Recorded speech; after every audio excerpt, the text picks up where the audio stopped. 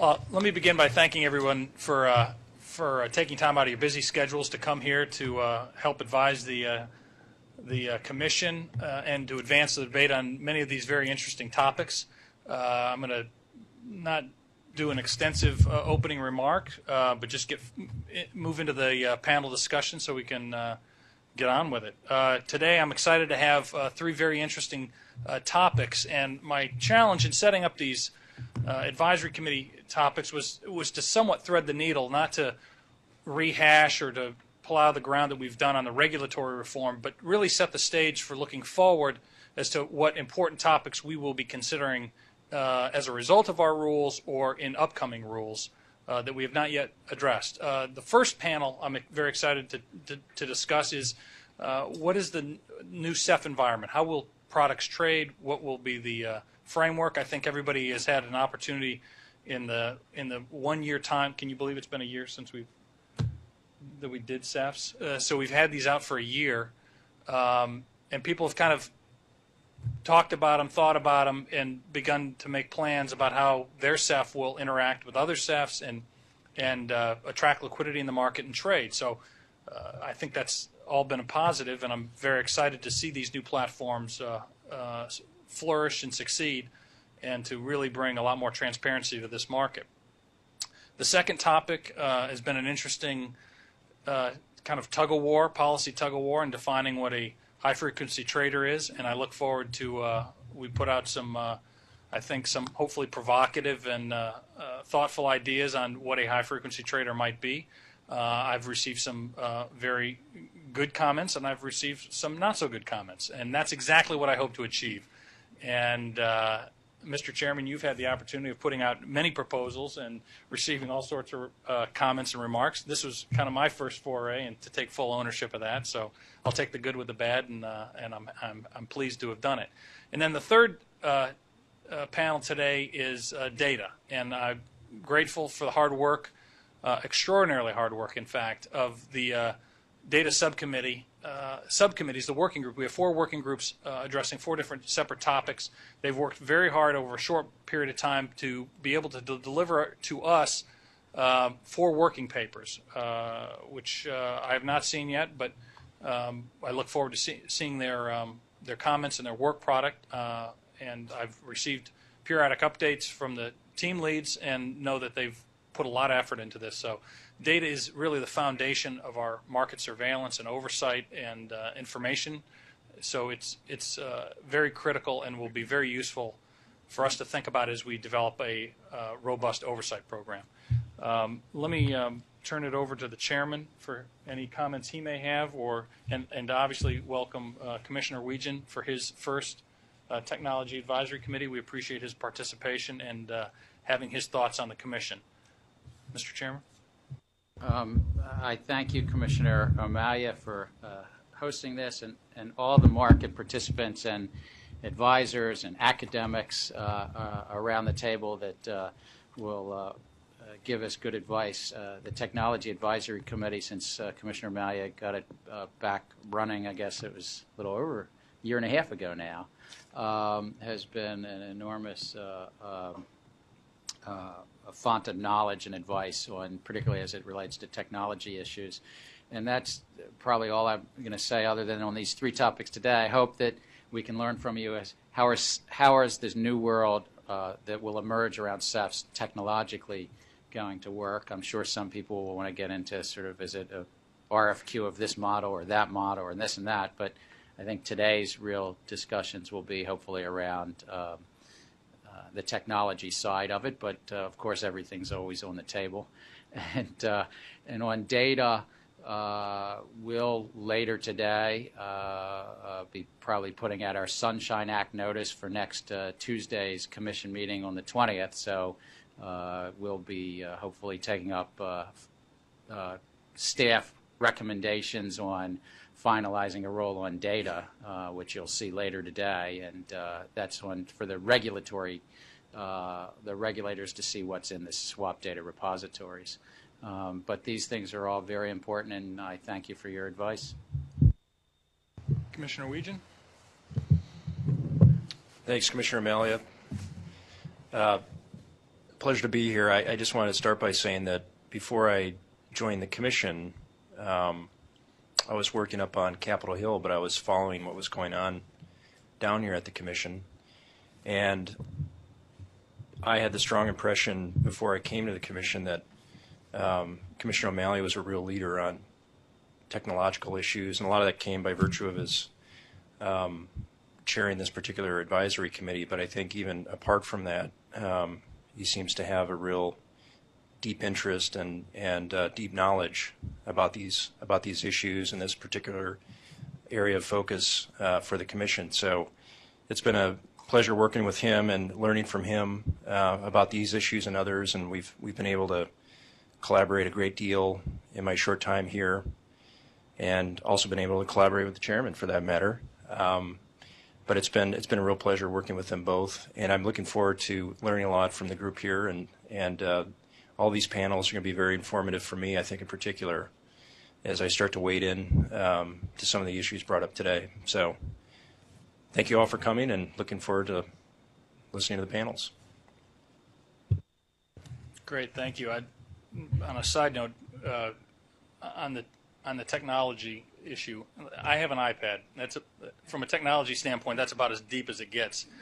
But in a previous job, just like you, working on Capitol Hill, I had the opportunity to be the clerk of the Energy and Water Appropriations, which funded the Department of Energy's Office of Science and also the Nuclear Weapons Program, which is really the cutting edge supercomputing capacity, and what they did with computing to break down the human genome, to understand weather issues, to develop climate modeling, to solve certain important nuclear weapons codes, was very important, and left a strong impression that we can really use technology to our advantage. And that's something that I think we can deploy to a much greater extent here at the Commission. And one of the reasons why we've asked the folks from Lawrence Berkeley Lab to come in and help advise us on what we need to think about in terms of computing, and that'll be on the high-frequency trading panel for the second panel. But let's get into the first panel. We have breadth and depth of swap execution facilities up here. I've asked TAC committee member Michael Cosgrove to lead this panel discussion.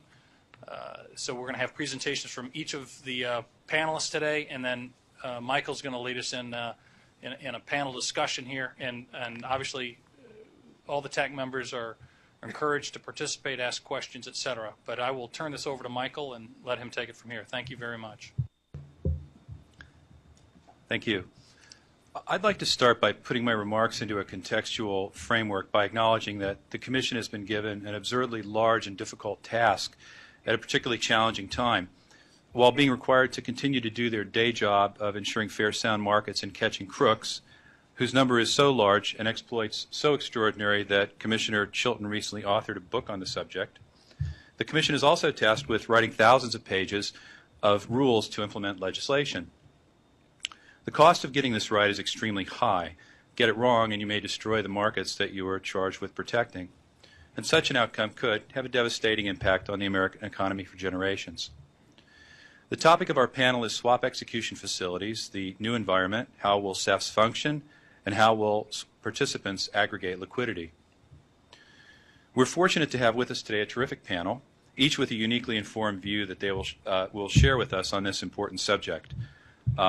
After I speak for a few minutes, Kevin McPartland, Director of Fixed Income Research for TAB Group, will speak about market structure and SEF aggregators. He's followed by Ben McDonald, Global Head of Fixed Income Products for Bloomberg, by Stephen Seitz, Office of the General Counsel, CFTC, Tom Zikas, Managing Director and Head of E-Rates Business for State Street Global Markets, and finally Joe McCain, Executive Vice President and Co-Head of U.S. Listing and Cash Execution for NYSE Euronext. I'd only ask that you hold your questions till the end of our panel. In addition to moderating this morning's panel, I've been asked to share with you some of my observations on this subject. So in the next few minutes, I'd like to explore with you the cause of the global financial crisis, the broad objective of Dodd-Frank in regard to swaps, and then conclude with a focus on 5 of the Commission's proposed rules to examine the potential effect each rule will, in my opinion, have on shaping the U.S. swap markets. Depending upon the outcome of these final rules, vastly different markets may emerge, and vastly different kinds of CEFs will be permitted to operate. And so I believe that any consideration of what CEFs might look like, what they'll be permitted to do, and how liquidity may be aggregated cannot really be undertaken absent a discussion of some of these proposed rules. I'd also like to share the observation that commodity markets work well throughout the financial crisis. While they will certainly benefit from increased oversight, they are by no means broken. So I'd like to start with a basic question. What's the purpose of Dodd-Frank? And it's to comply with the requirement, of CEF regulation, to comply with the requirement under Dodd-Frank to introduce regulatory oversight of execution of the U.S. swap markets. And what's the overriding objective of Dodd-Frank? To preclude another financial crisis like the one we're trying to escape currently. What caused the global financial crisis? While there are multiple contributory factors, there's one that I believe vastly outweighs all the rest, and that is the near universal application of excessive leverage. Without excessive leverage present at every level of the global financial system, the home buyer who couldn't afford, from the home buyer who couldn't afford the home to the CMO buyer who couldn't afford the CMO, we would not have had the global financial crisis. So Dodd-Frank seeks to preclude this repeat of reckless leverage by ensuring that swap markets that can be cleared are cleared. When clearing works, and this is generally has a history of working generally very well, then leverage is controlled, and market participants must constantly maintain acceptable collateral with their clearing agent to ensure performance on their positions. Clearing also has the added benefit of leveling the playing field. Prior to clearing in the North American OTC markets, if you wanted to trade, you had to either implement a significant number of bilateral agreements, which could take months, possibly years, in order to guarantee that you had access to the markets, or you established a relationship with a prime broker, and the prime broker served as your gatekeeper to the market. With the introduction of anonymous clearing in a market, any qualified customer with margin funds can access the market directly. The North American energy markets have been largely cleared for 10 years, and no regulation was required to do this because it made good business sense. I can think of no better example of this effect of leveling the playing field than noting that one broker, the Emirates division of my employer GFI, maintains in excess of 1,400 direct, always open telephone lines to swap customers for North American natural gas and electrical power alone. These lines are in addition to a central limit order book, instant messaging, RFQ, and email that they use to provide their customers with multiple means of executing business. Without clearing, such broad market access would be impossible. So I think that Dodd-Frank actually, the clearing mandate, I think, solves certainly an extremely important part of this. A second often cited factor for the global financial crisis was the lack of transparency in swap markets. In the summer of '08, financial institutions were all afraid of each other because they didn't know what the other was holding. This was a problem of position transparency. This is bad, and there's no doubt that it contributed to the global financial crisis. But again, I would say that if you knew only one thing about your counterparty, that your counterparty employed no leverage or an acceptable degree of leverage, you would be far less concerned with the quality or the transparency of their assets. So transparency, now I would say that fixing this is a very important objective, and I think it largely is fixed as a result of the requirement for clearing and the requirement of reporting to swap data repositories. Transparency generally makes it harder for people to do stupid things longer, and it is generally bad for criminal activity. So the requirement under Dodd-Frank for reporting transactions to SDRs and for clearing, I think, largely solves this problem. There is another kind of transparency, however, different from the transparency explicitly required by Dodd-Frank, pre-trade price transparency. And this, I think, speaks very directly to the issue of what CEFs will be permitted to do and what form of actions they'll be allowed to take. Pre-trade price transparency is a rule of construction in Dodd-Frank. It's distinguished from the operative requirements of post-trade regulatory reporting and post-trade market transparency specified in the Act. Even though pre-trade price transparency is not explicitly required under Dodd-Frank, I support it as a goal because it is generally a highly desirable quality of a good market, and therefore it makes very good business sense. There are many ways to achieve this kind of transparency, and we're going to hear more about this as we proceed through our panel this morning. However, I would like to note that it cannot be achieved at all times in all markets without a cost. In some cases, an attempt to force certain pre-trade disclosure rules can actually severely damage a market. There are a number of proposed rules that, if passed into final regulation, may have such an effect, and I'd like to spend a minute on each of these rules. 1, the rule for determining that a swap is made available for trading. 2, the outlawing of the telephone and many other forms of communication in the execution of required swaps that are made available for trading. 3, the 15-second rule. 4, the methodology for calculating the minimum size of transaction that qualifies as a block trade. And 5, the requirement to make a request for quote to a minimum of 5 potential respondents. So to spend a minute on each one of these. 1, the rules for determining whether a swap is made available for trading are going to be extremely important. This class of swaps must be cleared and must be executed on a regulated facility, such as a designated contract market or a swap execution facility. These swaps will be subject to a far higher standard of execution than those not so designated. It's very important that these criteria are wisely drafted to ensure that swaps that belong in this category are included, but that swaps that don't are not inadvertently included to the detriment of those who depend upon them.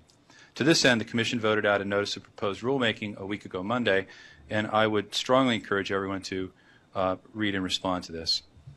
2, this is something now that I think is very important, and again, as we try to project what the CEFs are likely to look like and what a CEF market is likely to be, I think these rules are very important.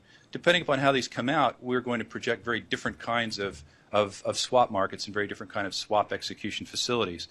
And in this regard, while Dodd-Frank specifically permits the execution of swaps made available for trading by any means of interstate commerce, the Commission has issued some proposed rules that would effectively make this and many other forms of trade execution very difficult, possibly impossible. In this regard, the most concerning and least likely well understood is the proposed Daily Trading Records Rule 17 CFR Part 23, which requires swap dealers and major swap participants, and I read this as a quote, to maintain records of all communications provided or received concerning information that leads to the execution of a swap, whether conveyed by telephone, voicemail, facsimile, instant messaging, chat rooms, electronic mail, mobile device, or other digital or electronic media. I'm fine with that, and I think that those things just make good business sense. However, I will continue with the quote. As noted above, the proposed 23.202A would require that each recorded communication be maintained as a separate electronic file, identifiable and searchable by transaction and counterparty. Now, as we think about what a CEF would be permitted to do and what a swap market might look like, think for a moment about what this means. Well, most potential CEFs probably already record all this information because it enables reconciliation and reconstruction in the event of a need for dispute resolution or regulatory investigation. My company has complied on countless occasions over the years to requests from regulators for these kinds of records, and we've never failed to respond in a timely manner and an acceptable format. However, the requirement that each recorded communication, quote, each recorded communication be maintained as a separate electronic file, identifiable and searchable by transaction and counterparty, is a completely different matter. Let's think about this. How would you put, let's say you're a chief risk officer, and you've got a trading floor, and your traders are using instant message, telephone, email, chat rooms, all the various modes of transacting that have been identified in this rule. How would you put every telephone conversation, voicemail, facsimile, instant message, chat room text, email, mobile phone conversation, and all other forms of digital or electronic media into a separate electronic file identifiable by transaction and counterparty? This applies not only to swaps that are done, but also to interactions leading up to swaps. If there's anyone in the room who can explain to me how to do this, I would love to know. Clearly, the recording of this information makes good business sense. The placing of this information into a single file is, as near as I can tell, practically impossible. And so, as we go through these discussions and this consideration, I don't want to spend the morning going over rules and regulations, but as I began to think about what a swap market is likely to look like and what CEFs are likely to be able to do, I can't do that without having some understanding of how these rules are likely to develop. And I think in this particular case, if this rule were to pass as is, the only way to comply is to ban all forms of communication except one, possibly two, purely electronic trading platforms. Not only does this rule, as stated, effectively outlaw business by telephone, but it functionally limits all market participants to one, possibly two forms of purely electronic trading platforms. That certainly solves the problem of aggregating CEF liquidity. You'll have a CEF, and that'll be that. Now, it's good for me if I own the platform, but it's not good for competition. It's not good for hedgers. It's not good for consumers, and it's not good for America. This is not just my opinion. We have received calls from major oil companies and utilities who've told us they don't see any way to continue to do business on the telephone in compliance with this rule, and they're deeply concerned about it. In fact, the working group of commercial energy firms, which includes BP, ConocoPhillips, Constellation Energy, Hess, and Vitol, spoke very directly to the impossibility of complying with this rule in their letter to the Commission dated February 7 of this year. 3, the 15-second rule. I won't dwell on this too long. I don't know how many people, I'm curious actually, how many people in the room know about the 15-second rule? Right, okay. So again, I'm very curious to know how many people are in favor of the 15-second rule. I know you are, Chairman, and Pre-trade transparency, you said you were for it too. I am for it too. That is absolutely true. I will say that I have only met one person outside of this room who's in favor of this particular rule, and he told me, and I'll even name his name if I have to, he told me, I'm in favor of it because I run a high-frequency trading company in Chicago, and I'd love to have a shot at everything, but I realize that it's bad for the business, it's great for me. Incidentally, I don't want to make this a session about beating up on you because I think you guys are doing a great job, but I do think there are certain elements of this that I believe may not produce the intended result, and so this is my big chance. I thought this was a technology advisory committee. It sounds like you've got a comment letter you're reading from, and it's very well written, by the way. Well, that's very kind. I have really, in struggling to try and determine how technology would develop, am trying to understand what kind of technology will be permitted to develop. And so I came down to this, and as I was asked to sort of frame this conversation, and the panel is endowed with people who can deal with these technology issues better than I took the opportunity to take a shot at these rules. The fourth is the calculation of minimum block size transaction, and I'm concerned, and I think that again, depending upon how blocks are calculated, we'll have different kind of opportunities to operate CEFs.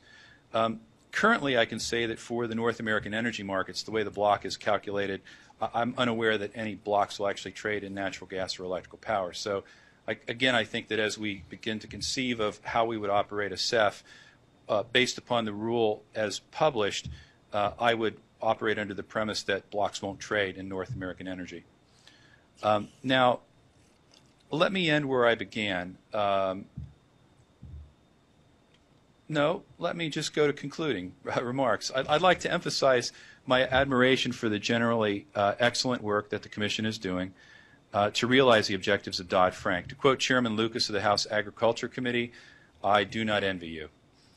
And now, having had the opportunity to air some of these structural issues that I think will have a very great impact on what we'll be able to do technologically with CEFs and a swap market, I'd like to introduce Kevin McPartland, Director of Fixed Income Research, Tab Group, who will speak to us on the subject of market structure and CEF aggregators.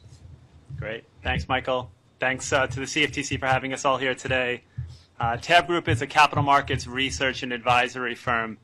I have slides here. Can we put the computer up on the screen? We don't need to, but it would help.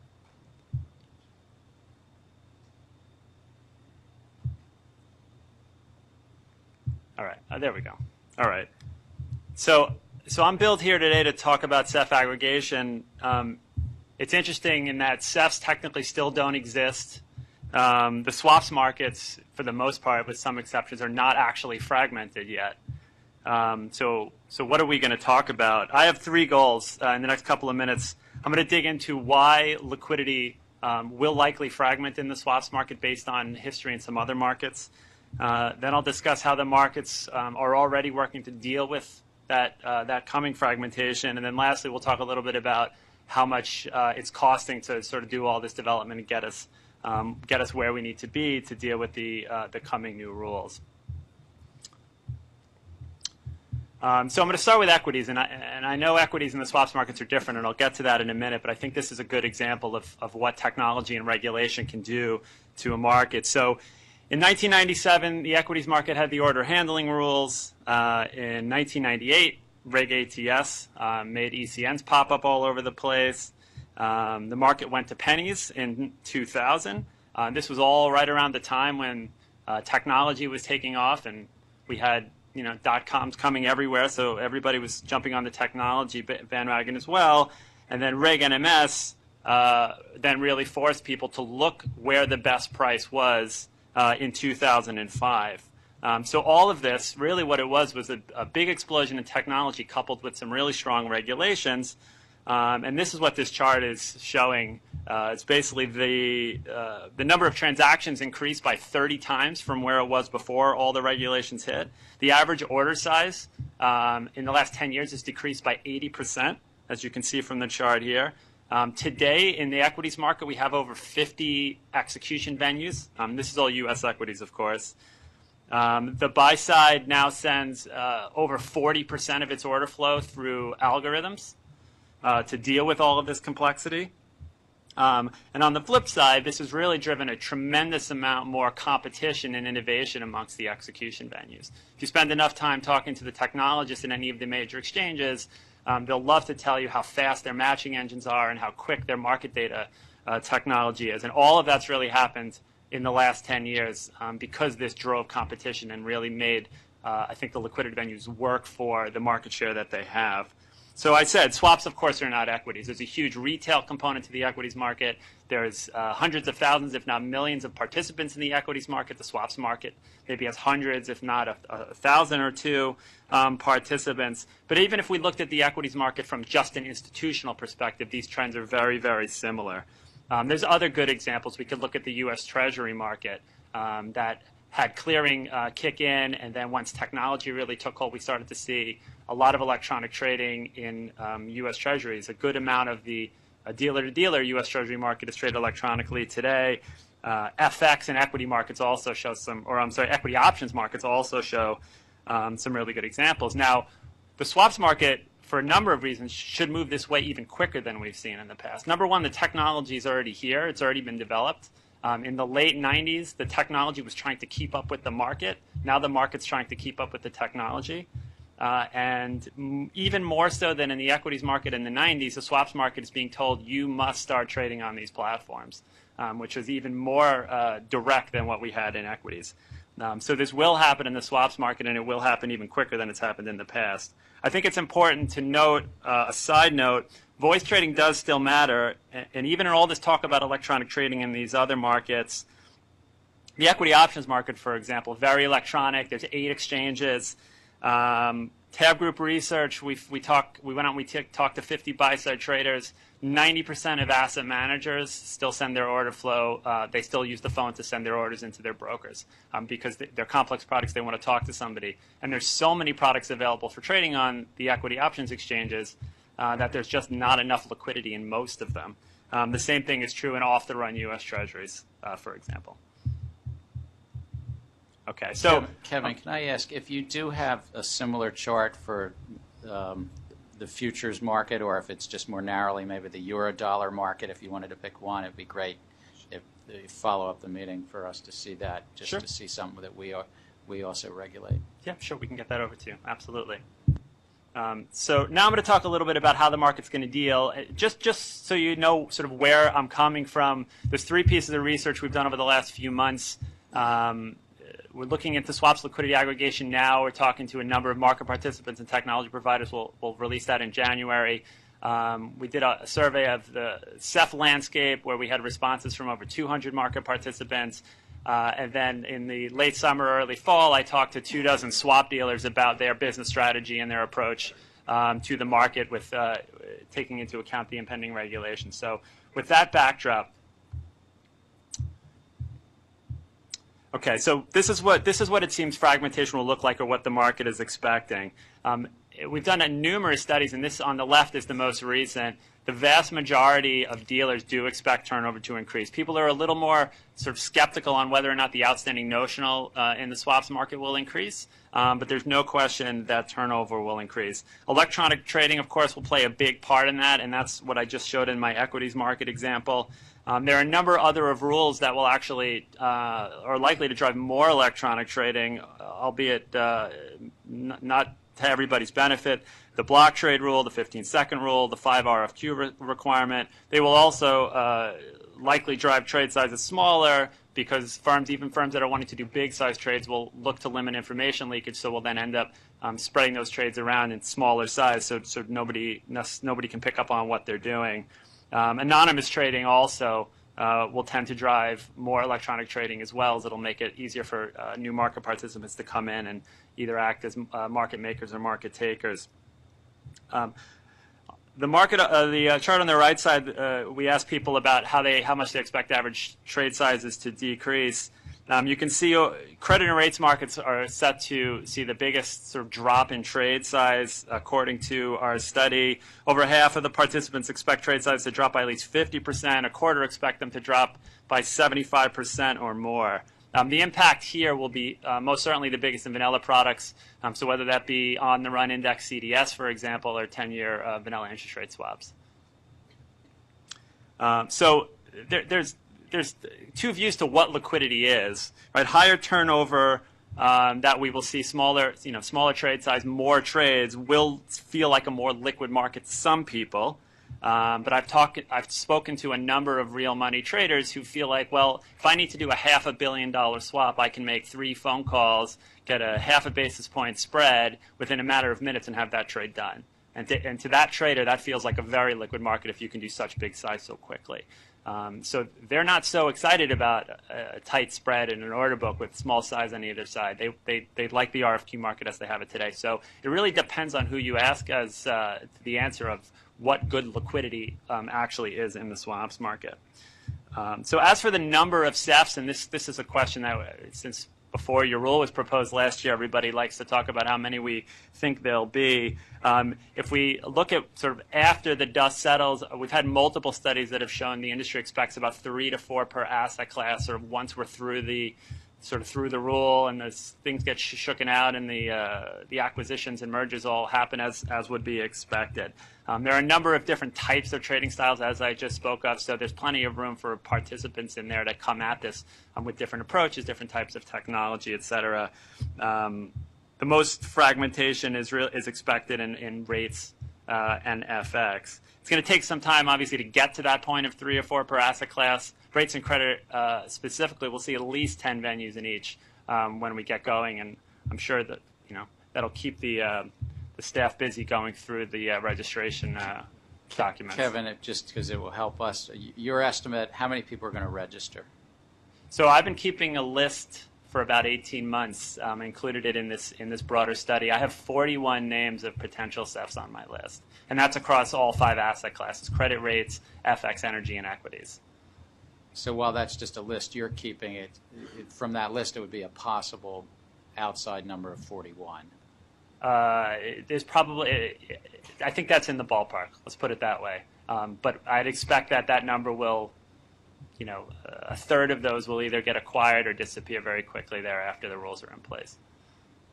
But it might still be, if that were correct, and it could be less than that, we'd still have to go through a registration process. Regardless of where our rules end up, there's a registration process for each and every one of those. Correct.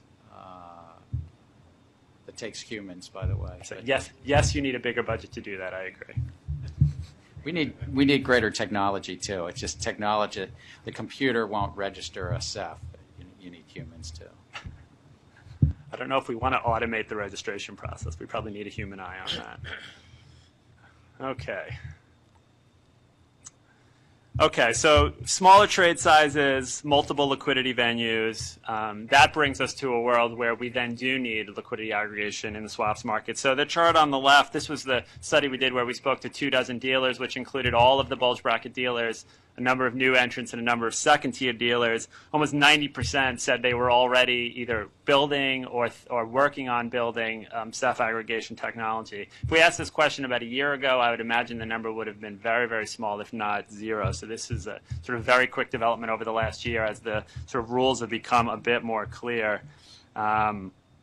Even on the chart on the right, even though the energy markets were seen as the least in need of aggregation technology, still 3/4 of respondents thought that CEF aggregation would become common there. So there's no question this will come across all asset classes and be important. So the next question then is, what really is CEF aggregation, and what does that actually mean? From talking to the dealers, there are 3 approaches that we see being taken. And again, so I should step back. This is thinking that the dealers will come at this as an agency brokerage and provide services, full services to their clients, so execution and clearing and a number of other things. So under that umbrella, there are 3 approaches to CEF aggregation. There's connectivity aggregation, where the dealers would go through, and it could be a third-party vendor as well, would go through the trouble of getting the physical connections in place, dealing with all of the interfaces to those CEFs and sort of working out all of those logistics, and then telling clients, okay, you can send your orders through my infrastructure. You have to figure out what to send, but we'll do all the infrastructure for you.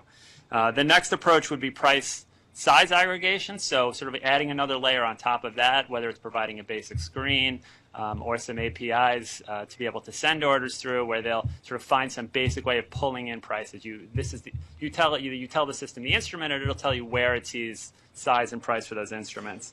The third and the most advanced approach, and we've spoken to a couple of firms that are already pretty far advanced in this logic, is what we're calling the swaps automated agency brokers. So it goes beyond smart order routing that we're seeing in other markets. Smart order routers arguably are not that smart. Really, all they do is look for size and price, and they send the orders there.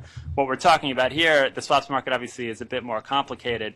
There are a whole host of other factors that could be taken into account. So where is the margin? Where are your margin requirements going to be the least? Where can you get the most offsets? What are the fees going to be?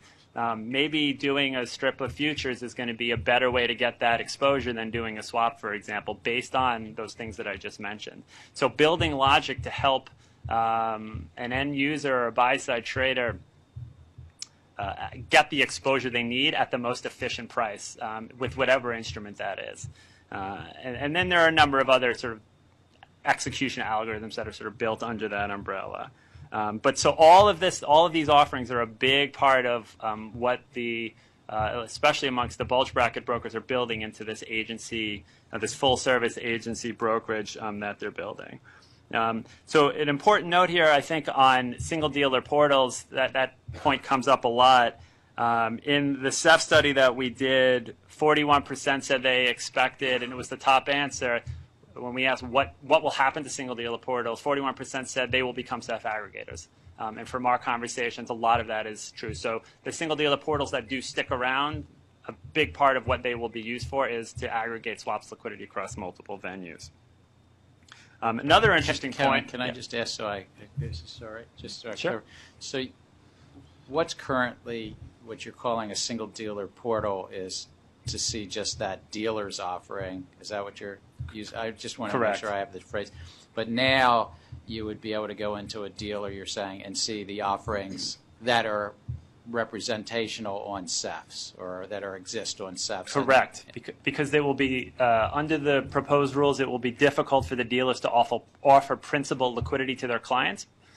So instead of doing that, they will show the bids and offers or RFQs across all of the other liquidity points, which of course would include quotes from other competing dealers. And it would work just like it works in some of the other exchange-traded markets, where rather than trying to profit by taking a spread on the order, you're going to ultimately charge essentially a commission for routing the trade to wherever it needs to be.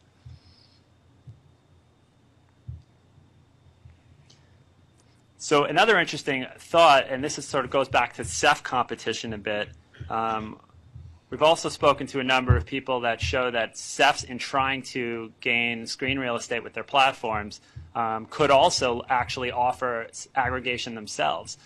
So although it's then giving linkages to your competition, if you're trying to sort of gain that screen real estate of the trader, you could sort of incent people to use your platform, of course, but then allow them to route out somewhere else if there was a better price. And even in doing that, the CEF could, in theory, charge a routing fee as well and still make a profit even if the trade was sent elsewhere. So building all of this is, of course, not easy. I can't trivialize that at all. RFQ aggregation, although it's been done in other markets, is not terribly straightforward, especially when the market models are very different. To that point, the swaps market will have numerous market models. One of the biggest differences between a CEF and a futures exchange, for example, is that the futures exchanges are all order books, whereas swaps can have RFQs and order books. Inevitably, we will have RFQs that are both anonymous and name give up. There'll be requests for stream, requests for market, central limit order books. So trying to pull that all together in some cohesive view is no small task. And then, as I mentioned a bit earlier, other product types really should be examined in helping clients to execute those trades, futures, cash, along with swaps. Okay, so how much will that cost? So from a number of conversations that we've had and some early estimates, if you sort of the roll-up number is about $500 million, and there are a number sort of caveats and assumptions to go along with this. So as usual, top-tier dealers will take on the brunt of this. As the market evolves, we'll certainly see more mid and lower-tier brokers sort of step into this game and come at the market with technology as their primary offering. The infrastructure costs for each major market participant, so setting up the connectivity, getting the lines in place, is about $5 million. Client onboarding is also a huge piece to this. So if you're dealing with a whole client base that's used to dealing over the phone and suddenly they need electronic connections, that will take quite a bit of time and money as well. Now the aggregator itself, this depends a bit on how far along each bank's e-commerce offering already is. So some will have to spend more than others if they're really coming at this fresh. Others will just be reworking current platforms. And a lot of it would have happened in the natural course of business anyway as they built out their offerings. So I guess a couple of last points on the spend. The buy side largely is relying on their brokers to help them deal with this new world. So if the dealers are not allowed to, for whatever reason, sort of provide this kind of agency service, that's going to leave the rest of the market to figure out how they're going to pay for technology to deal with all of this complexity. Hey, Kevin, can you take a question from the rookie here? So when you said onboarding costs, what exactly is encompassed by that? So if the only connection you have to a big asset manager now is the direct phone line, you'll need to have then a physical line, secure the actual cables between you and them, and then the logical connectivity between their trading platform and your trading platform, and all that goes along with that. And if you're doing that times 200 or 400 clients, those costs can add up very quickly. But isn't that still, you'll probably find some rule somewhere that I don't know the provision of, for sure. But that's up to the asset manager. The asset manager can still pick up a phone and call a dealer and say, I need to do 1,000 shares of IBM, or I need to do 10 contracts on the Eurodollar pit, and they would still, I thought our rules, but maybe I'm wrong, would still allow the asset manager to pick up the phone and call the dealer and say, on an agency basis, could you get me the best execution on some CEF? Well, can they? Can the dealer go to the market on behalf of their client and execute that order? Then does that swap trade then have to get back to the original asset manager? It's not completely clear how that would work. And even still, if we come to but if the as you called it, an agency basis, the dealer is basically taking, let's say it's Scott's, the asset manager. So, O'Malley Asset Management is the counterparty that would go to the clearinghouse, but the agent, the dealer is just taking that to the CEF, and whether it's through an RFQ and wherever we come out on the RFQ model, or whether it's just executed with a central limit order book, wherever we come out on the rules on the CEF, I'm just, Kevin, if you're saying it's ambiguous, I'd understand. But are you saying that we actually prohibited No, that? I'm saying it's ambiguous. Yeah, because I didn't think we. And it's allowed in the futures world. It's allowed in the securities world. I think most people here would hope that what you're saying is appropriate. Okay. and will work. Okay. I just wanted to clarify. Yeah, and I think, and as all of this complexity happens and the fragmentation and all that, the asset managers, to get the transparency that they will want in this market, which is the goal, of course, of a lot of these rule writings, is they're going to need this technology. They're going to want those price feeds, even if they still ultimately pick up the phone. Even if you're looking to trade in your personal account, you're going to look at the price on Google Finance before you call your broker to do the trade. No, I think that's a big. Whatever portion of the market becomes pre-trade transparent. It's not 100%. There's the bilateral customized world that won't even be cleared. There's the end user exception, which based on Bank of International Settlement data is somewhere between 8 and 10% of the market. There's the blocks. Whatever percentage of the market will still be blocks. So it's only the portion that's cleared, mandatorily cleared, available for trading, whatever that ends up being, non-blocks, non-end users, but whatever that portion is, whether that's 30%, 50%, whatever that portion of the market is, everything else will get the benefit of pricing off of it. Just like you said, somebody could look at a screen and say, aha, 2-year interest rates are here. That's helpful to see where that is. Right.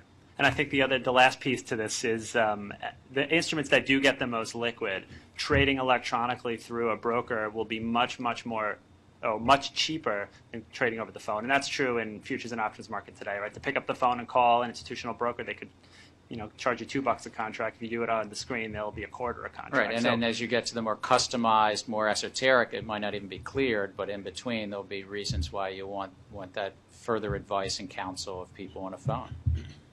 Correct. So that's about it. I mean, the summary really, the markets, it seems quite inevitable that the markets will fragment, especially for the more liquid products. And the dealers are going to be one of the biggest sources in helping clients to deal with the fragmentation and the complexity. So hope I didn't go too much over my time. How many aggregators do you think there'll be? If it was starting with possibly 40 registrants, which will shrink down to 3 or 4 or 5 per asset class of CEFs, how many, 3 years out, how many aggregators would you see? I mean, let's say there's 9 bulge bracket dealers, maybe 25 dealers if you include the second tier. So say half of them build out their own technology, and then you'll see a good number of, you'll see a handful of technology providers come at it with a third-party offering. So what is that, a dozen?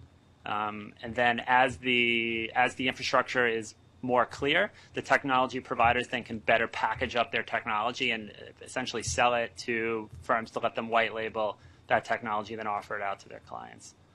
So I'm not sure if I completely answered your question, but it's helpful. I know it's just your best judgment. Good. Well, thanks for your time. We'll next hear from Ben McDonald, the Global Head of Fixed Income Products at Bloomberg LP. Thank you. And thank you, Chairman and Commissioner, for giving us the opportunity to participate in this debate. I was going to cover 2 topics, actually. Although it says integration on the platform, I was actually going to talk about aggregation, which was what we discussed a little bit before.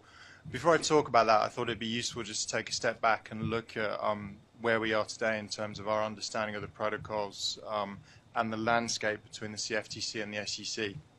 I think it's particularly important when we talk about the aggregation debate, because I think that the way aggregation evolves will very much be dependent on the kind of protocols that exist in the market. So where we are today, obviously, RFQ, which is a request for quote system, and central limit order book are the two things that people talk about. And when we look at the CFTC's proposal today, RFQ is to a minimum of 5 dealers, whereas the SEC has it to a minimum of 1. With that said, under the CFTC's proposal, there isn't any order interaction, i.e. the RFQ and the central limit order book activities are separate and distinct. Whereas under the SEC proposal, there is order interaction, which means that once an RFQ, even if it's to one person, is done, there's the concept of sweeping the book, i.e. going and looking at the central limit order book and making sure that if there's a better price there, that price, those sizes and prices are being closed out. When we look at composites, which are the indicative or prices that the CEFs and other market participants post on their screens, on the one hand, you have the CFTC who remain silent on the issue, not really the issue, but the concept, whereas the SEC mandates that composites have to include any RFQ quotes that are given back. Lastly, in terms of block trading, it's not mandated that block trading is done through a CEF under the CFTC's proposal, whereas under the SEC's proposal, it is mandated that the block trading is done through the CEF. Block size isn't really specified under the SEC, whereas under the CFTC there are some mechanisms in place to determine the block size. And lastly, when we talk about the concept of ISVs, they are mentioned and talked about under the CFTC regulation, whereas they are not under the SEC regulation. I'm not going to get into the 15-second rule because we'll be here for quite some time, and that's not necessarily my debate. But as you can see, kind of laying the framework as we start talking about the market is going to evolve and aggregation, etc. One of the things which you look at from a technology perspective and kind of scratch your head a little bit on is kind of, okay, how does aggregation actually work if you've got such a diversity of methods of trading and interacting with the market? Just before I talk a little bit about aggregation, I just want to kind of read through what the CFTC's proposal is, which basically says the CEF must establish and enforce rules to provide any eligible contract participant and any independent software vendor or ISV with impartial access to the market and to capture information that the CEF may use in establishing whether rule violations have occurred. The footnote clarifies that examples of ISVs include smart order routers, trading software companies that develop front-end trading applications, and aggregators of transaction data. So clearly, the way the regulation is written or proposed allows for aggregators, and I think that to Kevin's point, it will be part of the market. So let's talk a little bit about CEF aggregation.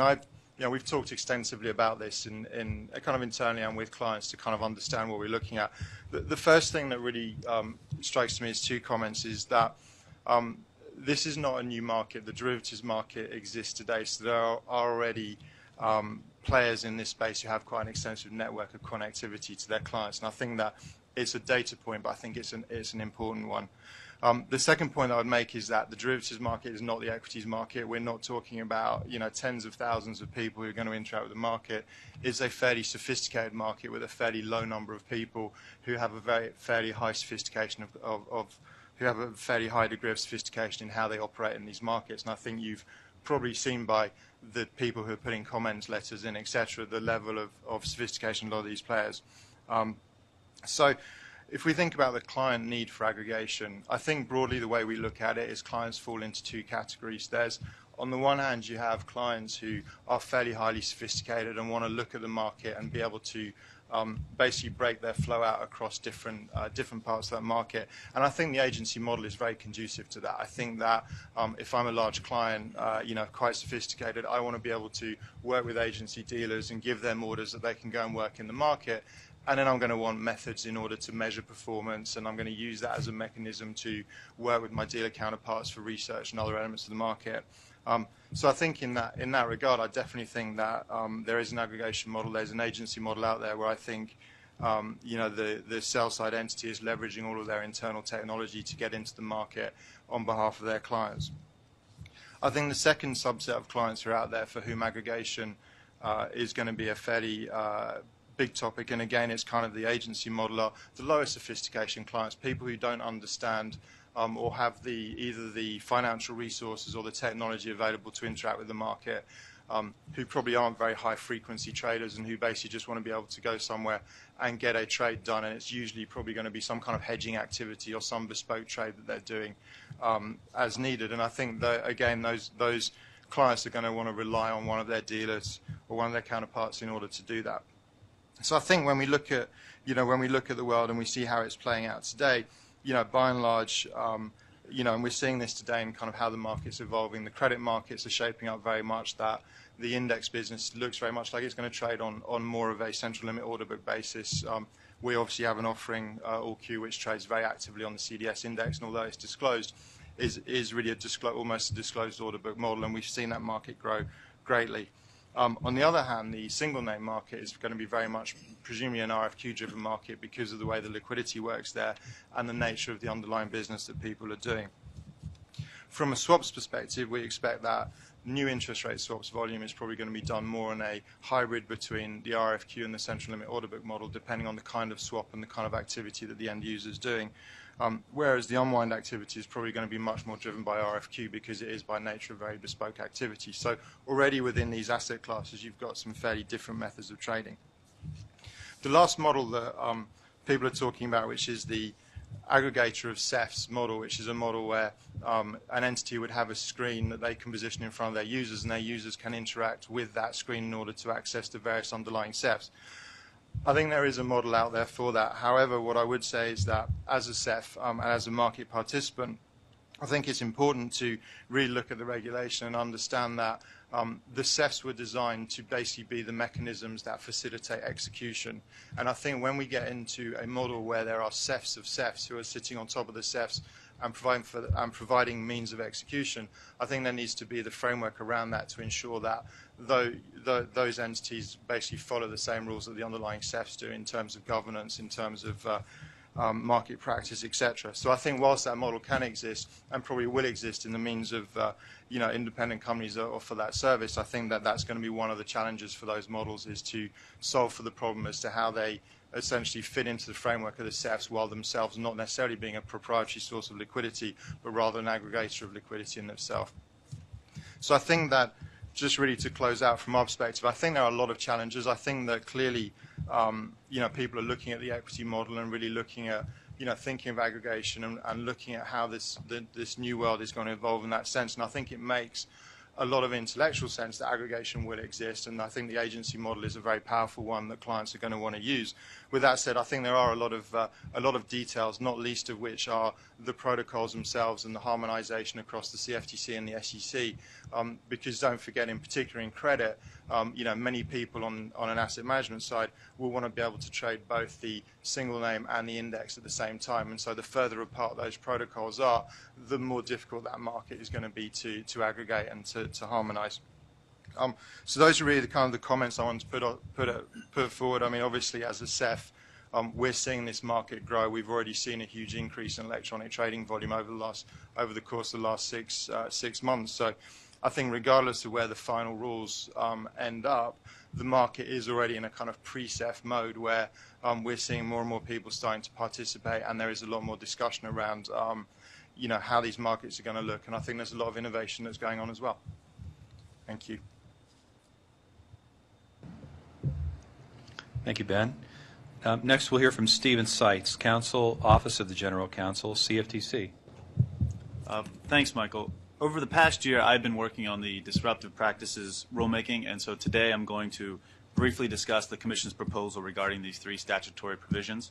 And before beginning, I just want to note that while today's meeting does not reopen the comment period for either the CEF or the disruptive practices rulemaking, the staff does look forward to hearing the views of our panelists, which will help inform us as we finalize the rulemakings. Commission staff organized a public roundtable for the disruptive practices rulemaking last year. I know that we found that very helpful as we finalized our rules. As many of you know, Section 747 of the Dodd-Frank Act prohibits three disruptive practices on registered entities.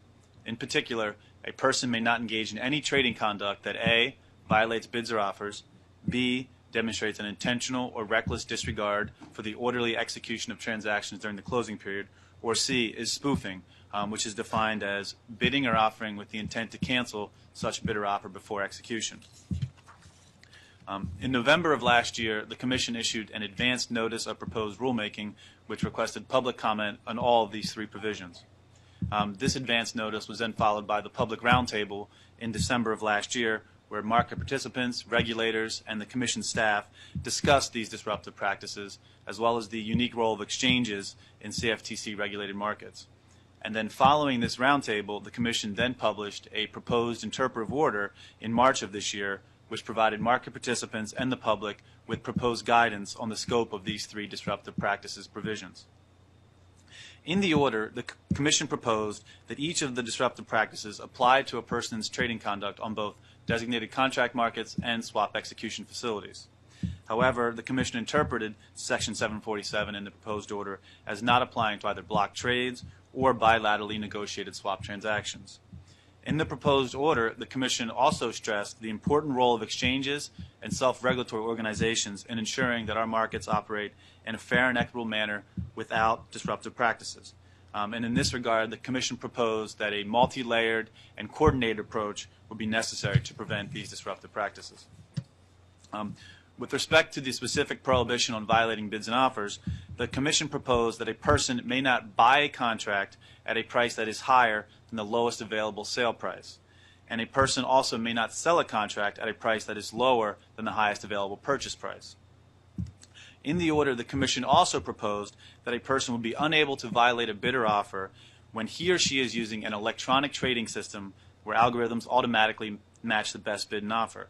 However, the Commission proposed that a person may violate bids and offers in any trading environment where a person exercises some level of control over the selection of bids and offers against which they can transact. In the order, the Commission further clarified that it was not proposing to create any sort of best execution standard across multiple trading platforms and markets. The Commission specifically proposed that a person's obligation to not violate bids or offers was confined to the specific trading venue that he or she is using at a particular time. The proposed order also gave guidance on the spoofing provision in Section 747. In particular, the Commission proposed that orders, modifications, or cancellations would not be classified as spoofing if they were submitted as part of a good faith and legitimate attempt to consummate a trade. For example, when distinguishing between legitimate trading involving partial fills and spoofing type behavior, the Commission proposed that it should consider all the relevant facts and circumstances, including the market context and the person's pattern of trading activity. The Commission also proposed that the spoofing prohibition would not be intended to cover non-executable market communications. In response to this proposed order, the Commission received numerous comment letters discussing the three disruptive practices provisions. Some of these comment letters commented on how the prohibition on violating bids and offers may affect the trading of swaps on CEFs. Commenters also requested guidance on how the disruptive practices interpretive order would possibly interact with the proposed CEF rulemaking. The Commission has posted all of these comment letters on our CEF website and disruptive practices website, which can be accessed at www.cftc.gov, and the staff is currently reviewing and evaluating these comment letters as we move forward with the rulemakings. Thank you again for your time, and I know that the staff looks forward to hearing the views of the panelists on these issues. Thank you, Stephen. We're going to hear next from Thomas Zekas, Managing Director and Head of the E-Rates Division. E-Rates Business, State Street Global Markets. Tom? Thanks. State Street would like to thank the Commission for incorporating us with this group, and just want to give a quick context and introduce myself. I run the E-Rates Division in State Street, where we run neutral execution platforms for various fixed income and derivative asset classes, including GovX for cash treasury securities, Fund Connect for money markets and money funds, SwapX and SwapX Match for derivatives, specifically interest rates. One of those is currently deployed with Eris Exchange, who's a registered designated contract market. And we also leverage the technology used through the FX platforms that we run through CurrentX and also FX Connect. So, we have a fair degree of experience in terms of operating execution venues. In the context of this forum, I'm responsible for the technical conformance to regulations, and I've had the fortune to participate also in the CFTC's review of Eris Exchange, and as they work to register for their designated contract market status. The topic I've been asked to address is kind of a specific and narrow topic, principally raised in footnote 163 of the SEC's rules, and it's currently being considered within the Commission as well. The rule text specifies if a SBCEF operated a central limit order book and a separate RFQ mechanism, the SBCEF systems would be required to ensure that any trade to be executed in the RFQ mechanism interacted with any existing firm interest on central limit order book at the same or better price before interacting with interest in the RFQ platform. The rule further goes on to give an actual example where there's both central limit order book liquidity and RFQ liquidity, which results in partial fills in both environments. So as we dove into this requirement, trying to understand, okay, what's the technical implementation on this going to look like? If we have to roll up our sleeves, what is it that we actually have to do? We came across and tried to kind of knock out a number of technology questions that really have a far-reaching implications as to the complexity of facilitating the order book interactions. And we discussed them with both kind of buy-side prospective customers as well as sell-side folks and the commission. The following are I'm just going to walk through the series of questions that we asked ourselves, kind of lay out some of the technology challenges, the pure technology challenges associated with this, just to give you some insight into kind of the thought process that hopefully all the CEF wannabes will have to go through. First question is, how do the quotes line up if you were to combine a central limit order book and a request for quote? Are the quotes and the quoting conventions equivalent? Meaning, if I ask for $1 million in an interest rate swap and $175 million in the same interest rate swap, is the bid offer the same? Is the spread the same?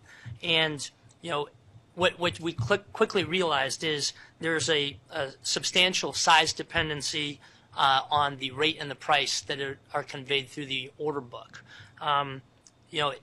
Then when you ask yourself why is that, you have to take a look at what is the instrument that you're asking a question about in the RFQ. If you're asking for a longer tenor instrument where the risks associated with the longer tenor instrument are greater, well, clearly the top of book liquidity will be thinner. So therefore, if you're looking for an RFQ seeking size in that longer tenor instrument, as the one that's going to warehouse that risk, you have to consider, well, if I'm going to have to auto hedge this or hedge this out in the market, what pricing will I have available to me in order to hedge the risk that I've just taken on from the customer? And that will naturally represent itself in an RFQ price for higher sizes that is degraded off of the $1 million quantity for the same interest rate swap. As such, you can have a situation where central limit order book and the RFQ will at best be the same in terms of bid-ask spread and pricing, but oftentimes a central limit order book will be, because of the nature of central limit order books and showing smaller clip sizes, will actually be better than request for quote sizing, which will result in a situation where you're always having partial fills in all circumstances, which creates operational challenges for all the participants. So that logically leads to, well, how do you accommodate partial fills given these two different execution styles? So if you think about conventional request for quote workflows, a request for quote is a question which also conveys an intended size of transaction. The answer is typically a single event. It's a price or a rate for that size. However, if you now have to face a prospect of combining that with liquidity in the central limit order book, and you face a prospect of potentially having smaller sizes or partial fills, conventional wisdom says that you should give a whole series of responses, which would sound something like, well, for 1 million, this is my rate. For 10 million, this is my rate. For 25 million, this is my rate, and all the way out. It becomes really, an interesting problem for the responder to the request. And if properly done, the responses start really sounding more and more and more like a central limit order book convention. So that's another question. The next question relates to kind of the spirit of transparency and what the rules are trying to achieve. And the question is if someone is raising a request and they're communicating that to 5 specific individual firms, but yet you're going to also implicate central limit order book users in that potential transaction, how do you communicate that request out to all those unknowing central limit order book users that potentially there's a big order going to slam into that particular instrument that you're dealing with? It's the request for quote in and of itself is not an order. It's merely a question. In fact, it's a question that doesn't even have to result in a transaction. So you can't basically take that request for quote and dump it into the order book, because it's not a limit order, it's not a market order, it's not a stop loss order. It's just there's no graceful way to communicate that intention into the central limit order book. And you can have the situation where the central limit order books would just get run over, by a big order that's coming on the back of, the request for quote. Then we got into the consideration of, well, what does the post-trade workflow look for these types of transactions? If you think about many of these transactions that originate from the asset owners or asset managers, they will then have an overlay of allocation workflows that follow the transaction. Allocation workflows can exacerbate the cost of a transaction to a point where the central limit order book originated transaction, even though it may have been at a better rate or a better price, the net result, because of the subsequent fees that are associated with the processing of that transaction, actually make it worse of a transaction than just doing a single ticket. If you consider a $50 million trade executed on a central limit order book, executed through 50 individual tickets, each one amounting to $1 million in size, and then you're going to allocate that request, say, to 24 customers, well, you're going to have 24 times 50 allocation events, each of which will have an allocation fee, a confirmation fee, and various other pieces to it. So, when the discretion of being able to do a single ticket versus taking advantage of a better price in a central limit order book is taken away from you, the situation could result in the circumstance where your fees have actually degraded the value that you achieved in the transaction. Even more challenging from a purely technology perspective is how do the matching rules work together? With a central limit order book mechanism being either first in, first out matching, or you could have pro rata matching. But on the other hand, in the request for quote environment, typically requests for quote are purely discretionary. Oftentimes afford the maker of a request for quote or the responder to a request for quote with a last look. And also, oftentimes the customer may have some form of preferential fee structures with the end counterparty that it's dealing with, and could actually choose an alternate counterparty on the basis of the fees that it knows it may incur. So when you have to combine those different paradigms, technologically it poses a challenge. You actually have to synthesize a whole new matching algorithm that then somehow accommodates both workflows. And certainly instances such as last look would just simply not be practical to incorporate. In addition to that, if you think about the difference in how people will typically access a central limit order book versus a request for quote. Central limit order book, by their very nature, are going to appeal to the more liquid instruments. They'll be, topically to the panel's conversations today, they'll be aggregated, they'll be technology driven, there will be quants and model driven pricing associated with central limit order books.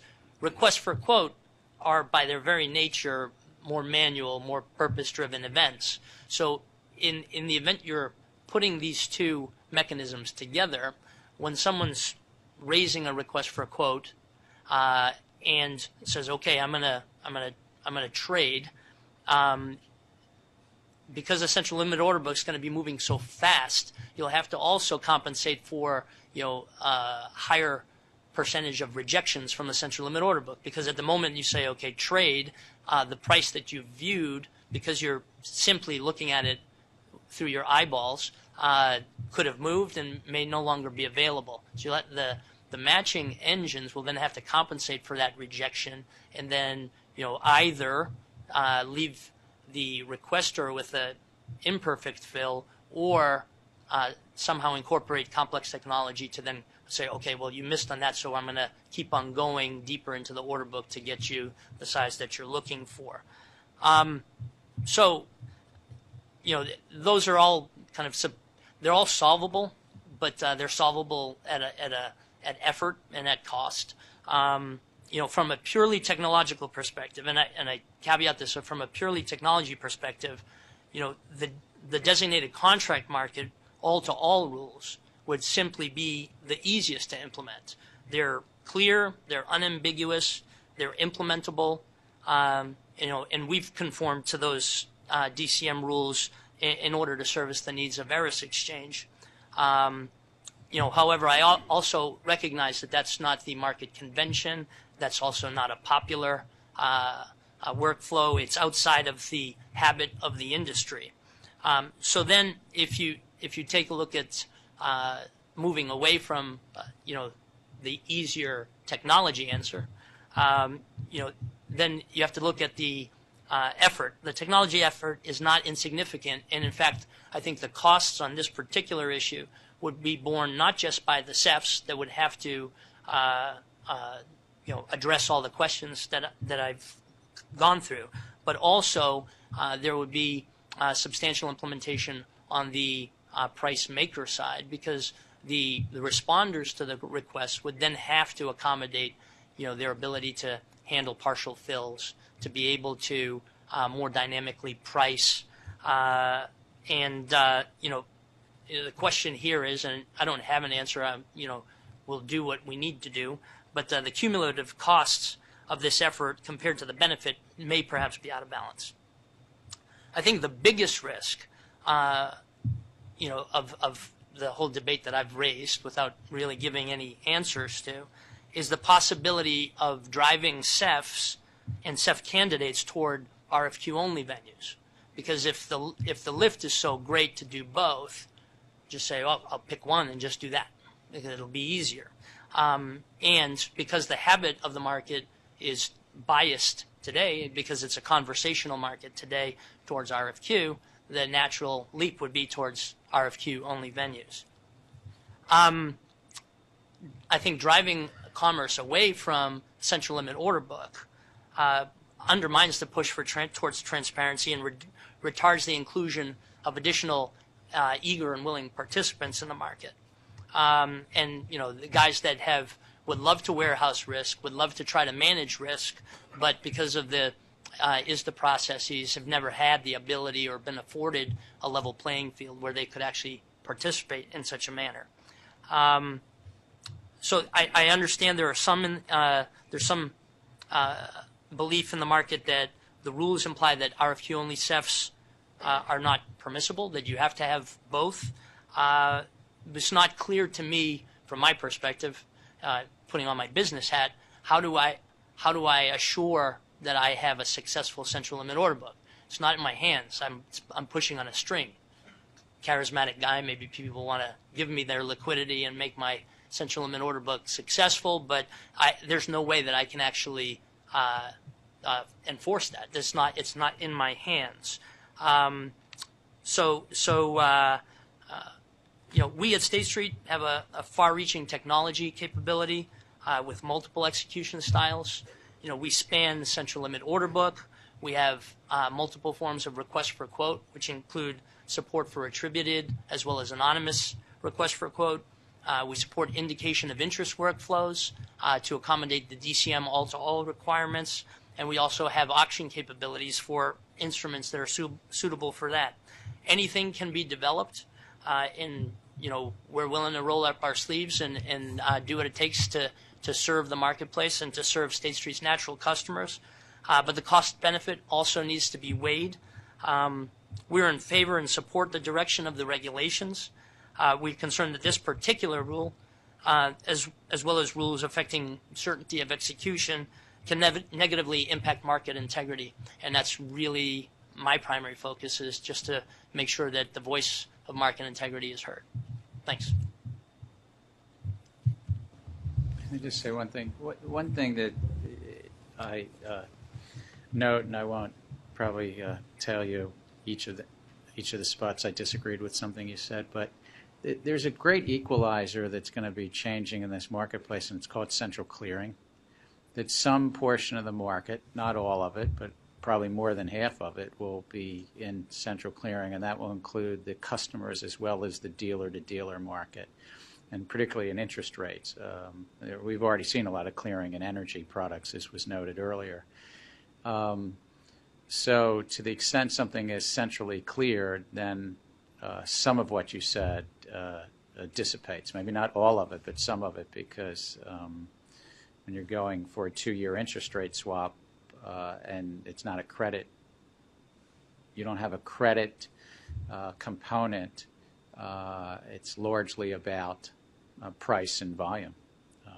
Now, occasionally somebody wants to give one dealer a little bit of extra something, but at least my experience in markets is when you take the credit component out of it, most asset managers and hedge funds are really going to be looking for what's the best price and volume at that point.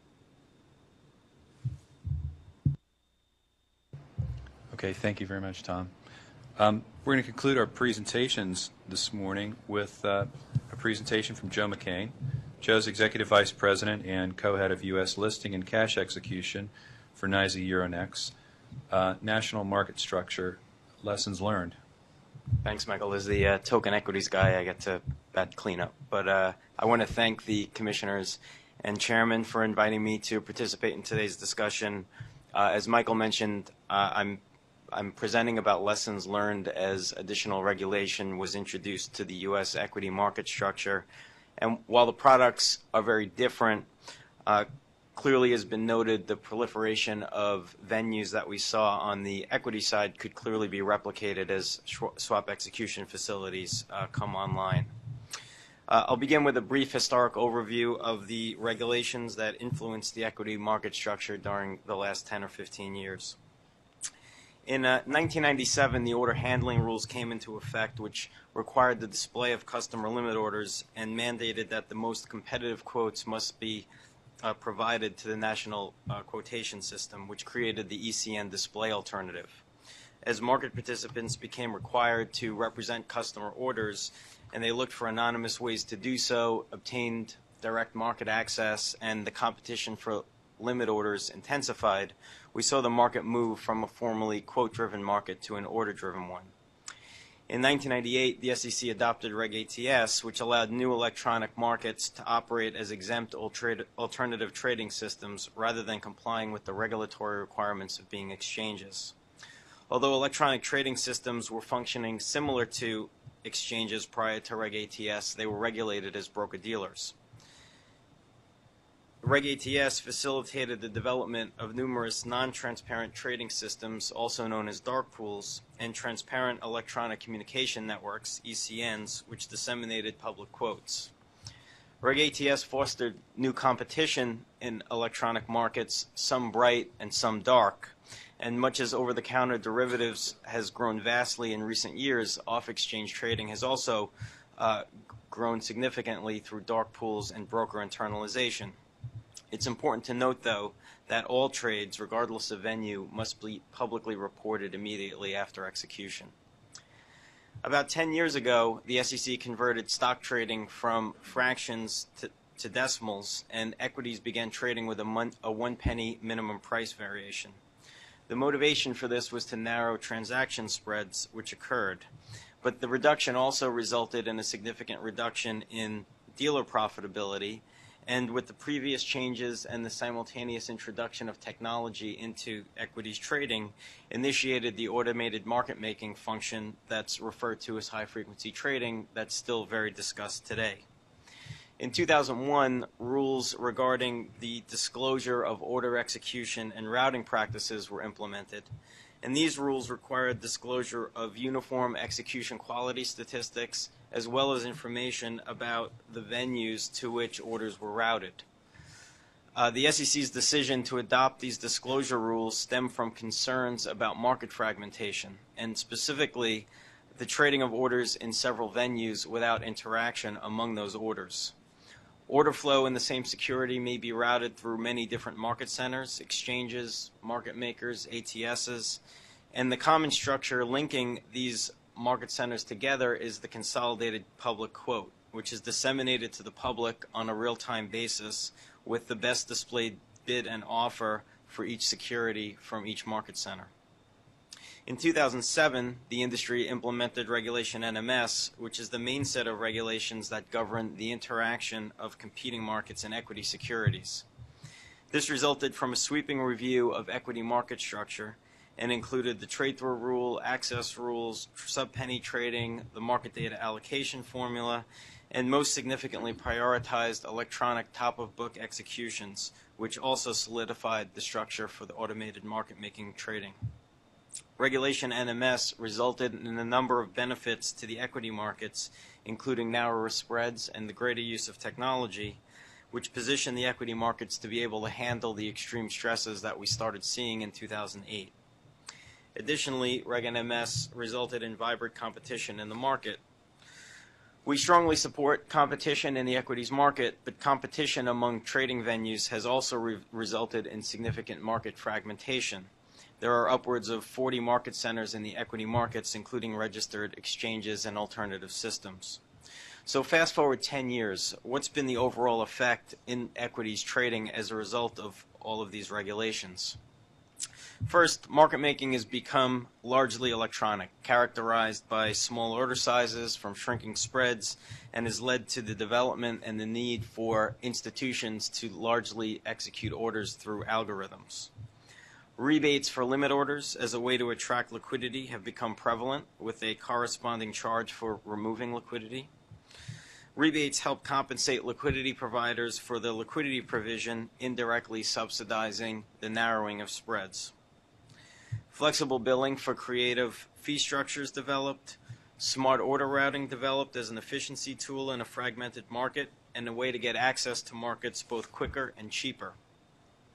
Speed has become a significant differentiator, as being first in line in an individual venue and in the overall market determines success. Innovative order types have developed to assist with anonymity, speed, price, cost, and priority. And linkages, technology, regulation, commoditization all have driven flows from exchanges to ATSs and internalization, where there's fewer rules and more profit opportunity for brokers. This profit opportunity arises both from cost savings as well as the ability to differentiate various counterparties. And this part of the market increased from about 15% in 2007 to over 30% today.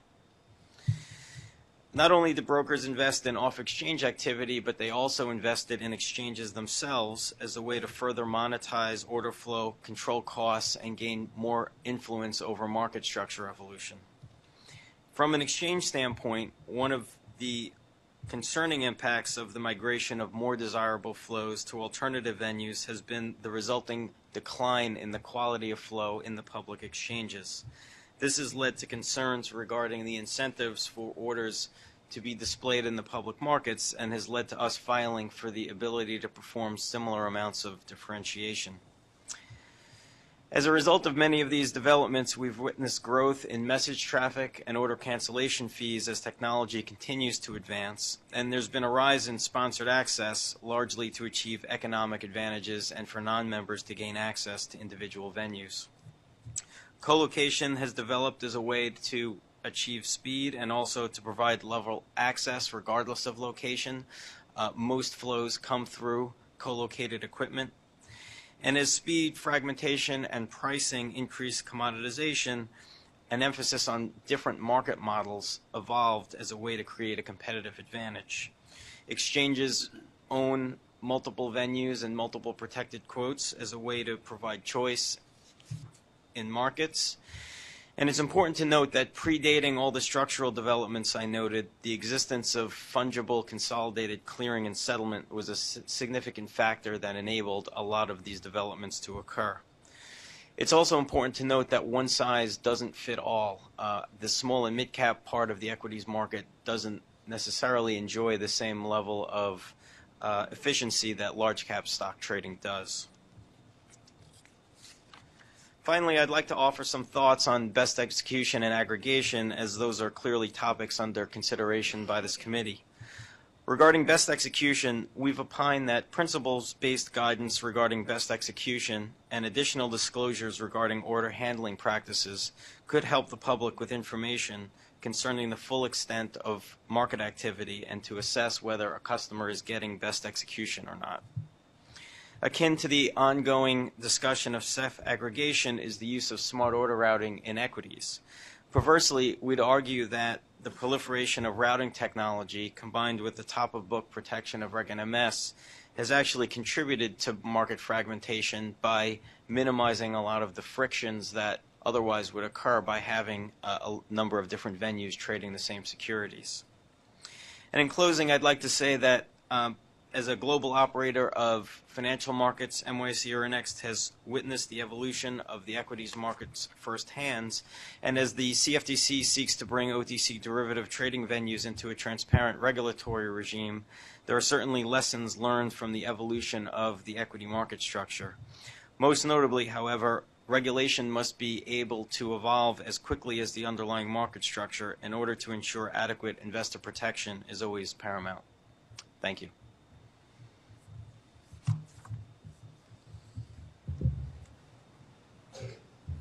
Thanks very much, Joe. Okay, well, we have an opportunity for questions now, and so let's open it up for that. Yes. Yeah, this is a question for Kevin.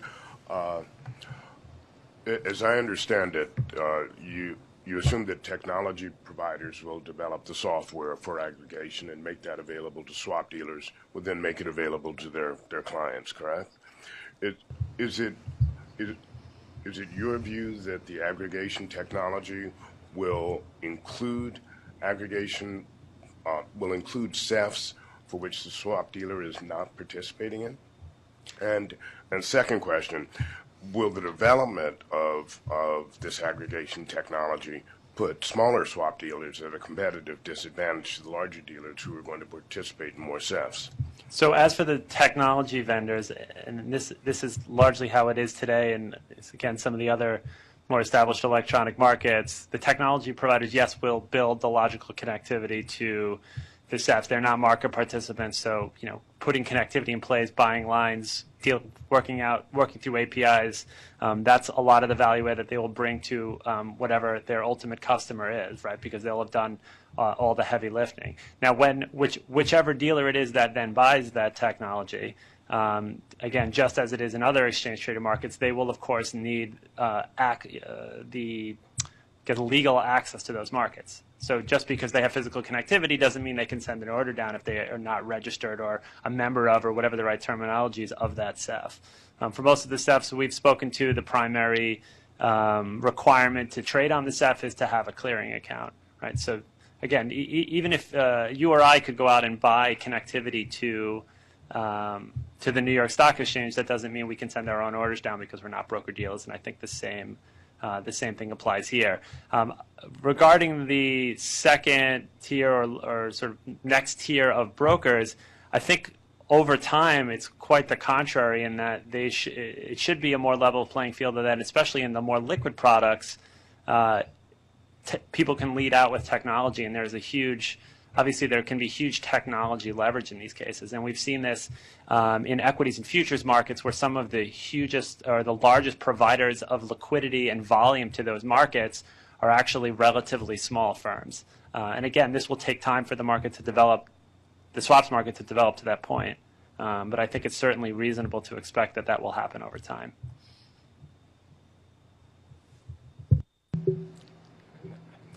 This is also for Kevin. You talked about the $500 million investment necessary to build out the infrastructure that's required to support the new environment. Did you look at ongoing costs and what that looks like, and then did you look at that versus, as people make these investments, what they expect the return on that investment to be? Well, and that's going to, right, and the ongoing costs will be largely dependent on how these agency brokers figure out how to make money in the end. And we've had a number of conversations over the last few weeks even where there's still some skepticism as to how they can actually make money in this business anymore. There's been a lot of debate. So if we think about a full service offering, right, the two core components are execution and clearing. There's been some debate as to which of those two is the loss leader. Some people think maybe they can make money in clearing and execution they'll lose, or vice versa. So I don't think I have a good answer to your question other than a lot of people are still trying to figure out how they will actually make money at this. But they do realize that these investments are needed to even have a chance of being profitable in the new world. I have a question for Kevin. In your presentation, you noted that trade side was getting smaller as a result of standardization and interaction with the limit order book. Tom made the point that at some point it gets really small and almost frustratingly so.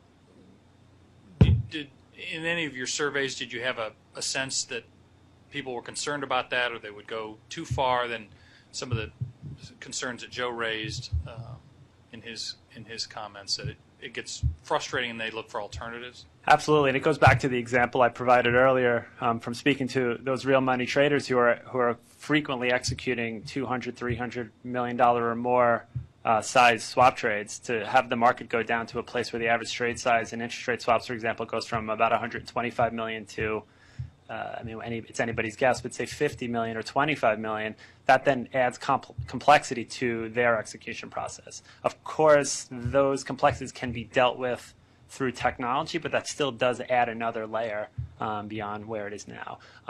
But again, of course, there are market participants that thrive in smaller order size markets and hope that happens. So I don't know if maybe some of my fellow panelists who are sort of have active platforms can sort of comment on how those changes are occurring already or they think will occur. And I would think that, again, back to central clearing, once you have in the cleared space, not the bilateral, but in the cleared space, going to a smaller order size depends somewhat on how the clearinghouses facilitate that. And if they make, and I think they would be motivated to do this, but if they make it easier to do, in your example, 5 $25 million trades rather than the one $125 million, make that some sort of seamless to the ultimate counterparty, that would help facilitate some of this too. Well, it could also add to the cost, right? Presumably they'll charge per transaction, right? So if you're clearing a $100 million swap today and you pay one fee as it gets submitted to clearing, if that order becomes $10 million trades, then you're paying 10 fees. And in other markets, pretty clear netting can occur to have that $100 million sent as one, but I'm not sure that's going to be the case in the swaps market. Yeah. I don't mean to be familiar. Is there anybody from a clearinghouse here who can say how they charge for the swap clearing? Not for futures or securities, but for customer swap clearing. Yeah, as a clearinghouse, we try to stay out of the execution debate as much as possible. But it's right now, based on how the market operates today, we charge on volume. We don't charge per ticket. In the example Kevin gave, it was $100 million, whether that's one ticket or $10 million tickets, your charge, and just speaking for one the customer clearinghouse, would be charged the same. But we do have to look at how we're going to charge in the brave new world where we experience smaller ticket sizes, because there is some of the cost is based on the total volume, and some of the cost of operating the clearinghouse is based on the number of tickets that come through. So depending on how the market develops, we do need to be conscious of how we charge. From our standpoint, we are on a per ticket basis as well, and I think if you go from one transaction to 5 transactions, it's 5 times as much to process, and we have to factor that in. So wherever you go with this, there's going to be some per ticket kind of structure in this. Whether it's 100% per ticket or volume based, there'll be a factor that is ticket based. I think we end up with some sort of hybrid model. Look, I think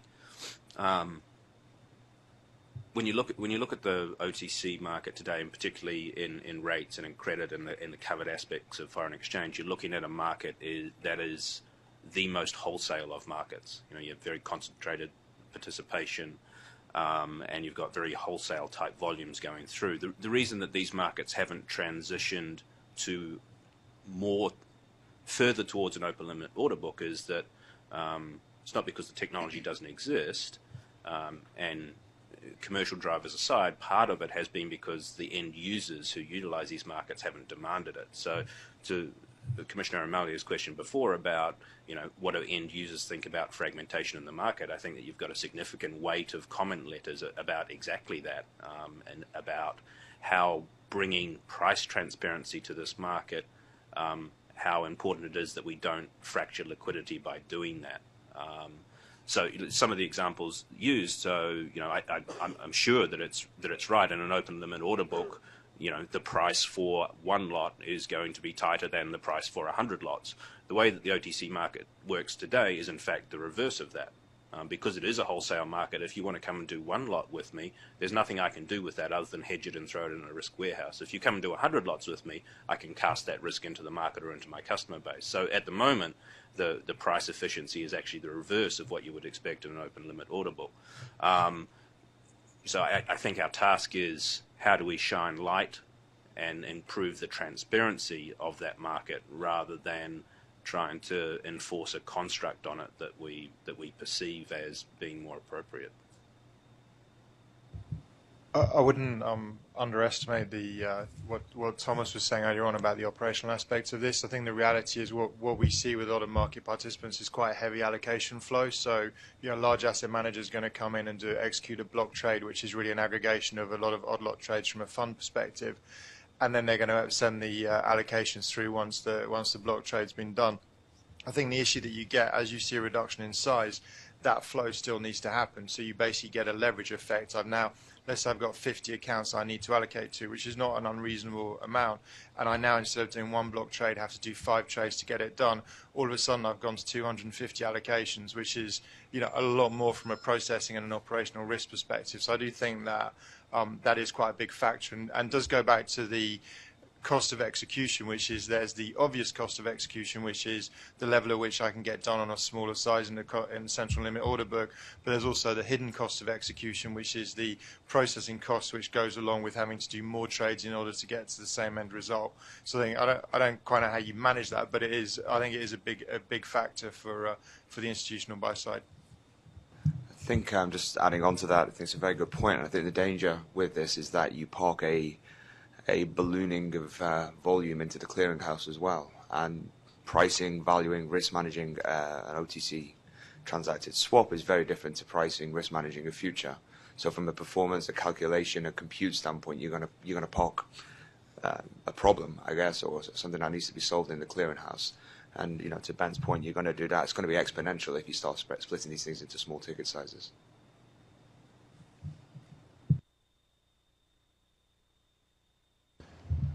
I have a question actually for Ben and Kevin. I'm very curious to know from the interactions that you've had with large market participants, let's say those who will become swap dealers or major swap participants, how many are already making the investment in adjusting to a regulated CEF market. And I want to add, my own experience has been that in dealing with the large banks, that there's a lot of waiting and seeing going on. And in fact, I know there are a number of global heads of commodities who are, very specifically holding back on making strategic investments, or at least that's my perception, pending, greater clarity about the ultimate outcome of how they'll be permitted to operate. What are you guys finding? Well, I mean, from our perspective, we've definitely seen an acceleration. I mean, I think that all of the dealers who intend to be in the market are investing. I mean, perhaps a great representation of that is our CDS index business, which, basically went from essentially being non-existent a year and a half ago to now having every major dealer who's actively trading on the platform. I don't think there's any official market stats as to how much that market is now trading electronically, but I think it's a fairly large size. So we're seeing that, and I think that in interest rate derivatives, which are the two markets that we operate in, again, we've now seen, all of the major market makers and all the major liquidity providers are now on our platform as well. So we're definitely seeing that, I don't think there's anybody that we talk to who doesn't believe that electronic execution is a fact. And we're seeing people distribute their liquidity accordingly. So definitely we've seen a quite a big change in that, actually. And I would agree with Ben on almost all of those points. The estimates that we have for electronic trading in CDS index on the run, it's about, in the U.S., it's about 80% traded electronically in the interdealer market now, which, to Ben's point, is up from nearly zero about a year and a half ago. So there's been huge uptake very, very quickly in parts of the market. Even in the dealer-to-customer space, we find that it's about 25% of order flow now is happening electronically. So people are certainly moving that way. And then two other points from the 23 dealers that we spoke with. I mean, I mentioned earlier, but 65% said they were actively building their self-aggregation technology now. So as much as there are still wait and see thoughts in parts, right? How do we handle the 15-second rule or whatever the uncertainty is? But the infrastructure is being put in place there. And another interesting point is that we asked, sort of, what do you think is the best part? Or what's the best thing that comes out of derivatives reform in Dodd-Frank? And remember, we're talking about dealers. The number one answer was central clearing. And I think that's a huge sort of shift in attitude that we're getting that, okay, we get it now. This is not so bad. We can work with this. It'll allow us to deploy capital elsewhere, and let's work with it and move on. So I thought that was a huge finding. Kevin, that's nice to hear. I think that you all know that I'm a big proponent of transparency to the public, not just to the regulators, that post-trade transparency and pre-trade transparency. But I think central clearing will be the great equalizer and help, coupled with straight-through processing, that the CEFs send the thing straight to the. I think that's. I mean, we haven't finalized that yet, but I think that would be a terrific equalizer, that people would have greater access and then be focused on credit risk separately from market risk. And market risk is still critical to manage and hedge and to get best execution, but it would separate these two things. I guess to give the other side to that, we asked what is the most negative aspect, and the number one answer was that the trading rules were too prescriptive. So it's 23 dealers you were chatting with? Correct. Yeah, so by definition sort of have some rational basis to want to keep an information advantage in the marketplace. Although there was so of that group, about a third of those were what we would term as new entrants to the swaps market. So even amongst new entrants, they're looking for, as much as they might want an order book or want complete anonymous trading, they'd still rather the market sort those issues out than be told exactly how to trade. Fair enough. I mean, that's come through in the comment letters, and we haven't gotten to the final rules yet. So the comment letters are very helpful, even the one Michael read at the beginning of the meeting. It was very well written, Michael. I try. I have a question, actually, Kevin. I'm curious to know if there was anything in the research that you conducted that you found particularly surprising, that you'd expected something very different to what you have ultimately discovered. Yeah, I mean, I think I've alluded to the two most surprising points already. The first was, again, that central clearing is largely accepted as a good thing. And then secondly, and I think I brought this up earlier, that a number of, or maybe it was in a conversation earlier, a number of the conversations we've had with second-tier dealers and some of the new entrants are that where they originally intended to come in as clearing members and provide client clearing services, now they're rethinking that, in that they're not sure how they're going to make money. It's very complicated. The technology spend is high. The regulatory hurdles are high. And they're thinking, maybe this isn't worth it. We'll focus on execution and we'll let somebody else clear our customers' trades. I would agree with that. We work with quite a few of the smaller dealers, and very few of them are now seriously considering direct clearing membership themselves. They just don't have the resources, technology to do it. So they're all planning to go through the larger dealers. So at least in the short term, we'll still have a good amount of concentration there for clearing services.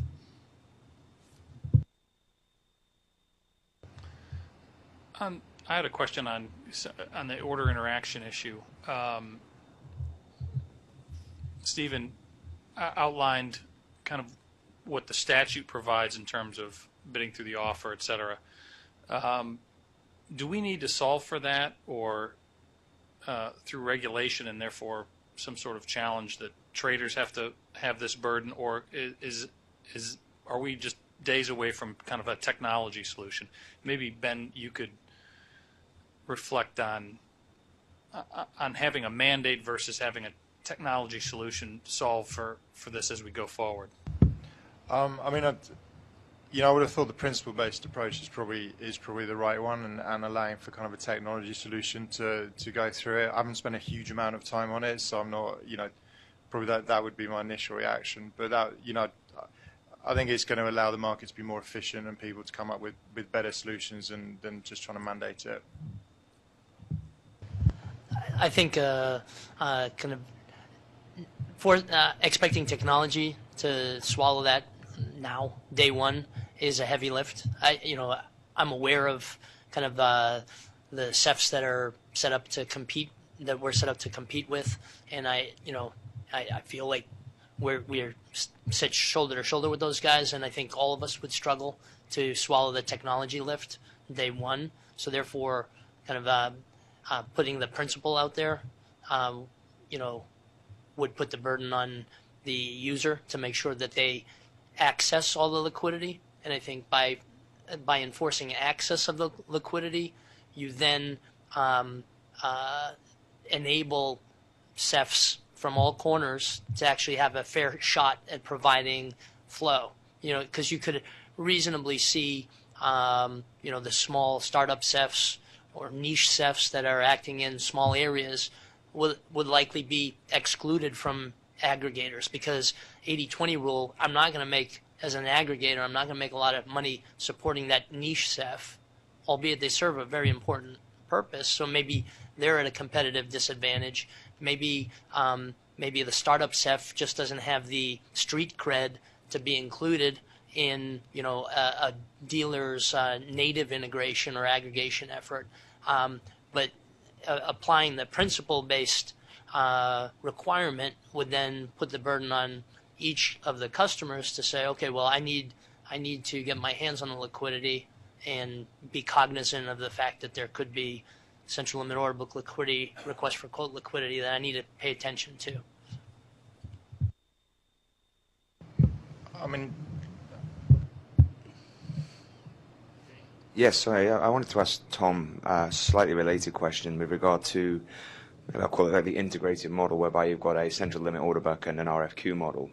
And you were talking about the challenges of integrating those. Just a very simple example. If I go as a client and I go into an RFQ and have 5 dealers and I say I want to do 100 million in 10 years, I think what you were saying is they could get those quotes, but then they go to the central limit order book and they may get filled in 100 lots of 1 million. How are you going to reconcile from a sort of best execution standpoint? Because my price for 1 million is going to be different to 100. Have you thought about how you're actually going to reconcile from a best X standpoint? Because I can't reconcile in my head. If you refer to the example in the footnote that was published, it would basically put the onus on the CEF or the DCM, I guess in this case the CEF, to basically fill the customer based on best price first and then work the way through the order book to fill the full quantity. So if the central limit order book happened to contain, the top of the book 50 million was at the best price central limit order book, and let's make it the worst case scenario where each order is a 1 million order. So you have 51 million orders, and then the next 50 comes from a responder to the RFQ at a slightly worse price, but if you sweep through the book, you're going to pick up 50 tickets from the central limit order book first because they're at a better rate or a better price. Then you'll take the remaining 50 from the RFQ provider. Worst case situation, that's the way the rule reads. So, or the suggested footnote reads. So I don't think there's any ambiguity there. What you'd have to do. It's not a question Tom and Dan, that's the securities-based CEF. That's a footnote in the CEF rule. Yeah.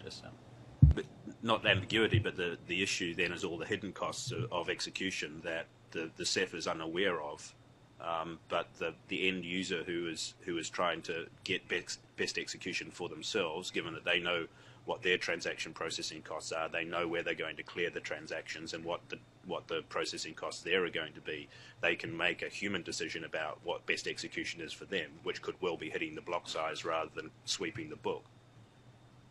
If you take a look at request for quote markets today, there's no hard and fast rule that, okay, it's first in, first out, and best price. You have a fair amount in today's conventions, discretion, full discretion of who you transact with, and that discretion doesn't also always lead to an objective conclusion. There's subjectivity to it. I think the idea that the subjectivity gets stripped away is the intention, but there are practical considerations that need to be taken into account. I think I definitely echo that, because I think, as the chairman said, with central clearing, you're taking away counterparty risk, but there's a lot of operational costs that people would factor in, and 100 lots of one may not be good to somebody who'd rather have one lot of 100, and if you remove that discretion, you could be creating a problem. Can I ask a technology question related to this? I assume what Tom's saying, and maybe Ben and others were saying, is you'd prefer that the market participants have the discretion rather than the market participant must, sweep the book. I have that, right? I don't say I prefer that. From a purely technology perspective, the notion of combining those two markets, from a, let's just software, coding, development perspective is a big challenge, because you have opposing rules, opposing matching rules. So the technology implementation is absolutely much harder to smash both environments together. So So is it a different word than prefer? Well, prefer suggests that our opinion, our approach is that we'd like to do it this way. I think from a technology perspective, we'll go wherever we need to. I think. My question was simpler. I just that you had that one was better than the other, preference, maybe one was less costly. I don't know what that you thought. It's certainly less costly to keep them separate, and it's easier. No, but there's two aspects I'm trying to get at. One is it discretion, or as you read the footnote in the SEC rule, there's not even the discretion.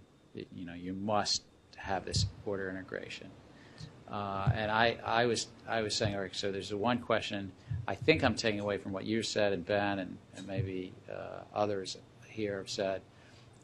You were not sort of enthusiastic about the footnote in the SEC release because there's no discretion. It must be full order interaction or sweep the book. I think that's absolutely correct. I think at the end of the day, best execution means different things to the end user. I think that in one case where somebody's trading a block trade with no allocations, for instance, on the back end of it, best execution may mean a completely different thing to somebody who's got a huge operational overhead. So I think the end user needs to have that discretion. Right. And I think from a technology perspective, it's a very challenging proposition, because when you start getting into the actual kind of at what point do you stop the RFQ and do you start sweeping the book, and for how long do you sweep the book, you get into all these kind of issues that become quite meaningful. Right. Can I ask this, though, Ben and Tom? I take it you'd be all right, maybe not enthusiastic lovers of it, but all right if the end user or the market participant had a choice, but that the CEF has to still let them lift the best bid if they choose to go to the order book, because that's what we kind of said. We didn't say what the SEC said. Yeah, absolutely. I mean, I think that's correct. I think from a technology perspective, we need to give them the information for them to make the decision. But if they want to just execute the block, or if they want to sweep the book, then they should have that choice to do it. That they have that choice. I echo that sentiment. Okay. All right. We're also talking about trying to enhance liquidity.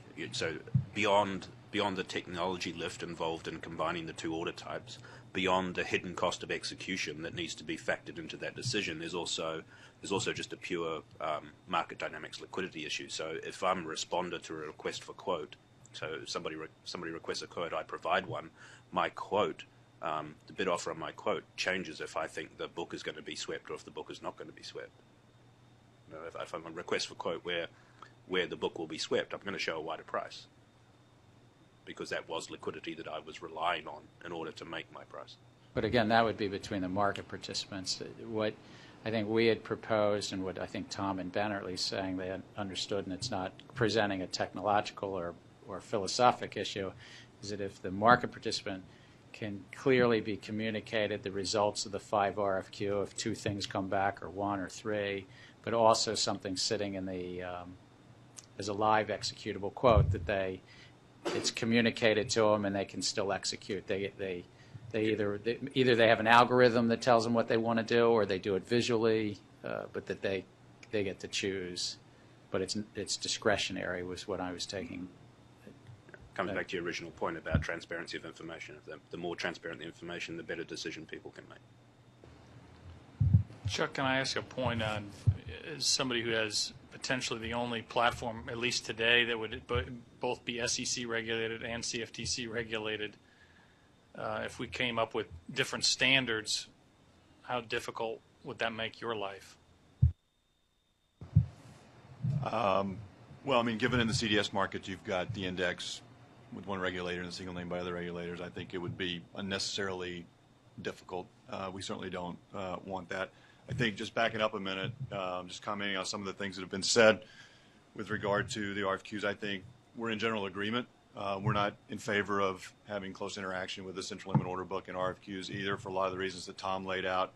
And also I think we envision a world where you may have brokers initiating RFQs on behalf of customers, and we don't want to create a unwanted incentive for a broker to go to the CEF of lowest liquidity, so that there's no chance of the central limit order book, interrupting, getting paid on both sides of that RFQ. I think if you were going to do some type of interaction, rather than the problem Tom described, where it becomes a limit order of some kind dumped into the central limit order book, potentially a very large limit order that's going to have a market effect in and of itself. I think the exchanges, the DCMs, have had some success with the crossing functionality, where you actually allow, whether it's an RFQ or off-exchange negotiation, the ability to, and it's a trade that doesn't meet the minimum block size. First of all, very, very large trades can be blocks, so none of this is a problem. But if it's less than a block, then you can put that, it's essentially agreed to, the price and quantity. It's put out into the marketplace for some very short period of time.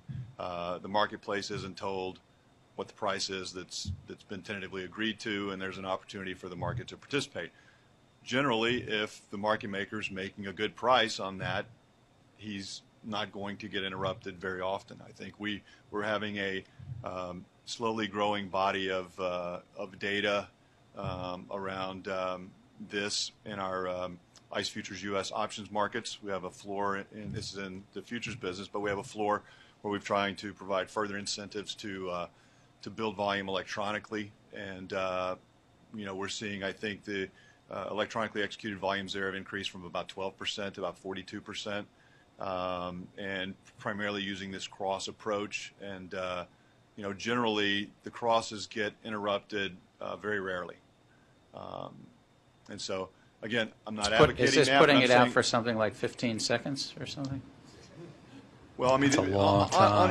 How long do you guys put the cross out? I think it's 15 seconds, but I mean, honestly, there is it's the electronic market makers. I mean, some of these are option strategies. They may have 3 or 4 or 5 legs, so it's not, it has to be an electronic market maker to be able to respond to that. Clearly, we couldn't leave it out for 5 minutes. Nobody would, no one can live with that kind of uncertainty. So you try to strike a balance there that there's an opportunity for the market to participate, and also give the original 2 parties who spent a lot of time and effort agreeing to this trade the best, to not have too long of a delay to be able to book that trade.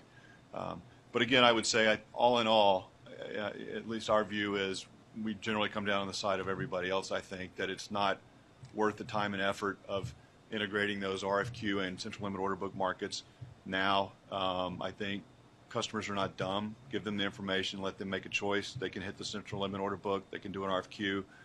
They can do a trade that's large enough to be a block. And I think that would be our suggestion.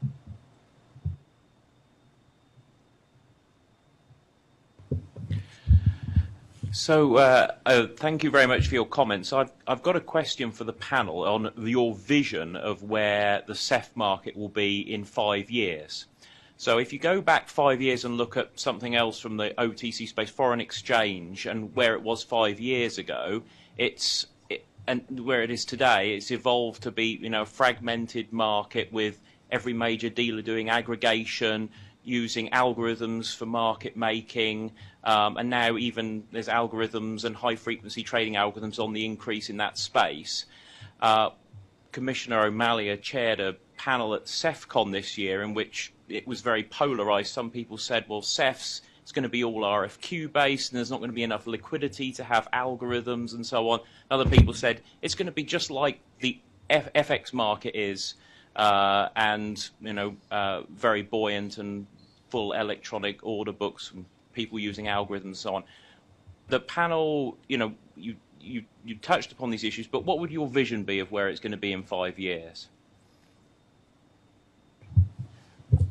I believe that the markets will progress further than anyone really anticipates. I think that the leveling of the playing field and allowing non-standard liquidity providers and non-standard warehousers of risk or managers of risk to participate in the customer interaction will spur competition. It will, through the natural inclusion of more counterparties, it will create a more inclusive and competitive environment. And I think that's conducive. The circumstances are conducive to promoting the concentration of liquidity around liquid instruments. And alongside that, for the more structured instruments, I think that creates a wonderful mechanism by which people can then lean on the more liquid instruments to more dynamically price the structured instruments. So I think you'll find a dynamic, and I'm optimistic, that's why we're here, that we want to be part of that and encourage that kind of workflow. We've seen it in the FX markets. We've lived through it, in terms of the aggregators space as well. I think, that's a vibrant opportunity also. So we're generally optimistic about the direction of the markets.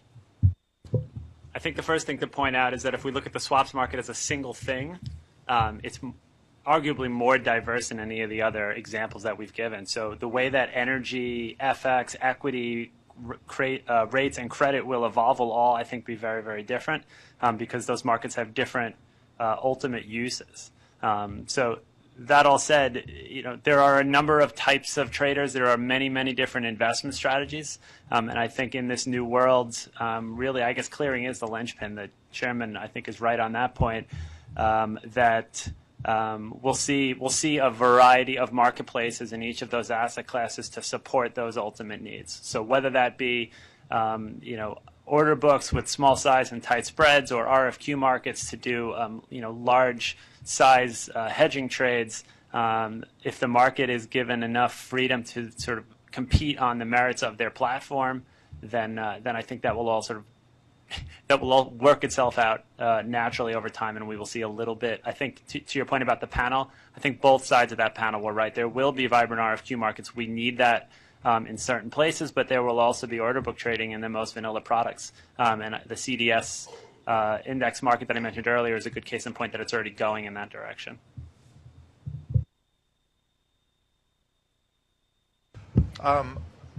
I think, well, to start off with, I think it depends very much on kind of the protocols and the overall landscape. I think you're going to see a tremendous growth in electronic trading. I think it's a given. I think you're going to see a much larger diversity of how people execute. I think you're going to see people who, you're going to see the evolution of the agency model. I think you're going to see, more kind of high-frequency guys coming into the market. So I think you're going to see huge growth there. And I think it's also going to be very dependent, and this is, for me, fairly analogous to the FX market of how straight-through processing evolves in fixed income. I think you're going to see a lot of investment in that part of the business, which will help facilitate the growth from a trading perspective. Michael, I have one last question. It's slightly off topic, but one of the issues that we've been wrestling with this tri-party agreement is the credit checks. How does this work with an aggregator? Who has this role? Do we put it on CEF? Do we put it on the DCO, the FCM, create the aggregator runs this? What's the best solution in this case? We firmly believe, and we strongly believe, that in order to protect market integrity, you can't foster an environment where someone thinks they have a trade on and then they don't. And, a lot of time has been spent on qualifying, well, what's the permissible amount of time of uncertainty? And, for the traders that are out there, recognize, in swaps, interest rate swaps, for example, you're leaning on futures, you're leaning on cash treasury securities, highly volatile markets that, even seconds could be, in certain circumstances, too long. So, we believe that the FCMs, who are the final arbiters of how much credit they're affording their customers and how they collateralize their customers, are the best positioned to apply those credit limits. And from a pure technology perspective, we afford FCMs or clearing brokers the opportunity to put on pre-trade credit limits, such that as long as the trade is within those limits, there is always certainty of execution. I know that there's still open-ended debate on that point, but I think for market integrity, that's the best solution.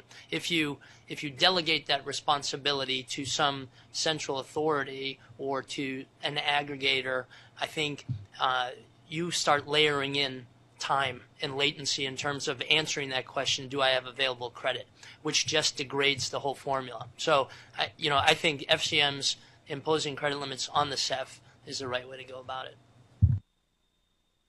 I guess I'll two very quick comments. So I think whatever the legal decision is as to who is legally responsible, in practice, it's in the best interest of the DCM and the CEF and the DCO all to do those checks, because none of those groups will look good to their client base if trades frequently get rejected. So they will all actively look to monitor those limits, and that technology exists in a variety of other markets in different capacities today. So yes, it's a new market and there are new complexities, but the technology is certainly there to do that at all those levels. Well, we are up against our lunchtime, so I'm going to wrap this one up. For all the panelists, TAC committee members, and the working group members, there is a lunch downstairs at the elevators on the mall level. And we will, I think we come back according to the agenda at 1:45. Lunch ends. We'll be back here to start high-frequency trading. Thank you. Thank you for the panel participation.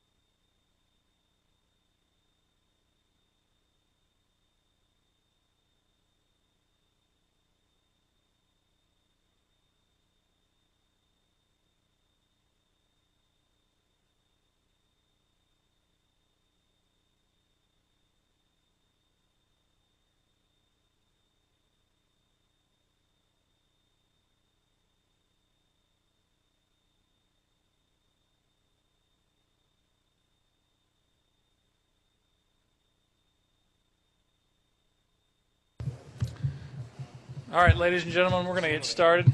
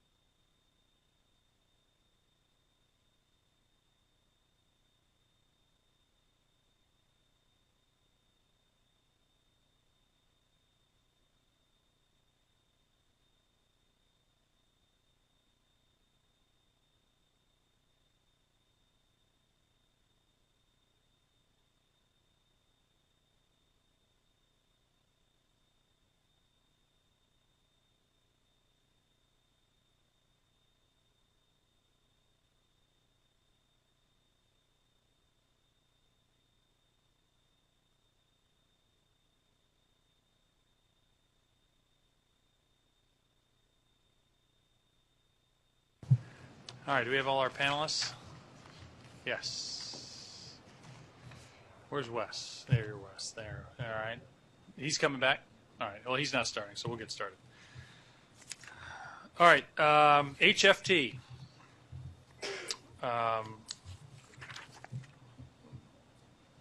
So we have a couple of different panelists here to kind of cover the broad HFT discussion. We have Dr. Andrei Kirilenko, CFTC's chief economist, who is going to kind of explain where we are today, talk about the definition thus far. And then we have Richard Gorlick and Aaron Leibowitz to talk about the HFT definition. Tom Jura with FINRA to talk a little bit about surveillance of this market and what we're thinking about and looking forward. And then David Lineweber and Wes Bethel to talk about how we need to think about overseeing this market and potentially enforcing it, what the Commission needs in terms of resources and what we ought to think about going forward to make sure that we're credible, we can tell people that we know what's going on in our markets and we know who the players are and what they're doing. And while they may have a problem with the price and some of the other concerns, but they won't have any concern about our oversight. So we're going to start with Andrei Kirilenko, and I don't know, Richard or Aaron, if you have any preference in going first or second, but I was going to start with Richard. I was going to say I could go down the line, but I'm not going to go down the line. I'm going to go to Richard next. Andrei? Thank you, Commissioner. So I'll go sort of right into the basic questions to get this discussion started. The question that we sort of are here to discuss is a definition of high-frequency trading. And I'd like to just sort of go over this definition in the following way. I will ask three questions and to get the discussion going. The first question is, how do we define them? What are the major attributes that we can think of that could define HFTs? The second question that I think I'm going to talk about is, should we think of high-frequency traders as fast market makers, or are they entirely new species? Are they a new creation in this electronic central limit order book markets? And because of, if they are or not will lead us to both regulation and reporting and other issues differently. And the third question that I'll ask is what kind of value do we think high-frequency traders and high-frequency trading provides to markets? Again, it goes into just sort of why we pay attention to this. On the first question, as far as I know, how do we define HFTs at this point, there is no consensus on the definition of high-frequency traders. There are different authors, academic authors, there are people in the press, people in the media, the regulators, and there is no, they sort of broadly define HFTs, and there is no consensus of what these high-frequency traders are. Commissioner Malia presented 7 attributes or characteristics that we could think of as going in the direction of defined high-frequency traders. I'll summarize what I think these attributes are. Speed, automation, proximity, holding period, volume, order interaction, and inventory. So these are the sort of the 7 attributes: fast speed, highly automated, proximate to trading venues, have short holding periods, have high volume, they have lots of orders that are submitted, canceled, modified, and executed, and hold relatively small inventory over periods of time.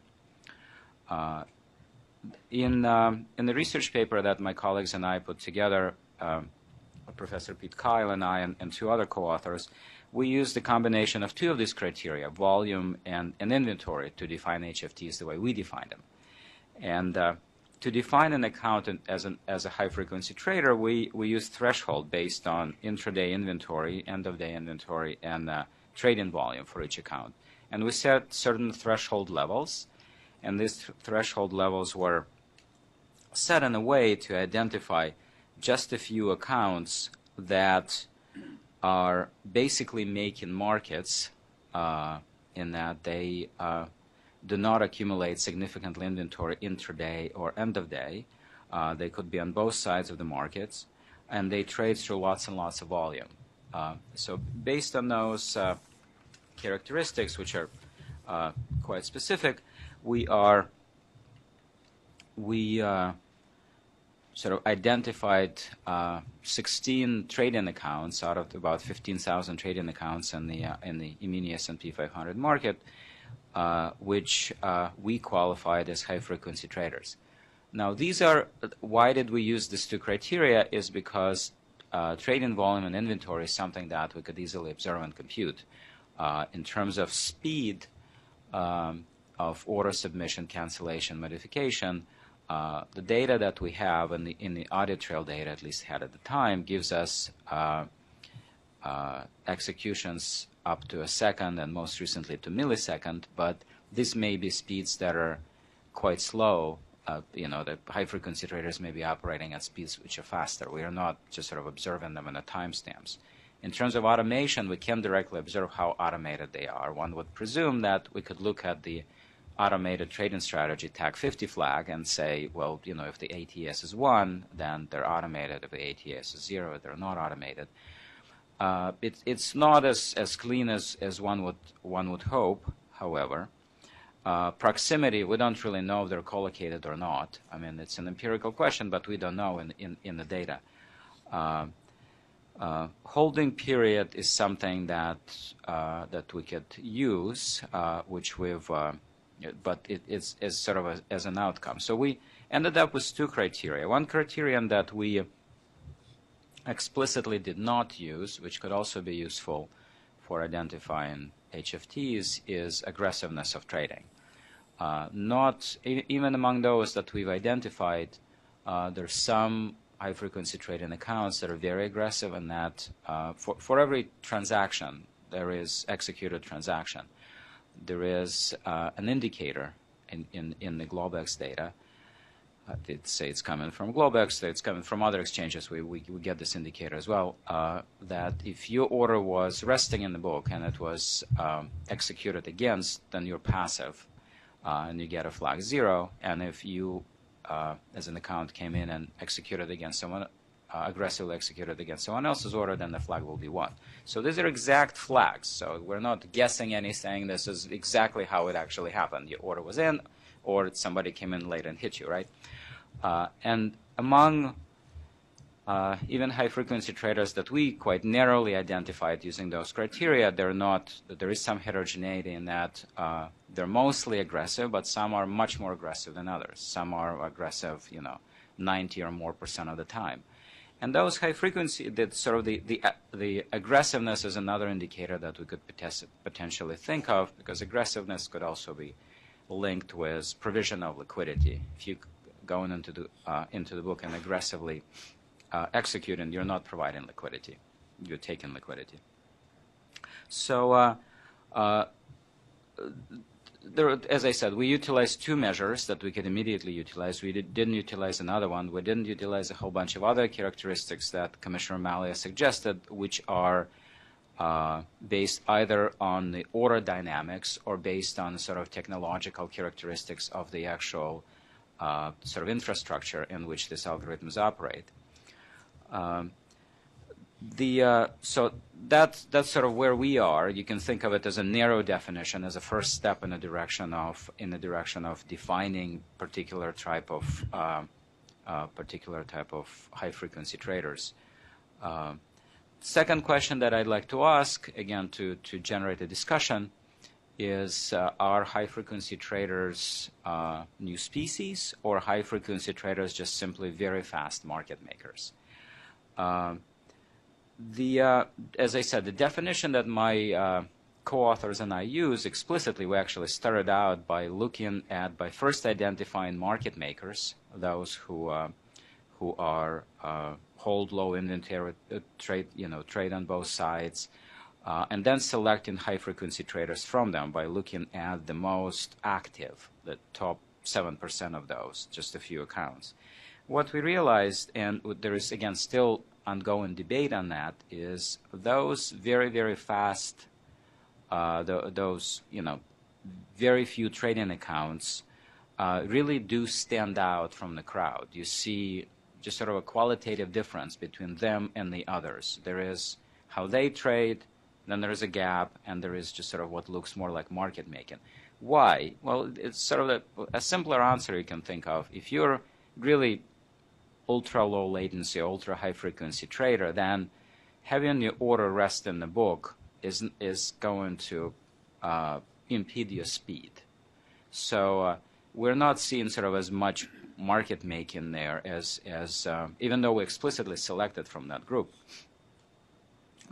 just as we thought there would be. So there is this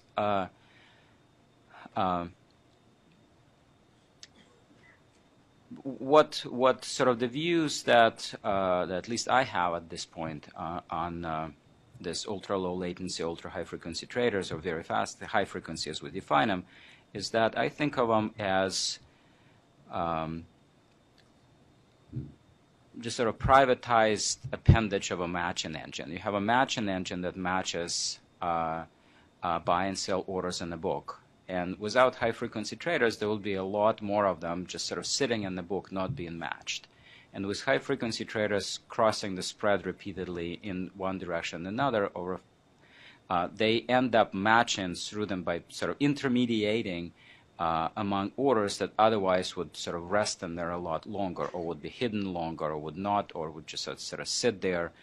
And that way you can think of them as I said, as an appendage or part of a matching engine, active matching matching technology, as opposed to very passive matching technology, in that if trader decides to cross, then it will get matched. Why does it matter then? It matters because if we indeed start thinking of especially some traders as becoming part of a matching technology, we certainly regulate matching engines heavily, because they're really the heart and the brain of the financial markets. And so if we have a group of participants that are participating so actively and becoming so integral to the matching process, then we need to think of this particular group sort of differently from others who are more on the market making side.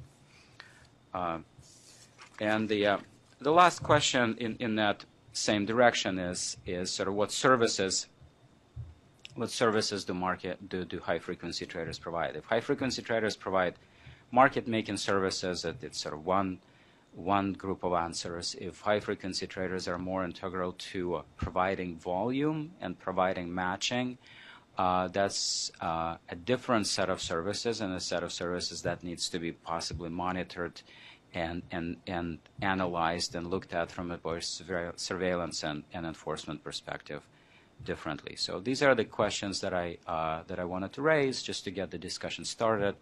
I guess we'll move down the line to the panelists, and then I'll be happy to answer other questions. Thank you, Andre. Richard? Sure. Let me see if I can get this slide up here.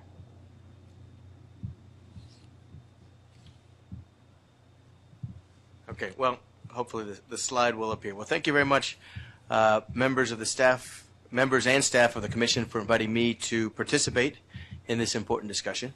I'm the CEO of RGM Advisors, a principal trading firm based in Austin, Texas.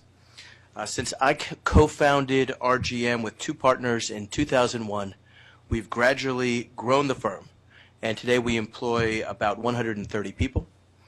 We actively trade U.S. and foreign equity securities, U.S. and foreign futures, and other asset classes using automated strategies. I've been asked to present my response to Commissioner O'Malley's letter of November 14th, 2011, proposing a definition of what constitutes high-frequency trading. Okay, thank you.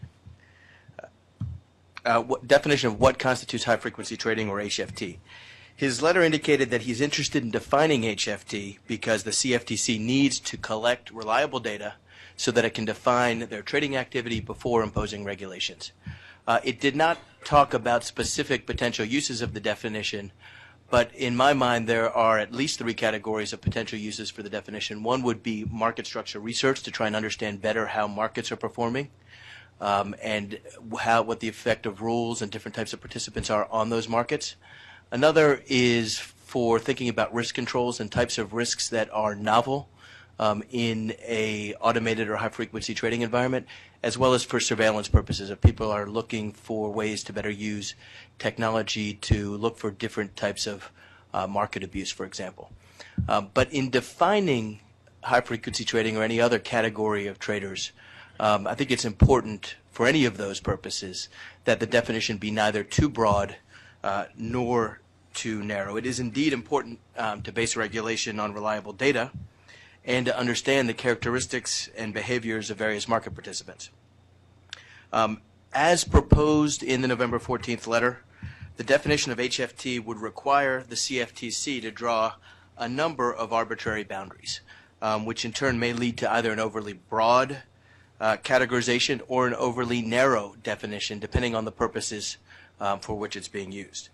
For example, the terms high, the terms numerous, and the terms very short, which appear in the definition, all would require some type of threshold. And in each case, it would be inherently arbitrary. Again, depending on the purpose, you may want to use one threshold, or for a different purpose, you may want to use another threshold. Therefore, I would like to suggest a slightly different approach that would be more likely to provide the CFTC with information to further its regulatory objectives. I suggest that the CFTC define a new term, direct ATS participant, characterized by use of an ATS, an automated trading system, directly connected to an exchange. This Venn diagram tries to explain a little bit about what I'm talking about. It's not intended to be to scale exactly. I think one of the interesting outcomes of the study that is being discussed is to actually be able to put these better to scale. But the dark blue area is the wider universe of trading. You see a dotted line down the middle which separates the agency trading, where a broker of some kind is trading on behalf of a client, or principal trading, where there is a trader trading on its own account. And within that universe, there's automated trading, and there are direct connections to exchanges. Automated trading may either be connected directly to an exchange, or in some cases it may be going through a broker system or some other type of intermediary to place orders. And in the case of direct connections, a lot of the flow that comes from direct connections will in fact be automated, but some of it may very well come from various forms of manual trading as well. What we're proposing is to get the overlap between automated trading and direct connection and define those participants who fall into those categories as direct ATS participants.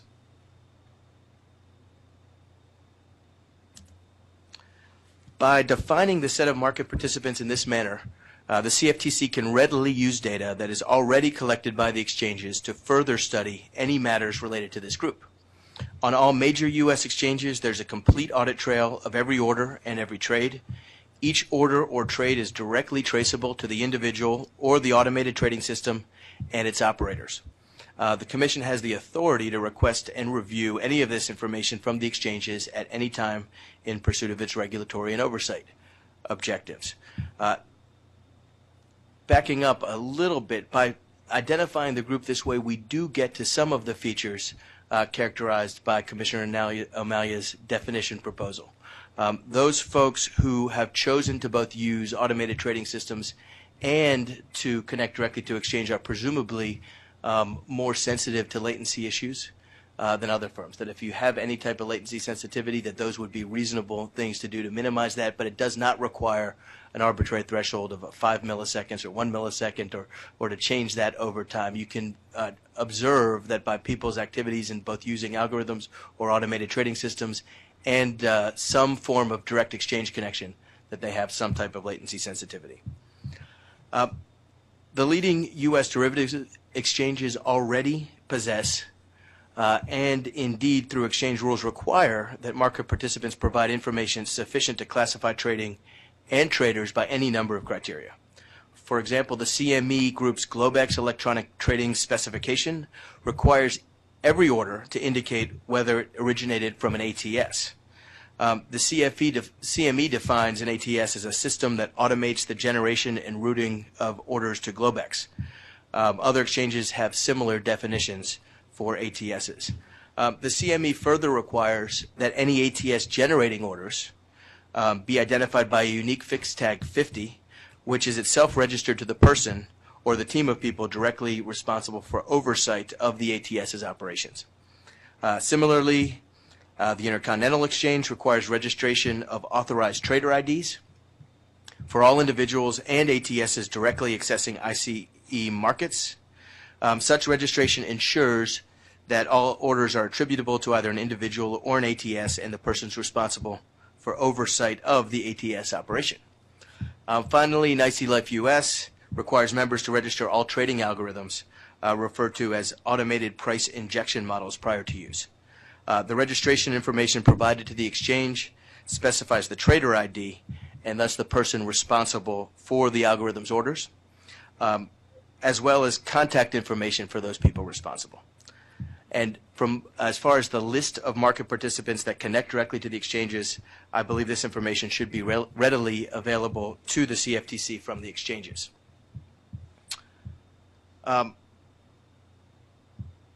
a surveillance perspective, or for purposes of market structure research, by defining direct ATS participants in this manner, the CFTC still has the ability to do studies that only focus on a subset of these market participants. For example, staff could filter or sort the audit trails of direct ATS participants to examine trading from those that submit more than a certain number of orders in a day or those that trade more than a certain number of contracts.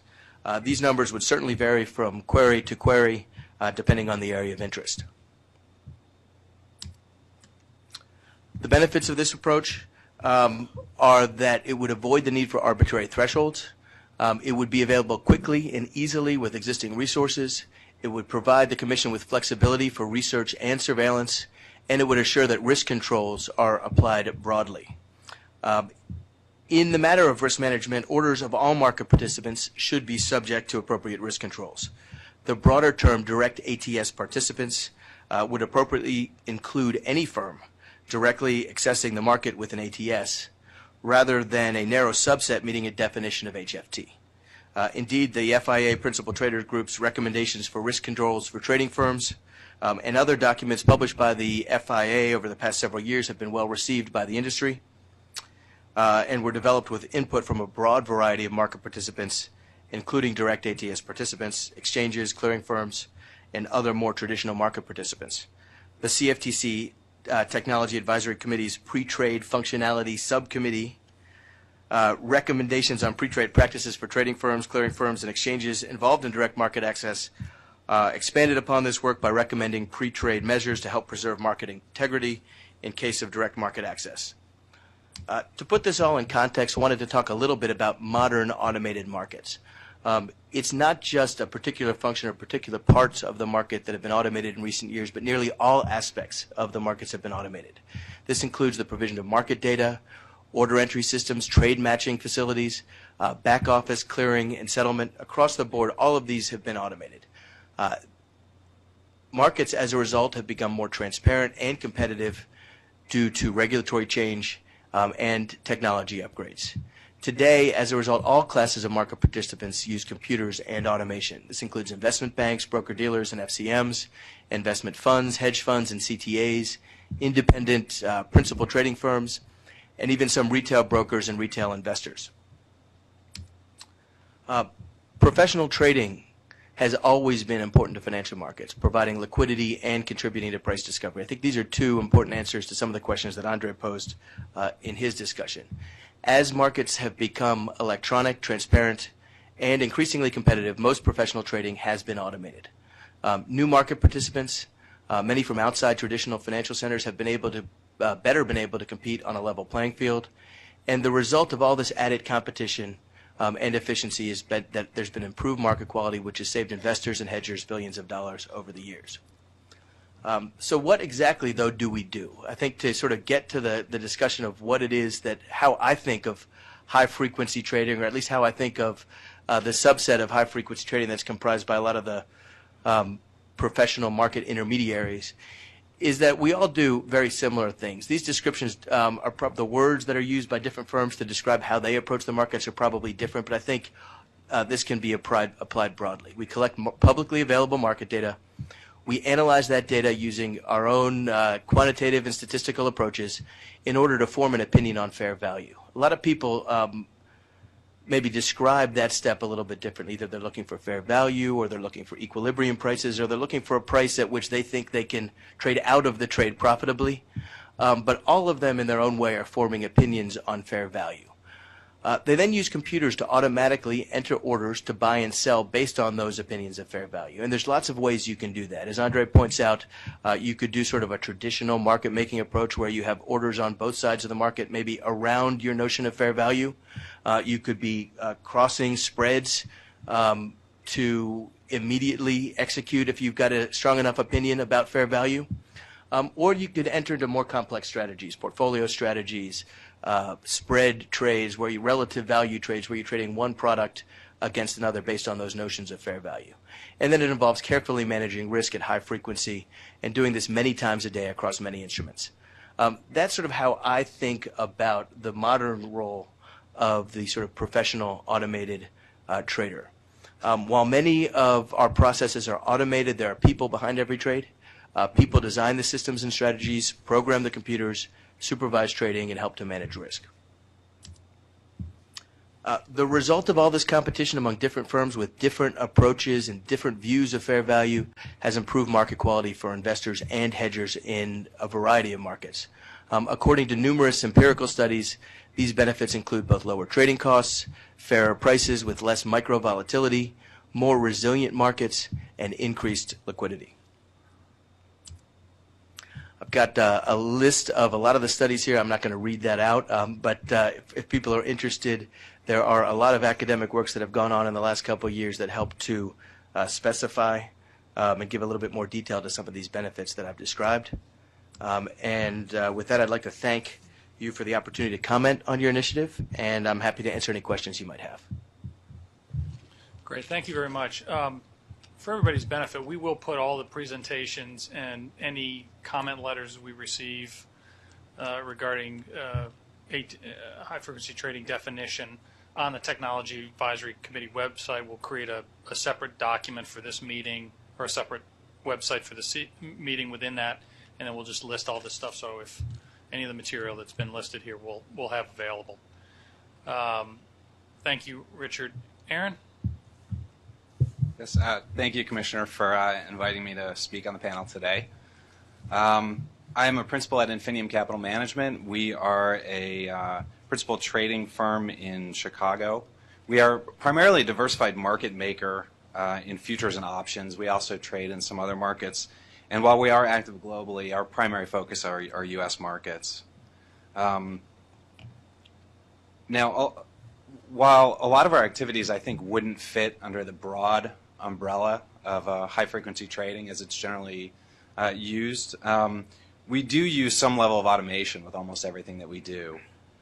And I think when Richard talked a little bit about some of the challenges of defining high-frequency trading and the risks of defining it too broadly or too narrowly, and using some thresholds to do that, I think he's right. I agree with him on that. And I think one of the ways to get at a better understanding of that is to approach this from the standpoint of risks and what risks have emerged as market structure has changed with the adoption of more technology and more electronic trading.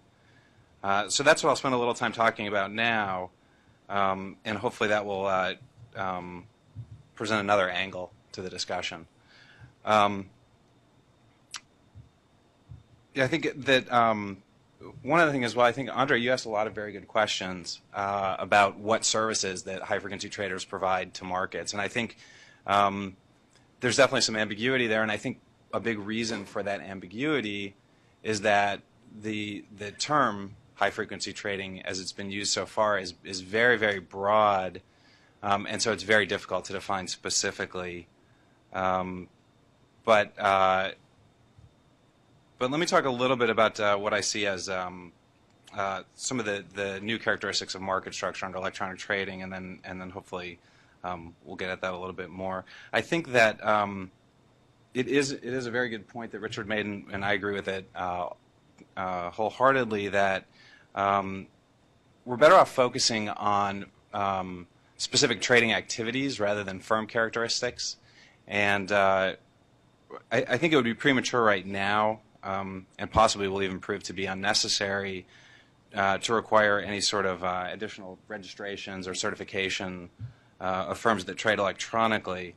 I think that by leveraging some of the existing infrastructure that the exchanges have and the full audit trail and the identification of automated trading systems, that the Commission can obtain the ability to better define and analyze the specific concerns that come up. We've spent a lot of time over the last few years working both with the principal trading group of the FIA as well as with the Commission, working on white papers like the PTG's recommendations for risk controls as well as the PFS recommendations for pre-trade risk controls, pre-trade practices. And what is clear to us now is that the primary risk that's out there originates from just electronic trading generally, as opposed to any specific strategy or firm characteristic. And that primary risk is basically that technology fails to behave the way it was intended to. And there are a lot of ways that can happen, and I can talk a little bit more about some examples. I will in just a minute, of some of the things that can go wrong. But I also think that there's an inherent risk in a complex system that things that we don't anticipate will happen. And so it's important to have some way to be able to deal with those types of situations. And I'll present you with at least one idea on that. Now, identifying that as the primary risk is in contrast to what I think is often cited, that there's sort of bad behavior going on with high-frequency trading strategies. That there are people out there that might use high-frequency trading to damage markets, whether they do it intentionally or recklessly. And I think that that is definitely a real concern, but it's not a new concern. It's not unique to electronic trading. It's been a concern as long as there have been public markets, that there are people that abuse market rules. So what has changed, though, is some of the specifics have changed as markets have become more electronic. And I think that some of the recent rules on anti-manipulation and anti-disruptive practices actually go a long way towards modernizing some of the statutes to address that long-standing problem, but under the new market paradigm that we have. it's also important to point out that there are some risks that that have actually been reduced as electronic trading has become more widespread. And I think a good example of that is the risk of out trades, which have become much less of a problem than they were historically. Now, the risk of, I guess you call it the risk of errant technology, that really comes from, like I said, just from the use of electronic trading systems. Any firm, whether it's large or small, or principal or agent, or primarily automated or primarily manual, if they're entering orders directly into an electronic trading system, they're susceptible to malfunctions within that system. I do think that by taking a lot of appropriate measures as an industry, both at the clearing level, the exchange level, and the trading firm level, we've done a pretty good job of making these types of events rare. But I think that we need to expect that we can't eliminate them altogether. And so I think maybe with that I'll go into, there are basically 4 principles that I would suggest that we consider and that we've adopted in our approach to risk minimization and risk mitigation. I'll run through those pretty quickly here, and then be happy to talk about them during Q&A. The first principle is just to recognize that given the prevalence of technology in electronic trading systems, we are all, to some extent, technology firms now. And so as a result, I think we need to make sure that we borrow from established practices in software and technology change management in general.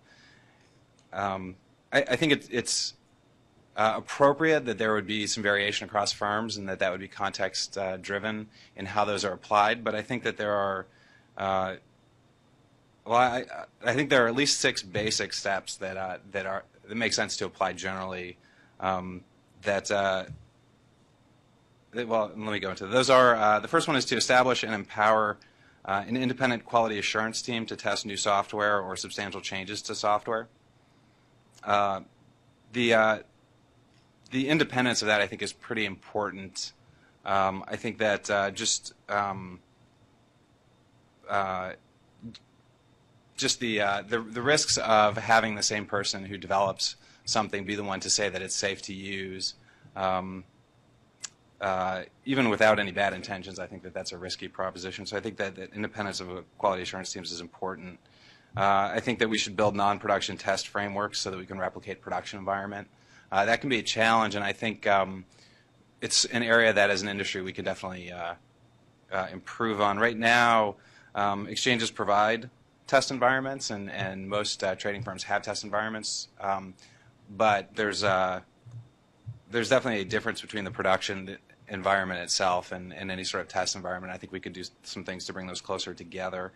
I think that the third item is just to have clearly documented test plans and test results to make sure that that when introducing any new technology that we've vetted it thoroughly. I think that we need to conduct both unit tests and integration tests. The unit test is where you take a piece of technology or a piece of software and you sort of test it in isolation and make sure that it does what it was intended to do. And then the integration test puts it into the larger system and makes sure that there aren't any interactions that could be problematic with existing components. The fifth thing is to conduct a limited release, sort of like a beta test before doing a broad release, and I think that helps to get at stress testing something in a production environment when the test environments aren't identical to the production environment. And the last thing is to define in advance a plan to revert back if there's a problem. And I think that these 6 things are things that most of us do most of these things most of the time. And I think there's value in laying that out directly, though, because I think as there are new entrants, we don't want them to be learning those lessons through trial and error. It would be better if they could adopt these things up front. Now, the second principle is just to communicate, and to do that clearly, promptly, frequently, broadly. And that's communicating with everybody from employees to key partners. So that ranges from things like the written supervisory procedures and having a good education program internally to just speaking to partners at exchanges and clearing firms and even competitors and colleagues at other trading firms to make sure that we all are aware of what's going on within the industry and that we all have all the best ideas out there. I think that the days are gone where we would view good risk controls as a competitive advantage, and I think we all view that as something that we all need to have and to have at the same level. The third principle is to have all hands on deck. So again, that ties in with the communication, and the idea is that there are a lot of smart people thinking about a lot of different things, all of which can help us reduce our risk and manage risks and identify new risks as they come up. So, as an example of how to apply that in practice, we have internally a working group that is comprised of people from our trading teams, software teams, IT, back office, middle office, operations, compliance, education, and risk management. And when we put that team together a couple of years ago, it took us just a couple of weeks to identify a large number of things that we could do, either to improve what we were already doing or to anticipate other risks or challenges that might come up, and even to devise a strategy for so-called Rumsfeld problems, for the unknown unknowns. And then that ties into the fourth principle, which is a philosophy of having multiple redundant checks in our system, both to help prevent orders, bad orders, let's say, from getting out the door, but also to minimize the impact of anything,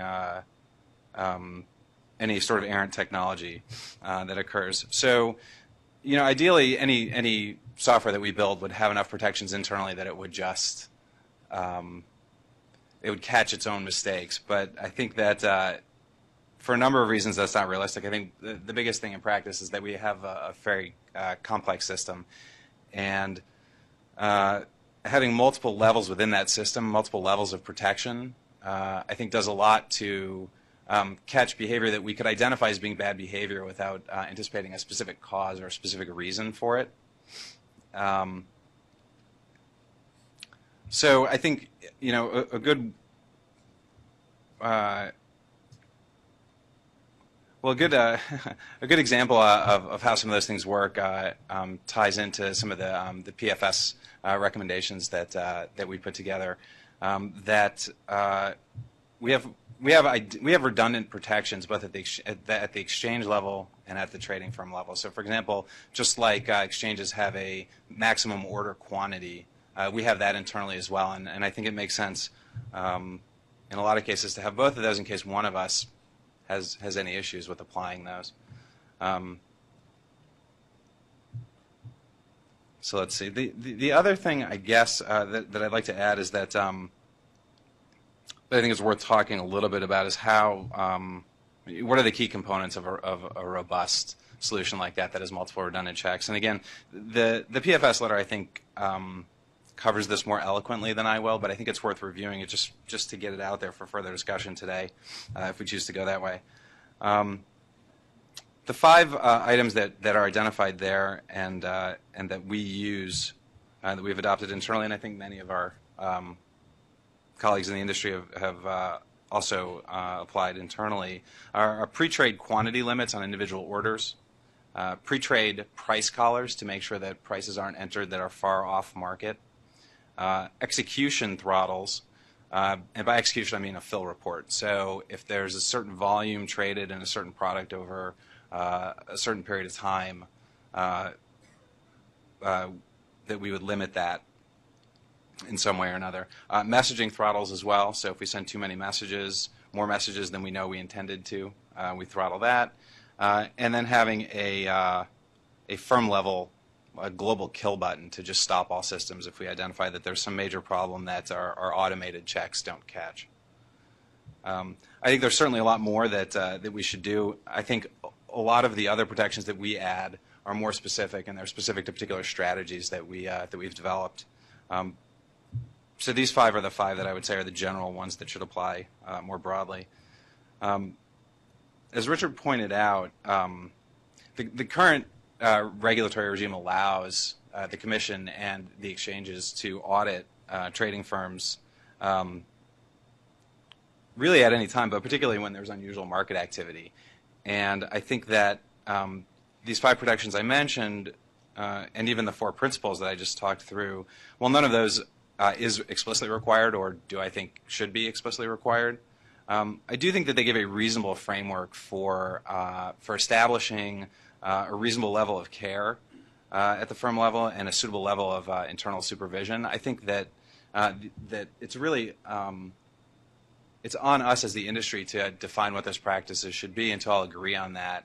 But I think that a principles-driven approach to that, to identify what we think are the important things to be thinking about, is going to be a lot more effective than any sort of overly restrictive definitions or too broad definitions that are too broad so as to try to catch everything, but then don't have a lot of teeth to them. So appreciate the opportunity to participate today, and I look forward to questions and more discussion. Great, thank you very much. Tom? Good afternoon. Thank you for inviting me to speak this afternoon. I guess I'd like to focus a little bit on, it's going to sound more negative than it intends to be, because I'm going to be talking about surveillance. I think it's important, though, I think as Richard and Aaron have highlighted already, is that, I think with the high-frequency debate, it's a balancing act in that there clearly, I think, are a lot of benefits of high-frequency trading, and that needs to be kind of maximized. I think what I want to talk a little bit about are some of the things that the challenges we see from trying to surveil high-frequency trading, as well as some of the things we actually are seeing in the marketplace. Just by a little bit of background in terms of what we do at FINRA, we regulate the over-the-counter market, but we also now provide regulatory services to other marketplaces, and that means primarily the NASDAQ stock market and their family of markets, as well as the New York Stock Exchange and their family of markets. So when you put all those pieces together, we're roughly regulating about 80% of the market today on the equity side. I apologize in advance if some of my comments are more kind of geared toward equity and standardized options, but I think a lot of what I'm going to be talking about are equally applicable to futures as well, and options on futures. In terms of how we've designed our surveillance systems, we really are kind of indifferent to really how the activity is occurring. We don't really have any specific patterns that are geared primarily at high-frequency trading, although we did develop patterns because of high-frequency trading. We don't exclude activity in what we're surveilling for. And because what we're seeing is that high-frequency trading can sometimes obviously accelerate activity that used to happen before, and sometimes that can have unintended consequences like quote stuffing, some wash sales. It also can have intended manipulative effects. So again, just to take a step back and say, I think it's important to look at how we surveil high-frequency trading, but really without having kind of a concrete definition and tagging of high-frequency trading, we're really forced to kind of regulate all activity, whether it's more manually based or high-frequency based. What I would say in terms of the types of trading that we're seeing, and I think it's important to note that we're starting to see this isn't always activity on one particular marketplace. We're seeing oftentimes activity on 2 different marketplaces where people are trading in tandem. And I would say we've got kind of 2 buckets of cases. One would be more that are supervision-based, and some that are more trading-based. Within the trading-based cases, we see a lot of attempts to what we call ignite the marketplace. We had brought a case about 2 years ago called Trillium that involved a firm that was baiting and trying to set non-bona fide orders into the marketplace below the bid, to try to entice somebody to come into the marketplace and hit the offer side of the market. Since that case was developed, and we developed a surveillance pattern to look for that activity, and this is, I think, indicative of what we can expect to see with high-frequency trading going forward, is there's a cat and mouse game where that type of strategy people got onto, and other high-frequency firms would build defensive mechanisms so they wouldn't take the bait, so to speak. What we've seen since then are different other ways people will try to ignite the market. So, for example, a firm might put up a large block right below the bid and then do a couple of wash sales to make it look like that large block is being executed. Again, hoping somebody will see that, hit the other side of the market, and then engage in a profitable trade. So we have what I would say are those kind of momentum ignition type cases, and they're constantly changing. Our best sources and for cases we develop, frankly, are oftentimes the other side of their high-frequency firms who are being abused by these strategies. So that's one thing to I think, kind of focus on, is that you really can, there's a lot of intelligence out there, and the tips that we receive are really valuable to us in terms of how we craft and evolve with respect to our program. We also are seeing what I would say cross-market manipulation, in the sense that, again, for example, people will always try to ramp the open or ramp the close of the marketplace. What we're seeing is that sometimes high-frequency trading strategies can accelerate that to an advantage to a firm. There's one case we had where a firm was looking at the order imbalances that were disseminated by a market and through the normal course, and depending on the size of that imbalance, would put an order into the marketplace that was disseminating the imbalance, and then would go to a completely different market and sell if it was a sell imbalance, and that had the effect of driving down the market, and then the firm was buying into that. Literally, that was happening seconds right at the close. Again, it's an example where, could somebody do that manually, maybe in an illiquid stock? Possibly. But we're seeing it primarily in more active stocks with high-frequency strategies in mind. So the point of that is, again, you have one market with another market. We're also seeing what I would call cross-product strategies. And recently we've seen where firms might engage in a burst of equity order flow to try to move through the pricing models, the prices of options. And they might actually lose money on their equity trades, but because of the leverage in the derivative, they're able to move the price such that they're able to make money there. So again, cross-product manipulation. It's not confined to just one instrument that's trading. And then lastly, as I mentioned earlier, the supervision type cases. There's been a lot of talk of quote stuffing in the marketplace. We look at that activity. A lot of times what it leads us to is a supervision investigation of a firm where we do see very disparate practices in terms of the controls, as Aaron was walking through, and those are very good controls, by the way, that are very sound, that are designed to test algos before they're unleashed on the market, to monitor the algos once they've been put in place, to monitor whether traders are able to override the algos, to see if the traders are maybe trading in odd lots in a way to test things before they launch them. So we have a lot of what I would say risk management, supervision type cases that are open as well. Not usually with purposeful intent behind the trading that we've seen, but really just supervisory deficiencies. In terms of going forward, and I guess by way of principles, I would say as a wish list, if I had a magic wand as a regulator, I think the audit trail is critically important, and I think there's room for improvement in terms of the granularity of the audit trail. A lot of times market participants might have different market identifiers as they're trading on different marketplaces, and there needs to be standardization of how market participants are identified in the marketplace. There are things like account types that every market is slightly different. If we're really going to have a true audit trail, there needs to be as much standardization as possible. There also is, and just to kind of dovetail on what Aaron was saying, I think risk management controls. I think with the SEC's new 15C35 rule, it really puts the onus on gatekeepers to have risk management programs in place to at the pre-order entry into the market, but also after the fact to be monitoring that trading. I think that rule is a lot of firms are still in the process of implementing it, but we've seen already just the number of erroneous trades has gone way down, which is one of the benefits of that.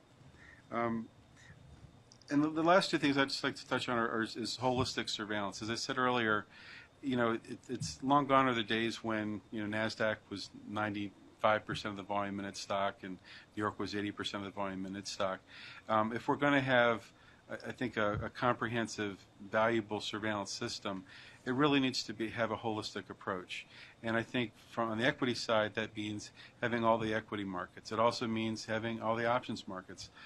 I think maybe this might be a little politically charged, but at some point I think it would make sense for futures to be in there as well, because this type of activity is going cross-product, and it's important for regulators to have a holistic view of the market. And then lastly, just a flexible surveillance system in that, as I was saying earlier, the algos that are being used morph over time, and people adapt when you shut certain doors and they know that they're being detected. They're going to come up and try something else. We run about 300 different surveillance patterns at FINRA, and we're constantly changing those, constantly introducing new patterns. I would say there's still room for improvement in terms of how quickly we can bring patterns up and how flexible we need to be in this environment, because we have to keep up with all the changes that are going on. And then the last thing is which might sound like a minor point, but from a surveillance standpoint, it's pretty important. And this was alluded to earlier, is time synchronization. When you get to milliseconds, the need to have synchronicity as much as possible is very important, because so much of high-frequency surveillance now involves sequencing of activity. And you really want to make sure that throughout the marketplace there's as much synchronicity as is possible from a surveillance standpoint. Thank you very much. Can you explain briefly what your 300 surveillance patterns are? It's a variety of things. Yeah, go through all 300. I mean, we look at a lot of different security, a lot of types of security. So some of that is applying to fixed income instruments. Some of it is applying to options. Some of those patterns are unique to the rules of a particular market that we regulate. Others are broader based. So, for example, wash sales, marking the close. Are these all automated systems? They are. What it is because of the aggregation that we've had to go through by taking on the New York Stock Exchange as well as NASDAQ, we've actually had to create a whole new data facility to house all this data. We take in about 8 billion quotes a day, about 2 billion orders a day, about 75 million trades a day. So it's a mammoth database. And so what our surveillance patterns do is they kind of, well, oftentimes, particularly in the high frequency areas, it will say, if A happens and then B happens and then C happens, let us know that. And so that's what we're constantly programming, is what is A, how much time may be between those events, how much profitability. One of the things that we're finding, obviously, is that the more abusive high frequency type strategies, it's a crime of pennies.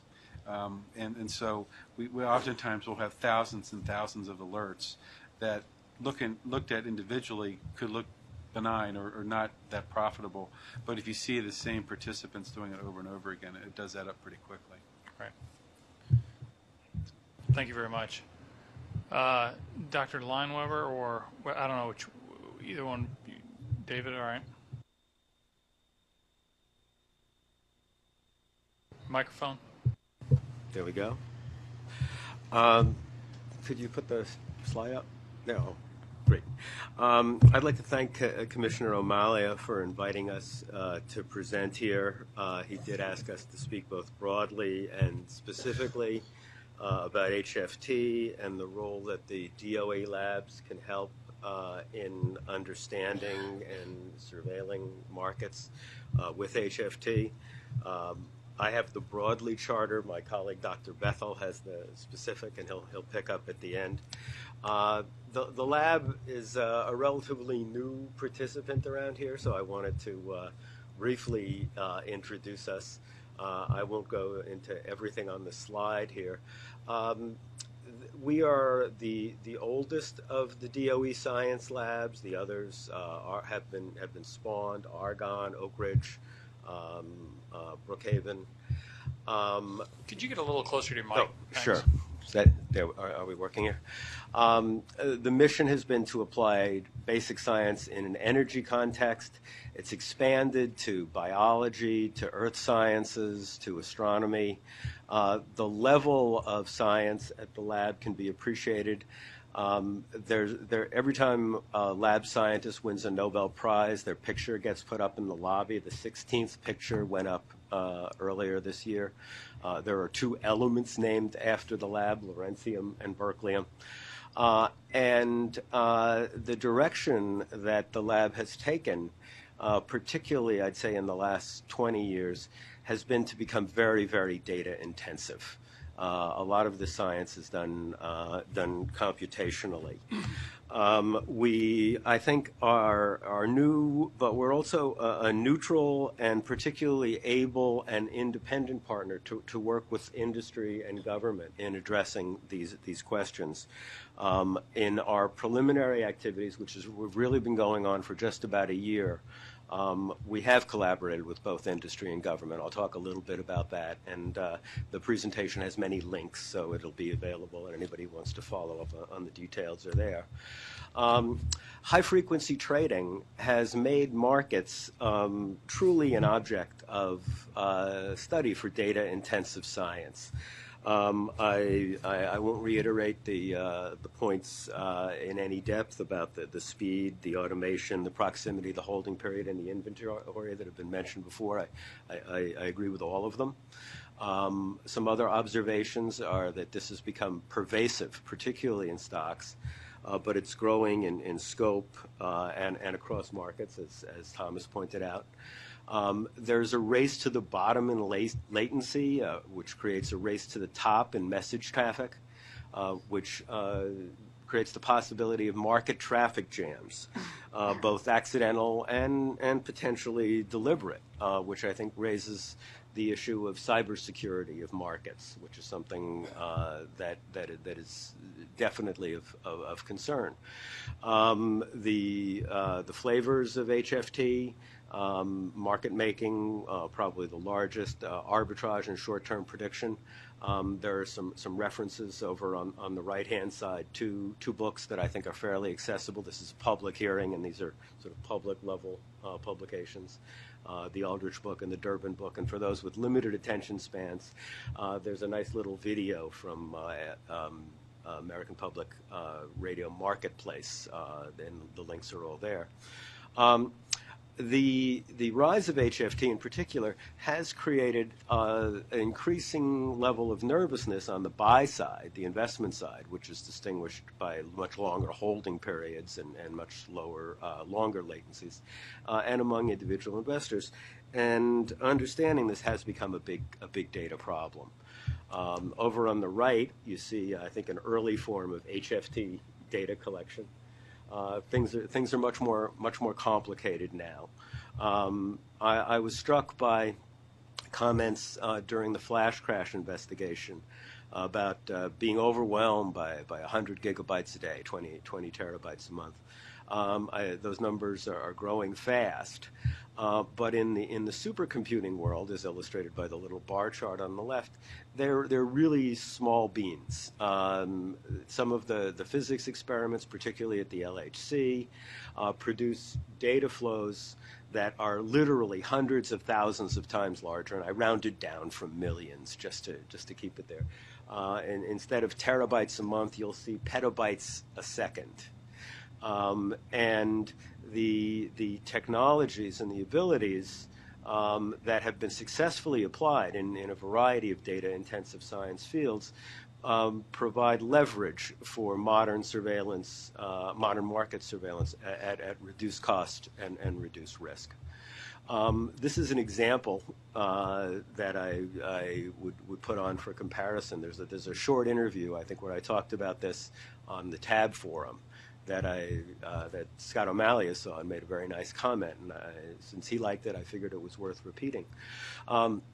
Imagine, for the sake of comparison, that you saw a flash in the sky, not the stock market, that you wanted to understand and examine in ways using multiple telescopes, satellite observations, microwave observations, histories, not futures, options, or other venues or related securities. Not too long ago, this was the same messy tangle of scattered, incompatible data that we see today, that was described extensively by the people who were involved in the flash crash. Now there's really a giant unified digital eye in the sky. I made up this example in April 2011 just as a metaphor for the flash in the sky. And interestingly enough, in August, this actually happened. The sky surveillance system found a supernova in real time, if you can call something that happened 21 million years ago and it's just getting to us in real time. And there's a link to the details on that.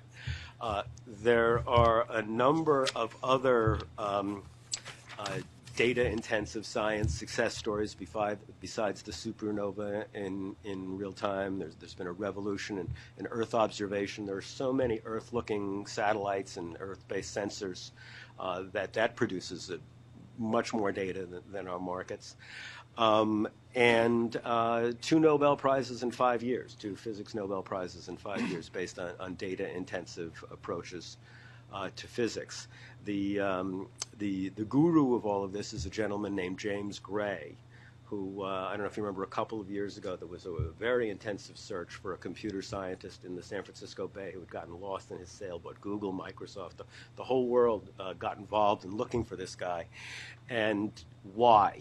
And 2 reasons. One, apparently he was the nicest guy on the planet, according to the New York Times obit. And 2, he was a Turing Award winner for establishing what he called the fourth paradigm, which is moving from sort of Isaac Newton, write your equations on a little scrap of paper, through a little data, through a lot of data, to data-driven science. And the DOE labs represent the centers for excellence in this, both in hardware and software, and in particularly, I think, in expertise, in having developed the tools to do this. The machines themselves are what colloquially referred to as supercomputers. People like to call them HPCs, high-performance computers, which I think is a less appealing name. It just makes you think they're a particular brand. They are quite amazing. They are really quite amazing. The machines on the right are Hopper, Jaguar, and the LCLF, one at our lab, others at Oak Ridge and Argonne. A big machine on your desk might have 8 cores. Hopper has 153,000 plus cores. You might have 4 gig of memory, 8 gig of memory. It has 212 terabytes of memory. It has a 2,000 terabyte disk system. It's the second fastest computer in the U.S. And it's a good resource to share because it ain't cheap. The electric bill alone is $5 million a year. One of the units that people consider in the development of the next generation of these is megawatts, dollars per megawatt per petaflop. So they're quite large.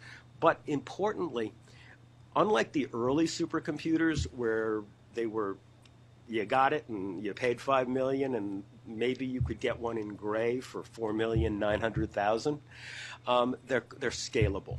The whole technology has gone to aggregations of really commodity processors. So there are $5 million supercomputers that can do big problems very fast, but it goes down to supercomputers in the tens of thousands that once you've done the research and developed the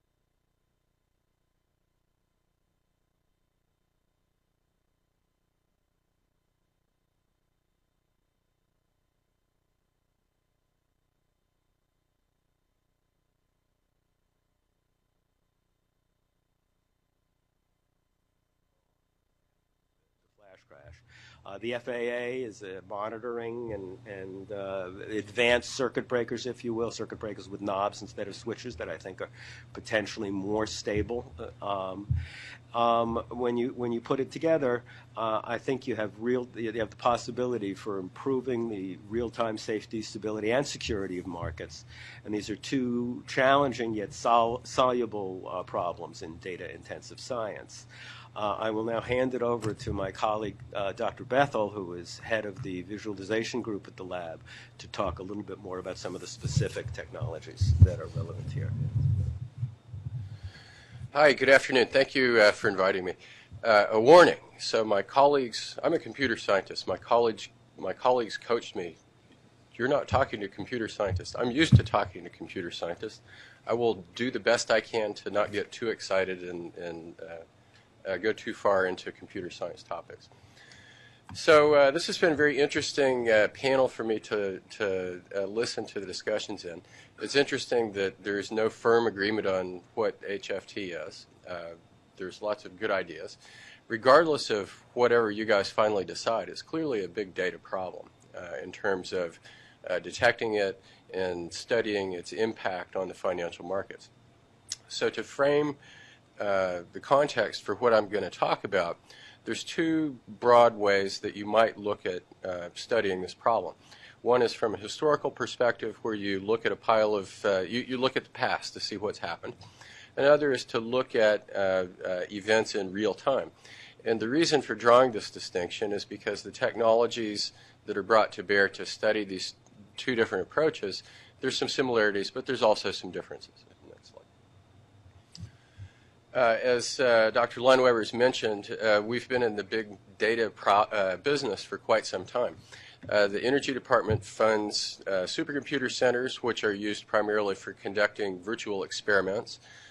They construct facilities, experimental facilities, so particle accelerators, so forth. A light source, if you don't know, is think of a very bright light that you can use for looking inside opaque objects like rocks, or very small objects like molecules.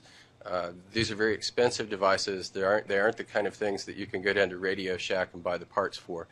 So there's actually engineering research as well as scientific research that combine to produce these very unique resources.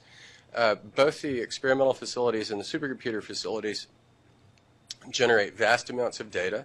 The scientists are distributed both nationally and internationally, and DOE has invested in networking infrastructure to enable the movement of data between sites, as well as to enable remote researchers to conduct experiments.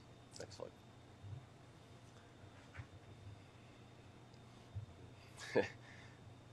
How many computer scientists?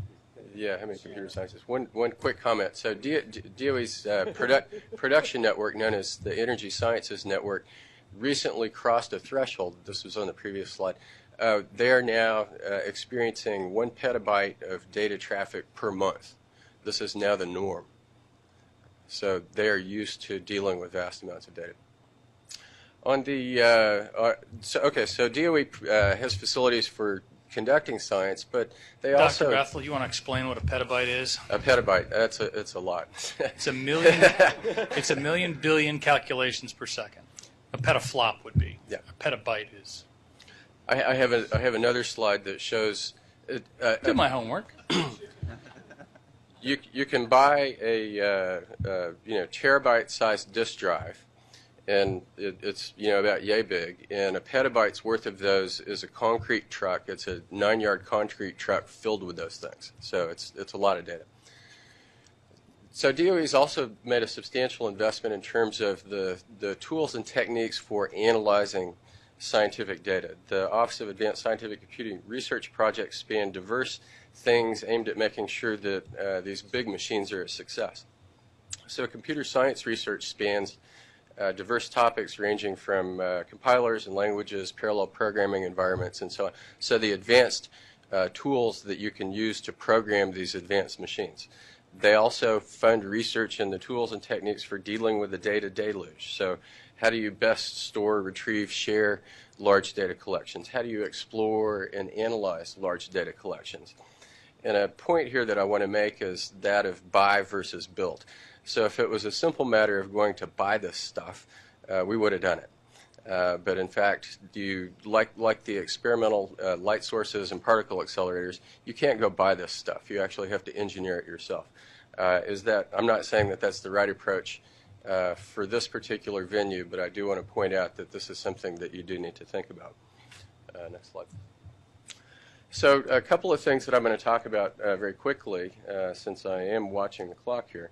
In terms of forensic cybersecurity, the infrastructure that ESNet has developed for monitoring this petabyte of traffic per month is called the BRO, like Big Brother, George Orwell, the BRO intrusion detection system.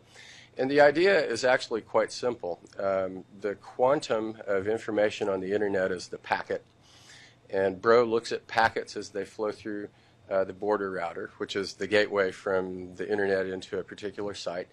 And it detects events. So it looks for things like malformed packets. That's sort of a stateless event. You don't have to know what happened in the last packet to make a decision about what happens on this packet. And it may, if it detects something, it generates a trigger that then goes off to a policy engine, where it then decides, is it going to shut down the connection? Is it going to call up the system administrator? So these two parts of the processing pipeline are segregated.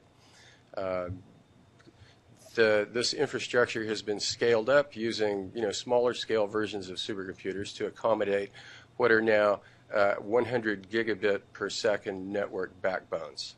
That's what ESNet has in production right now.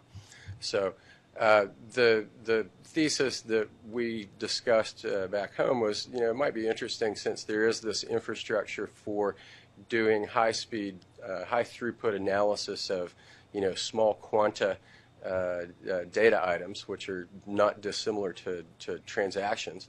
Might this be an interesting infrastructure upon which one could conduct studies in detecting and doing different policy enforcement scenarios? Okay. Looking at a historical data problem, again, it's a forensic cybersecurity problem. A famous type of network attack is known as a botnet attack, and in this scenario, an attacker takes over a number of computers spread around the world who all in turn launch a coordinated attack at one site. We conducted a study in which we used 1 year's worth of network connection record data. A network connection record is sort of like your phone bill at the end of the month. You get a list of calls made and numbers called and how long, but you don't know what was in the call. Conducting an analysis using network connection data to detect a distributed botnet attack. I love talking about the details of it, but the main message that I want to leave you with here is that if using industry standard tools for conducting this type of analysis, the processing time would have taken months, and this duration of time should ring familiar. Using the techniques that we developed, the processing time took minutes. So this is the power of high-performance supercomputing and data handling and whatnot. Okay, so the main message that I want to leave here is that we have been conducting research to deal with data-intensive problems from a scientific perspective, and it's very likely the case that these technologies may be of use to this community as well. And do you want to say any words about this slide? So this slide repeats what I just said, so I don't need to say anything else. And I'm over time. And there you go. Here's our contact information. We would welcome engaging in further discussion. Thank you for your time. Thank you very much to all our panelists. I'd love to have everybody's input and questions, but I'll get started. Andre, you had mentioned at the beginning of your statement that you identified, I believe it was 16 of 15,000 trading entities as HFT. And you did that based on essentially two factors, and you couldn't pull up some of these other items, and you weren't able to identify them. Now, I compare that with kind of Richard's suggestion that with this direct ATS that we could pull up an audit trail from the exchange and put all these pieces together. There seems to be a disconnect between you selecting 16 of 15,000 as HFT, and I got to believe there's more than that, but based on your research, how do we reconcile that with what Richard was saying is it's easy as calling the exchange and getting all this audit information? And Richard, I'll let you comment as well. And maybe the exchanges could add in kind of what the delta on all of this is. Right, since the mini S&P 500 comes from the CME group from Globex, we did look into the TAG 50 data, which is what Richard was referring to, and we didn't find it sufficiently granular for our purposes. Yes, you can sometimes find a trader who is identified as as a very fast trader who is not identified as an ATS, so which to us just sort of seemed interesting. There may be, I know there have been, and there's been some work done on the designation and attributes and how these criteria are given, but I think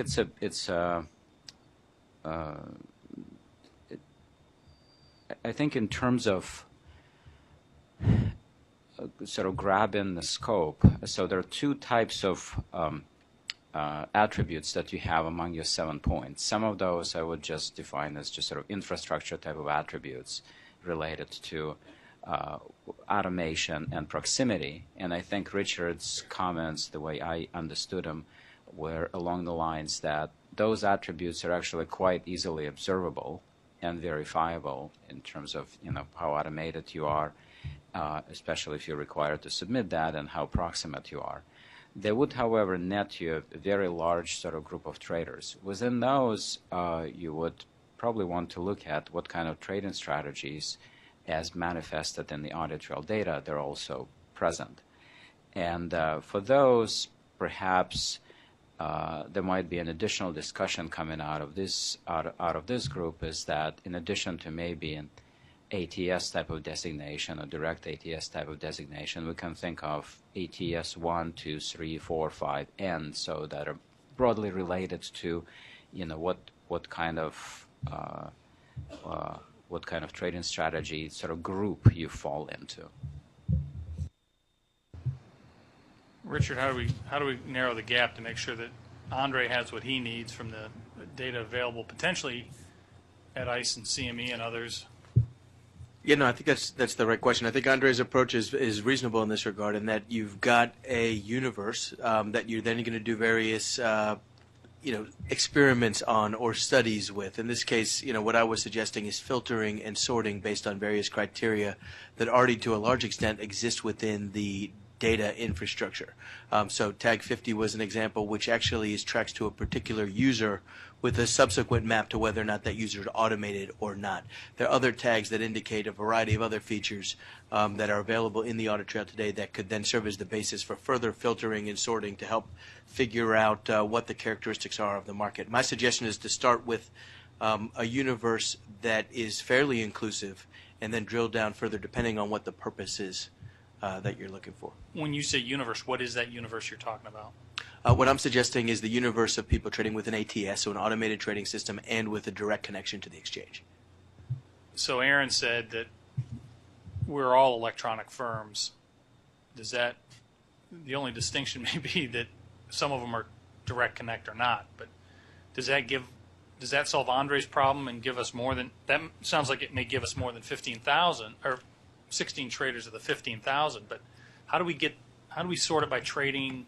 I mean, what's the right sorting? But yeah, I would look at, it depends again really on what you're trying to accomplish. If you're doing a surveillance, it may be some of the pattern detection that Tom Gier was talking about earlier. If you're doing it for sort of a market structure study, maybe you want to actually look at the data and determine where the appropriate cutoffs are. So in your case, you talked about number of orders per day as a criteria. That might be one thing to sort on and to see what jumps out of the data, or the number of executions per day, or the maximum position size during the course of the day, consistent with the way Andre approached the data. I think there's lots of different ways you can look at it. Some of the criteria you identified in your proposed definition are reasonable starting points for how you would begin to explore and structure your search of that data.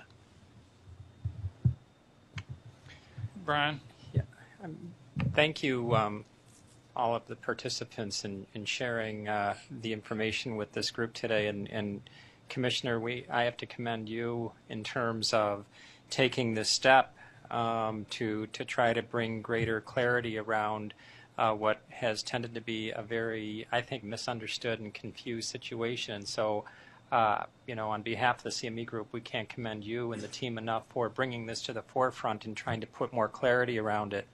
And if I may be so bold to take a page out of your book in terms of what you did with the PFS subcommittee, and I was lucky enough to serve on that with my distinguished colleagues, I think we went to the tables and we had a good mixture of different representation from the industry, and we looked at some difficult situations, and you gave us a timeline to come back to you with some recommendations, and I would proffer that same kind of suggestion basis what's come out of this group today.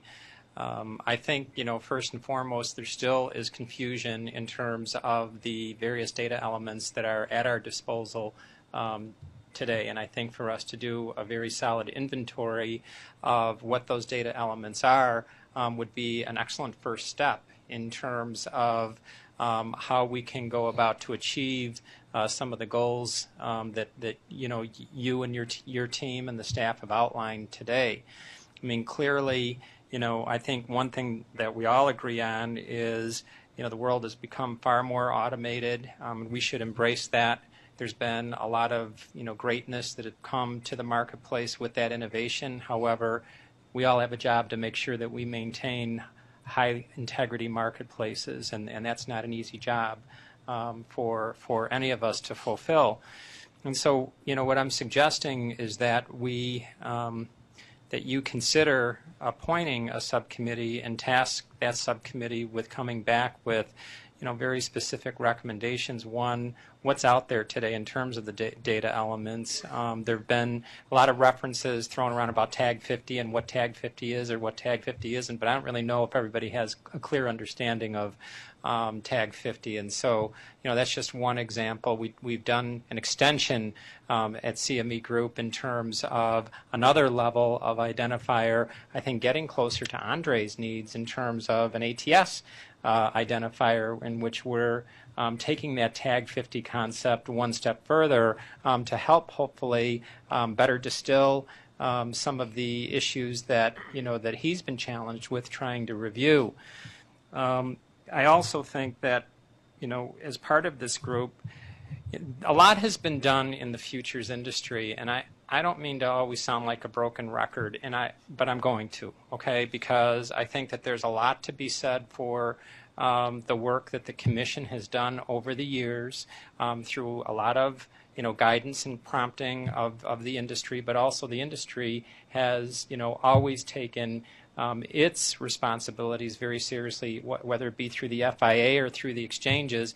And we've developed a lot of really wonderful capabilities in terms of risk management protocols. Some of that has been through the work that you have driven as part of this Technology Advisory Committee. We've come up with some best practices that I think as a group here, everybody felt very good about, principles that the marketplace should abide by. We should take that work and integrate that as a part of all of this in terms of really outlining some of the wonderful things that the exchanges and the firm FCM committee community, the FIA, the proprietary groups have come together in terms of, with this innovation, establishing those risk management protocols and identifying and delineating what we think are the standards and the best standards for proper risk controls. Then I also think we should take, after doing a cataloging of all of that, come back to you and identify, is there needs for further registration requirements based upon what we have there today, how we've inventoried it, making sure everybody's on the same page in terms of holistically exchanges, capabilities to hopefully standardize some of those tagging mechanisms, and see do we need to take it a step further in terms of some additional registration criteria. We may not. Thank you. I think that's an excellent suggestion. I'm going to share that with my colleagues and discuss another potential technology advisory group subcommittee. So we'll talk amongst ourselves, I guess, if you will. Can I make Brenda? a comment? Sure. I think it's been an interesting discussion, and one of the first things we have to do is identify, what we mean by high-frequency trading. And certainly integrity and confidence of our financial markets is critical. And high-frequency trading, it seems to me, is a characteristic of the market. It implies a lot of volume, a lot of speed, but it doesn't necessarily imply risk. Right? And I think, if we do form a working group here, I think we need to zero in on what are we really talking about risk here, other than say, the operational risk of, not being able to process the volume or at as high a speed, as the market is demanding. And, once we've identified what those risks are, then you ask, well, what are the right kind of controls? And do you want, the laboratory working on, putting a man on Mars? Or do you want the laboratory working on, detecting where we have high-frequency trading? And it just seems with our limited resources, we should really size our controls or decide what the appropriate controls are relative to the level of risk we're really talking about, and whether high-frequency trading just isn't a characteristic we all have to adapt to because of changing technology.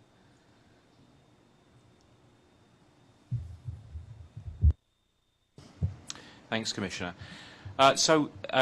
Your definition that you put out on high-frequency trading, I actually think a lot of the properties that you put out, I don't think it defines high-frequency trading. I just think a lot of those properties happen to be a side effect of high-frequency trading. I side a bit more with Richard's definition of high-frequency trading, and when I got into this space, when we got into this space over 10 years ago to provide the tools and platforms to enable high-frequency traders to quickly build and deploy their algorithms, the definition that was in the market then was to separate from an execution algorithm, which is all about slicing up a large execution to minimize market impact and achieve a benchmark price.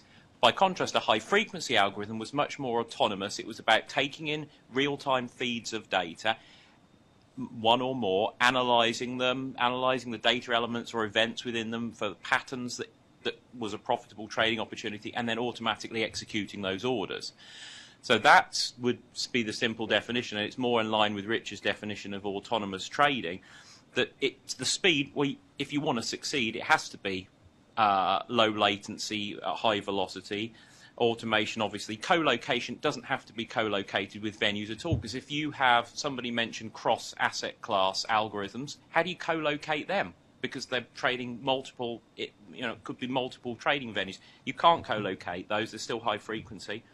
Holding period, that's just a side effect, and so on and so forth. So I think that's the simple definition. It was very interesting to hear the FINRA examples about patterns to indicate there's clearly some bad apples in the high-frequency trading space, but to Brenda's point, high-frequency trading is generally a good thing. But there's some bad apples, we need to find them.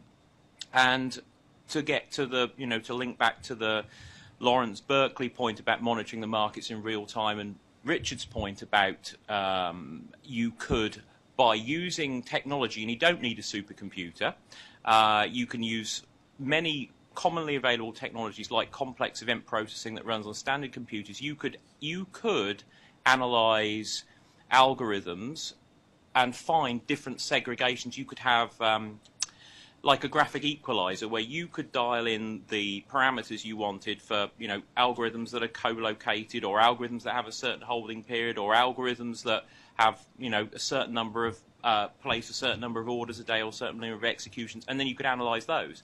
So take the whole universe and then dial it down to the subsections you want to analyze, in parallel, you've got the FINRA type patterns that are detecting the market abuse, which I thought your examples were brilliant, and I was tweeting them as you were doing it. I noticed lots of people were very interested in it. So, so I think a simple definition, but then being able to take the parameters you've defined and dial them up and down and look at the subsection of the market of which algorithms live would give you a lot more control and understanding of the space. Gary, then Chuck. Yeah, just two general comments. I particularly like the presentation about the laboratory. That was very exciting. It just seems to me, I just have two observations what I'm hearing today, and it goes. The first part goes with what both Brian and Brenda had said. I keep looking back and I think of the Dooley matter, that was not high-frequency trading. I think of the flash crash, that wasn't high-frequency trading. And I know there's a lot of concerns about high-frequency trading, but I'm almost concerned that the fixation on high-frequency trading is causing us to ignore the other issues around that. I'm almost tempted again to go back to the looking for the supernova and becoming so fixated on looking for the supernova that you actually miss the planet that has life on it right next to it, which also would be very, very interesting to know about. To me, it is all about risk control. I think the current episode in the news is about risk control, and I think that to a certain extent, I wonder whether we call it high-frequency trading or direct ATS participant. It gets us distracted off of what constitutes sound risk control, and I think that this committee that we're discussing could certainly think about, whether we're going to miss the forest now by looking for individual trees. The second thing is I do think that is one aspect of that study. And Tom, one of the observations about Reg Mar, and I do think it's been very successful, and I do think that firms that have complied with it have learned a lot. But one thing that I've learned through the implementation of Reg Mar is that it was a mistake to put the emphasis on the broker as in the securities industry as opposed to the exchanges, which is what the futures industry keeps on suggesting. Because just by seeing the accounts that we at the end of the day decided not to deal with because of because we couldn't meet the latency requirements of the customers or some of the risk parameters, I realized that there was a race to the bottom.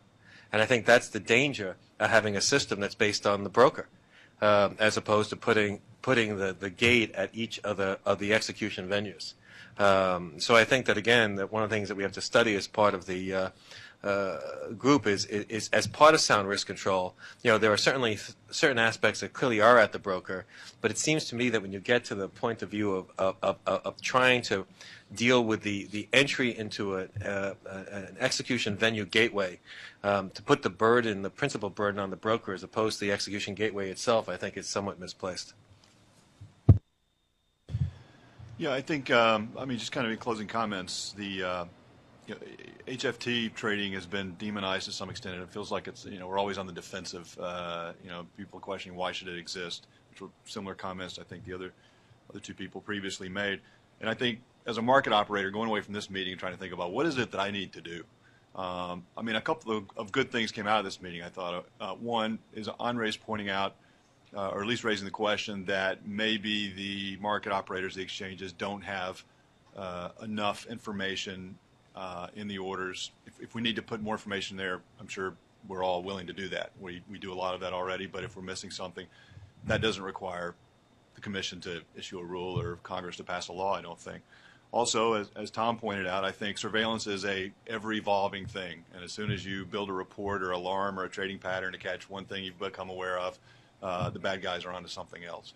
So I think there's probably helpful dialogue amongst compliance people and compliance organizations in the exchanges on how can we do those types of things better. Again, it doesn't require none of that should require CFTC action. So what I'm taking away is really trying to wonder what is it that beyond the risk controls that we as an industry said are good practice, the exchange, clearing firm, and the algo level.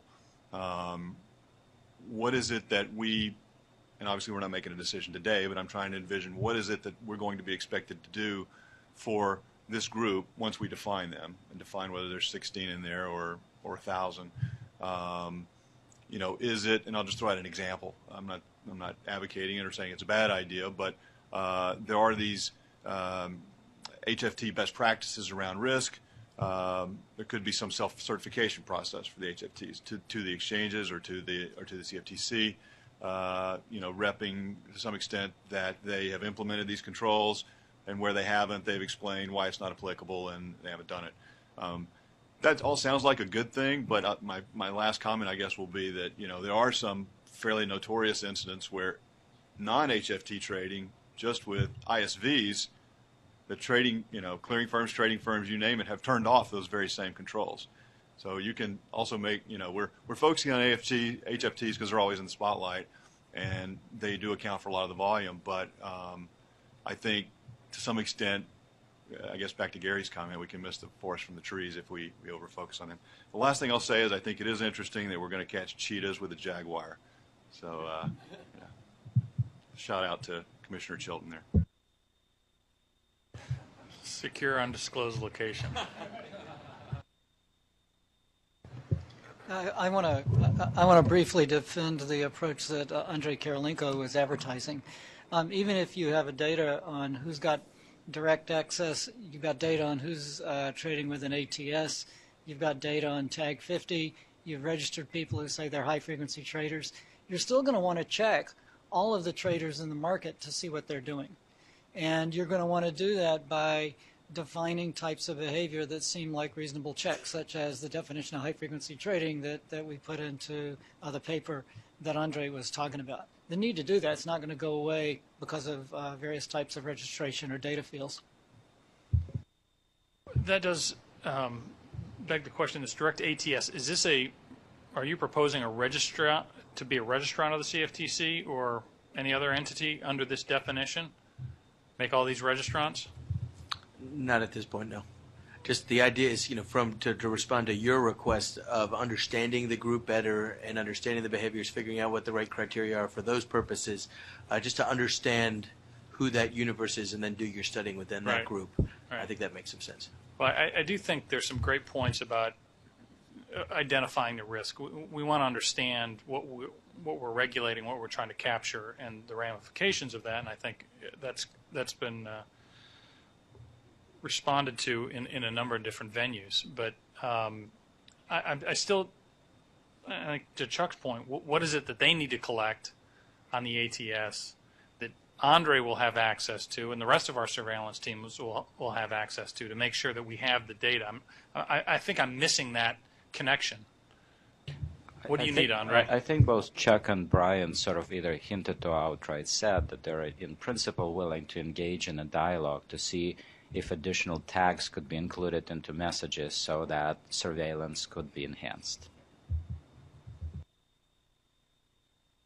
Just one thing, Commissioner, and I also commend you for doing this because it takes a lot of work by all of us. But I will say that the prop trading firm, the principle-based trading firms, what Richard's proposed is that here's the universe. Within that, you can certainly get into different subsets of what's going on in there. But the firms are basically saying, if you want us to define ourselves, here we are.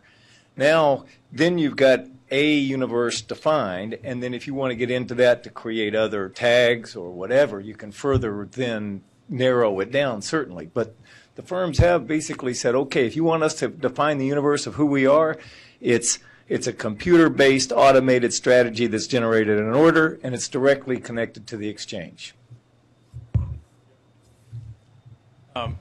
Aaron, you made the point of identifying 4 or 5 key points. Would you endorse making those best practices, or are you speaking on behalf of the industry to make those best practices?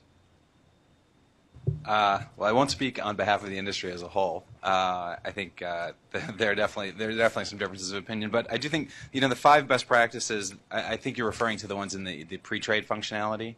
No, the ones you listed, the 4 or 5. Oh, the 4 general principles. Yeah. I really like them. I think they're great. I think everybody should use them.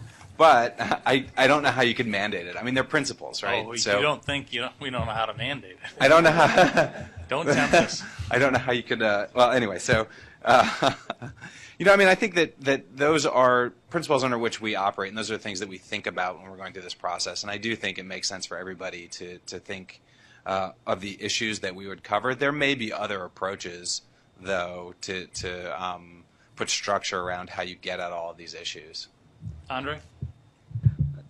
I think that sort of somewhat a little bit back to the previous comment that I just wanted to mention that DCM Core Principle 4 and Future CEF Core Principle 4 requires that DCMs and CEFs conduct effective surveillance, including in real time.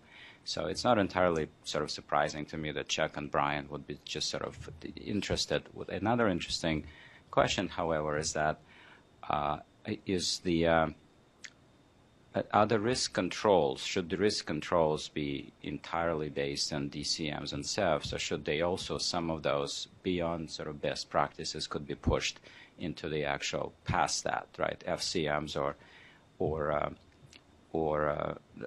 other categories? And to that end, you ask a question repeatedly about registration. And so to the extent that, and I think Brian mentioned that, if data shows that there are some entities that may need to be registered as new registrants based on the fact that effective surveillance, sort of cannot be conducted just based on whatever many tags you add into the marketplace, that is possibly the next step.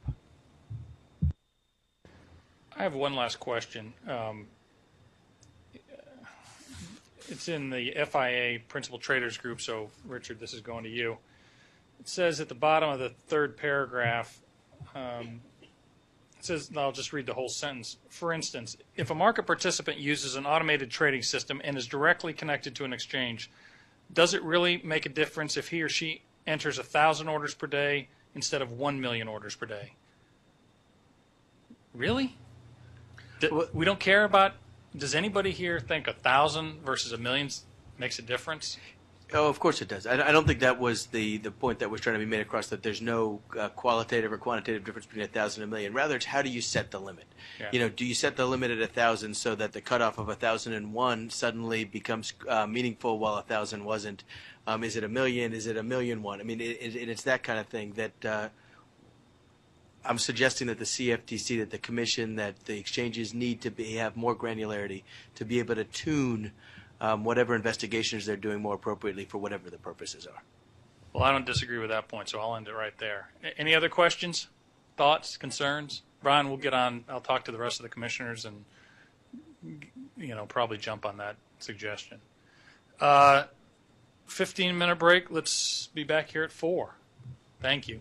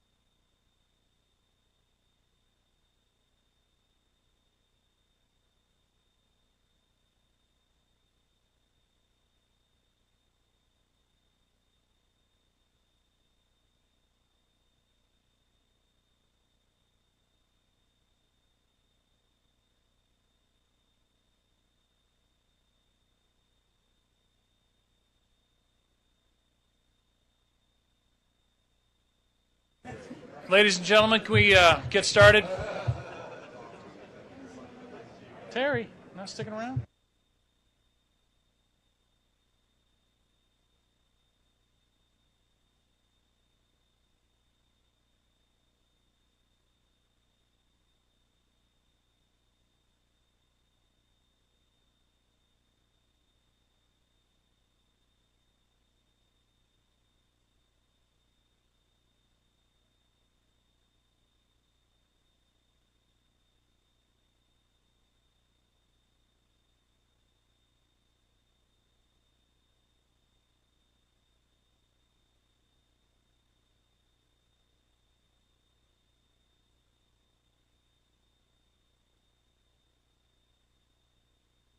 Okay.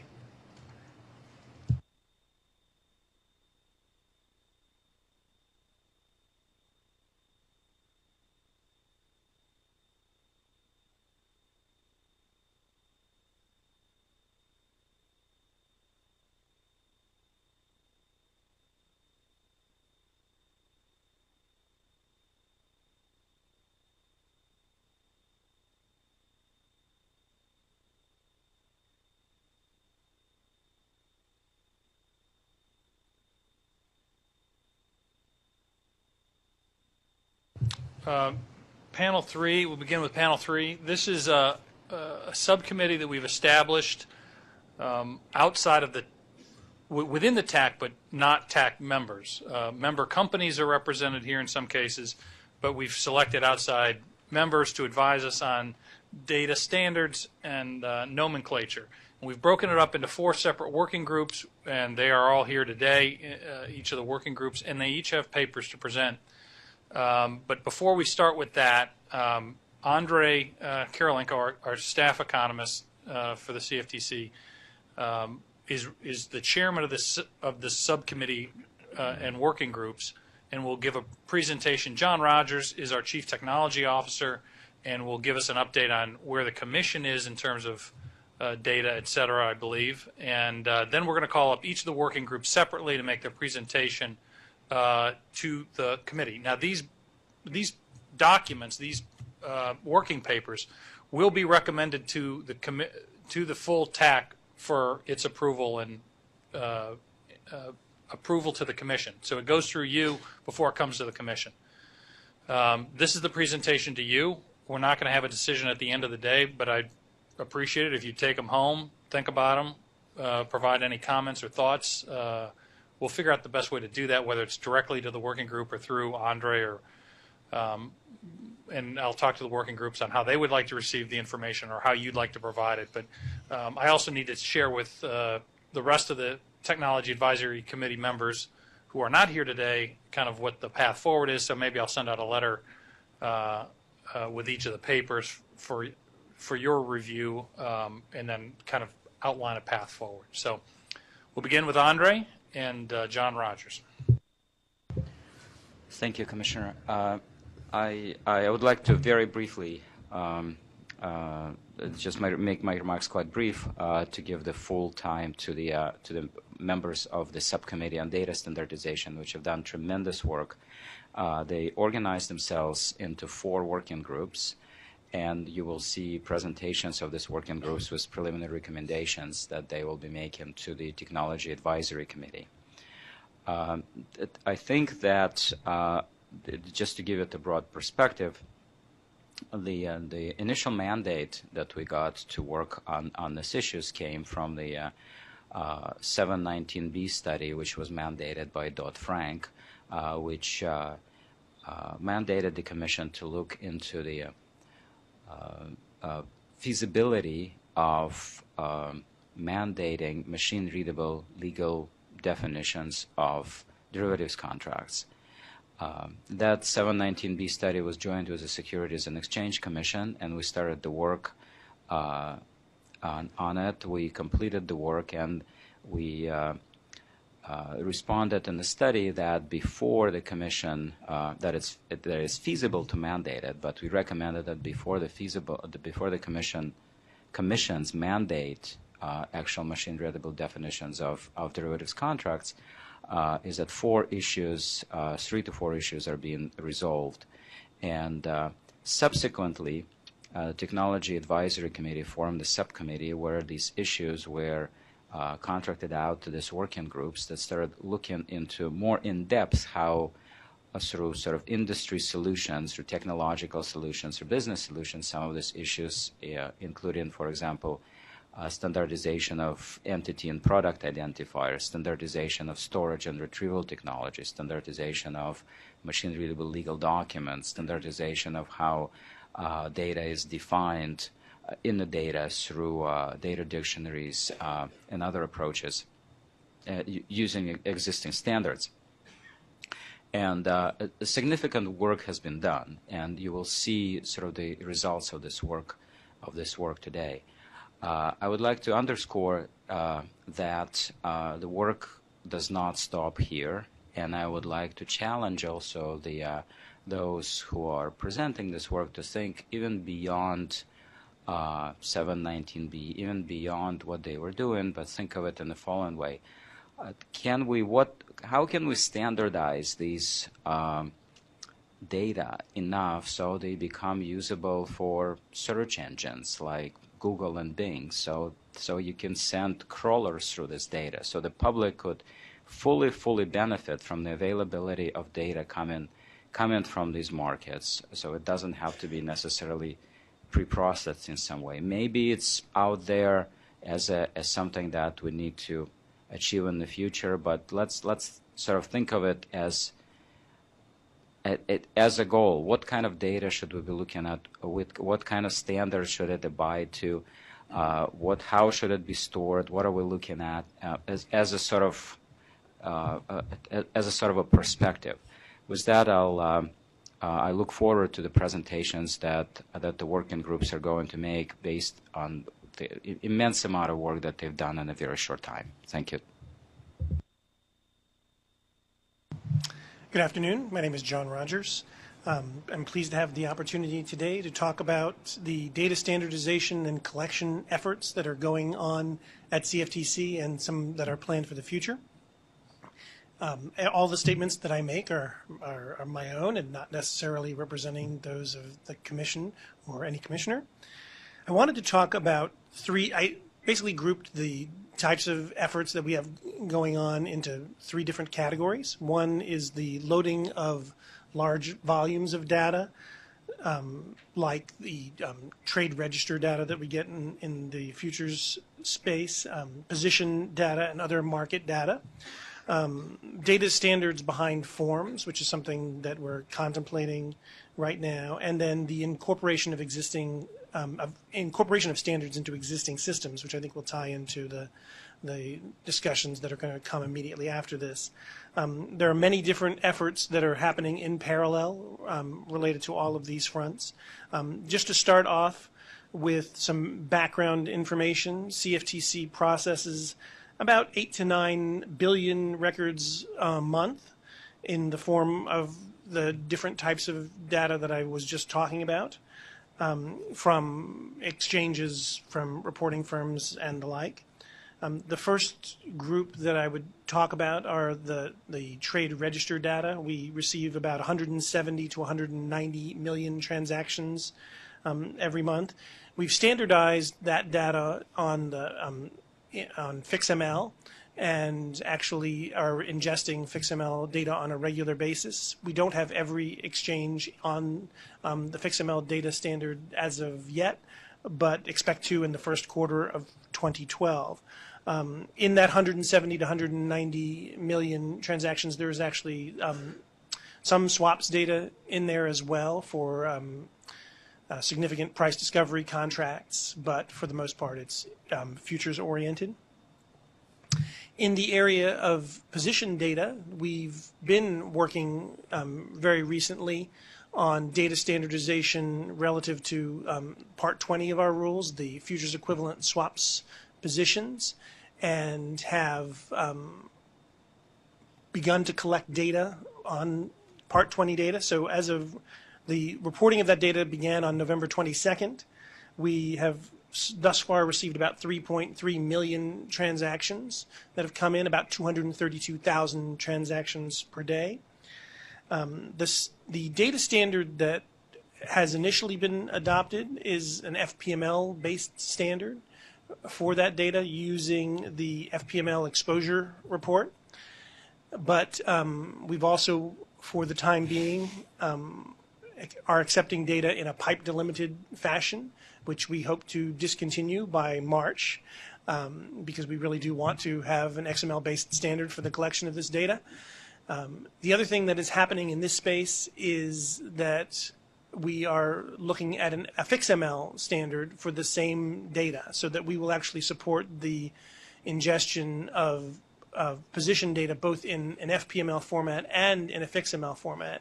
That's important because I know that there have been different entities that have more knowledge on the FPML format versus the FixML, or more accustomed to using it.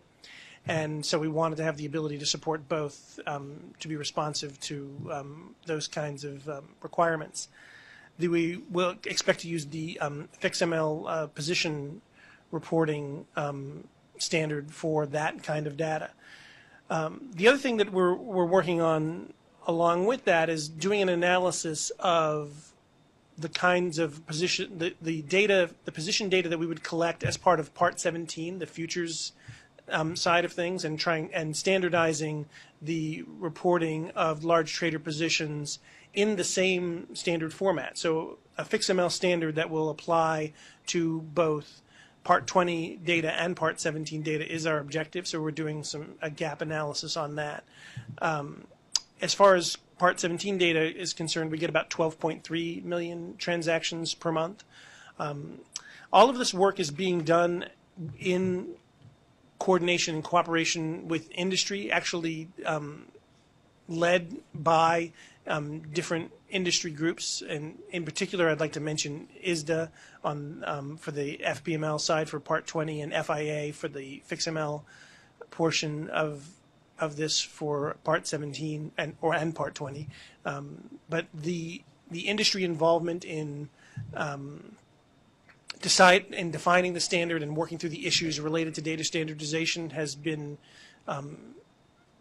outstanding and greatly appreciated, and will be the standard for how we're defining these things moving forward. One of the things that we've done as part of this effort is recently released a guidebook for Part 20 that was posted on CFTC.gov for how to comply with putting data out in the FPML standard. The concept of having guidebooks issued for data standards that we would expect to receive is another thing that we will be doing on an ongoing basis. We're going to be creating a section actually on our CFTC.gov website that will allow people to go and find out how to submit data. That's something that's a work in progress. The other feature that we are adding as part of this particular rulemaking that I think is, or this particular data submission that I think is very important, is a automated feedback loop. It isn't in place yet, but as we've started to collect Part 20 data, we've been getting lots of calls and inquiries. Did you receive our data? Were you able to process it, and that sort of thing? So we're going to be working on a process to push back results of whether we received the file, whether we were able to process it, and errors that we might have encountered as we were trying to process that. So to begin the process of having an automated exchange of the status of being able to load information. Other data that we collect time and sales data. We get about 8 billion transactions in time and sales a month, so that's the largest portion of the data that we're collecting. Other data that we're looking at collecting is order message data. We've been working with the Chief Economist's office in analyzing order message data. We've collected that data from a couple of different exchanges, and we're analyzing that to determine what type of data we would like to have ingested at the Commission on an ongoing basis. So that's ongoing. In the swap space, we are collecting credit default swaps data. We get about 4 files every day, about 3 million records per month that deal with margin information, settlement information, position information, and relative statistics. Those files are actually in CSV format. We we'll be exploring the movement to an XML-based standard for that in the future, but given the time frame that we had, we decided to accept a CSV format, but everyone is on that format in terms of submitting data. So we'll be looking at FPML or FixML for that sort of thing. In the area of interest rate swaps, we are looking at files that have currently been given to us by CME and LCH to analyze the types of data that we want to collect on an ongoing basis so that we can define a standard for that. We will be looking at data standardization for Part 39, which is DCO reporting, which is the reporting of two different types of information: cash flow information on customer and house accounts for margin, variation margin, things of that nature, but also financial data relative to DCOs. We'll be looking at data standards for that. For the financial data, we'll be looking at XBRL. That isn't necessarily, an established decision that was made, but that's one of the areas that we'll be focusing on. And then lastly, in the large groups of data that we'll begin to look at is, as SDRs come online, is there a standard feed of data that we're expecting to get, whether it's transaction data, position data, and what form that data will take. So that'll be an upcoming initiative. So that's really the group of the large volumes of data that we expect to collect on a regular basis. In terms of the forms data that we are talking about, we are looking at rulemaking relative to the Form 102 that most people are probably familiar with, and changes made to that. But one of the key things there is we're going to automate that process so that there'll be access to that on cftc.gov, but we're also looking at data standards behind the form so that, for example, if someone wanted to use a back-end system to submit 102 type data without having to use the online interface, they'll be able to do so. But we need to get through the rulemaking, the process, and define the standard before we'll be able to start collecting that information, and we anticipate working with industry in the collection of that information as well. And then the last group is around things like LEI, which we're about to talk about, and UPI. We, specifically as it relates to LEI, we are working with the Office of Financial Research, which is part of the Department of Treasury, to analyze our existing systems and our existing data flows to figure out how an LEI construct will fit into our existing systems. What kinds of changes do we need to make to our internal databases? What kinds of columns do we need to add? What kinds of changes do we need to make to the data flows that are coming into our systems in order to accept LEI? So whatever the standard might be, we're going to have to be modifying our systems to accommodate that. And as far as UPI is concerned, at this point, it's really our work on as part of the subcommittee related to the TAC that we've been working. So, but we anticipate doing something similar with UPI as it gets established. So that's a quick update on what's going on from a CFTC perspective, and I'd be happy to answer questions.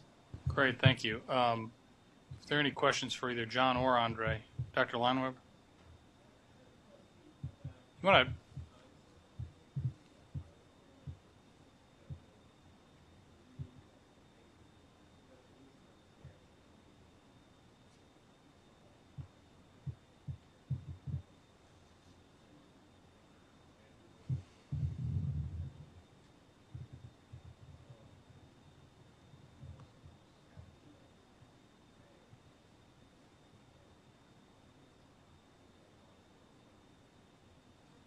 Before you answer, could you summarize the question so we can all?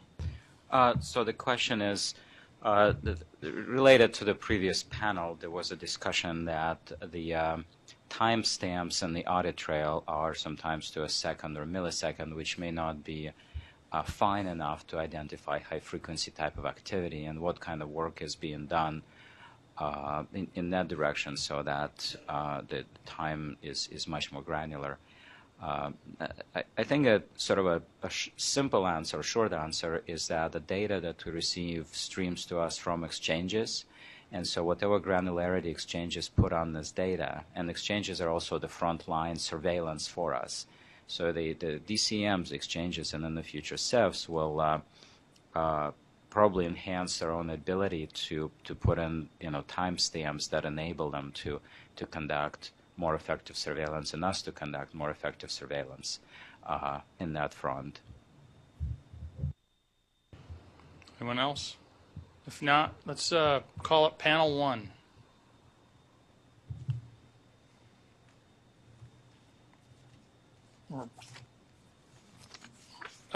If anybody's interested, on this table right here by the door are all the working papers. And if the panel or the working group would just briefly introduce who you are and what you're working on, keep in mind that TAC committee members, probably this is the first touch they've had on this issue. So if you give just a good summary of what you're working on, that'd be helpful.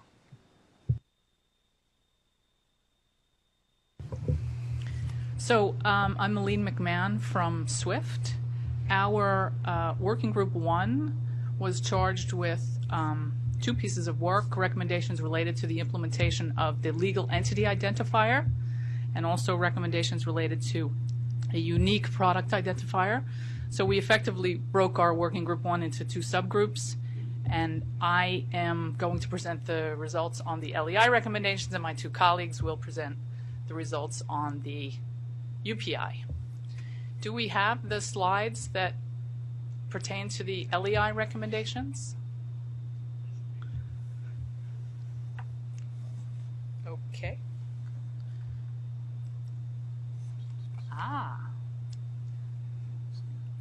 LEI, some slides, that one. This one? Yeah. Great.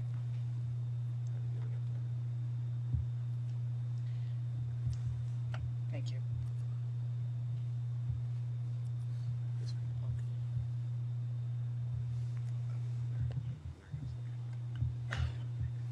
So the paper that you can read in detail on LEI is about 11 pages, and the only thing I'm going to present here very quickly, because the LEI side of the equation was a little bit, shall we say, simpler than the UPI side, and I'd like to leave a little extra time for my colleagues to present UPI. So our first recommendation is that the CFTC support the global LEI initiative that's currently being coordinated for the G20 by the Financial Stability Board. So this initiative is focusing its efforts on establishing a global system for uniquely identifying parties, which may leverage the ISO 17442 LEI standard as the global LEI. There's lots of information in the supporting paper about what the LEI standard includes today, the ISO 17442, and I would recommend that you can review that at your leisure.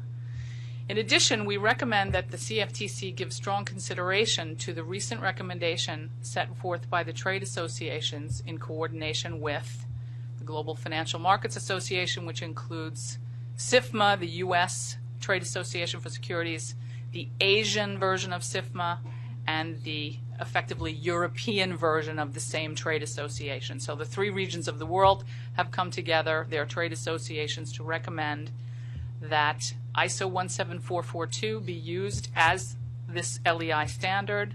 SWIFT has been recommended as the registration authority and DTCC as the facilities manager, and that solution would also make use of the Association of National Numbering Agencies, who already have many relationships in the jurisdictions to help manage such a standard.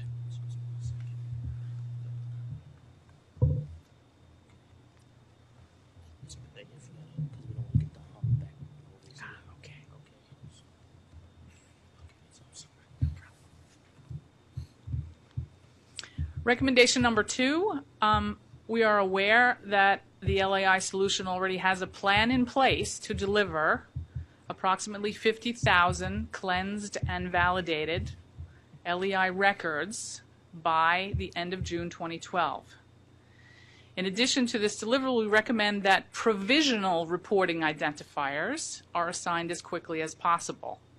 So these provisional IDs would be 20 characters in length, 18 alphanumeric characters with 2 check digits. Initially, IDs should be assigned for potentially the first 2,000. We understand that this number sort of includes many of the swaps, or shall we say most of the swaps trading counterparties. Fields corresponding to the ID should mirror the draft standard, again, of ISO 17442. This initial release should be followed by the assignment of provisional reporting IDs for the rest of all the swaps parties by June of 2012. Firms would then be able to register new entities via the introduction of a new web portal, and again, some of the details of this are outlined in the paper. And the provisional reporting IDs should be assigned following the principles set forth by the industries and the regulators. They should be unique, with no embedded intelligence, persistent, scalable, and free from any assignment limitations. And this is indeed exactly what ISO 17442 is following. Now, we are aware that the SIFMA LEI Steering Committee received final business specs from DTCC and SWIFT on November 23rd, and the first tranche of these provisional LEIs for credit default swap counterparties are ready for assignment, and the timing of that assignment is being coordinated with the global regulatory community, including the work that's currently being done through the Financial Stability Board. So that work has already started. We suggest that you fully support that work. And the last recommendation has to do with the timing and many concerns that were raised by not just members of our subcommittee, but many of the industry folks that participated in our discussions. Testing time is needed between dealers and swaps data repositories in advance of the implementation of the required reporting. We recommend that testing should begin at least 6 months prior to anticipated reporting implementation, and recommend that testing be done in a phased approach, such as a beta phase, live implementation, with a definitive compliance date. Prior to testing, parties to the transactions, including dealers, will need to complete the mapping, and as we've heard, the CFTC itself has to figure out how it's going to deal with LEIs. We strongly suggest you leave at least 20 characters available in those fields, however you do it. But I would be remiss if I didn't additionally comment. During our discussions, we got lots of questions from industry participants on when will this be required, how will it be required, how will it be phased. There's lots of concern in the industry on how this will be phased in and what will be required. I'm happy to take a question now or have my colleagues do UPI and take questions after. Let's just keep going.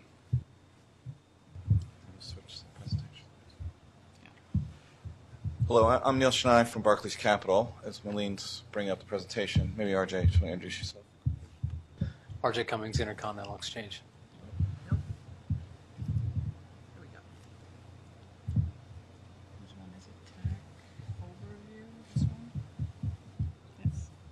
Yeah.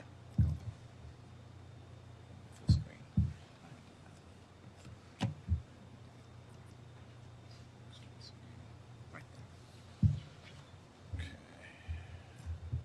Okay. So in response to the CFTC's proposed rules, there's a concept of a unique product ID that the rules and the industry need to work towards to increase transparency. To put this in context, how do we do it today in the industry? We basically look at 5 to 10 fields, go through those fields and try and identify what a unique product is, whether it's a 5-year swap, an index, what have you. So that's how the industry is today. So there's a massive shift that would have to go to a unique product ID for every tradable instrument. ISDA and an exclusive group of industry leaders are working on the UPI itself. This is driving that by having different working groups per asset class, and that is made up of dealers, buy-side, CCPs, affirmation platforms, and the list that's sort of on the slide. As part of this proposal, the things that we were really looking at were ensuring there would be no impediments for product innovation or trading. So if we came up with a UPI scheme that was very costly to implement, that would make it hard for trading partners to bring new products to market. The costs had to be well understood. We wanted it to be cost effective. I think we talked earlier about understanding how you make money in the execution or clearing side. So if we come up with a very expensive cost costly solution, that might not work right for the industry. And also being clear on what granularity do we need really at the UPI level. While transparency is very good, too much granularity, where you have granularity where you absolutely know from the UPI who's actually trading that, could be a problem for the industry as well.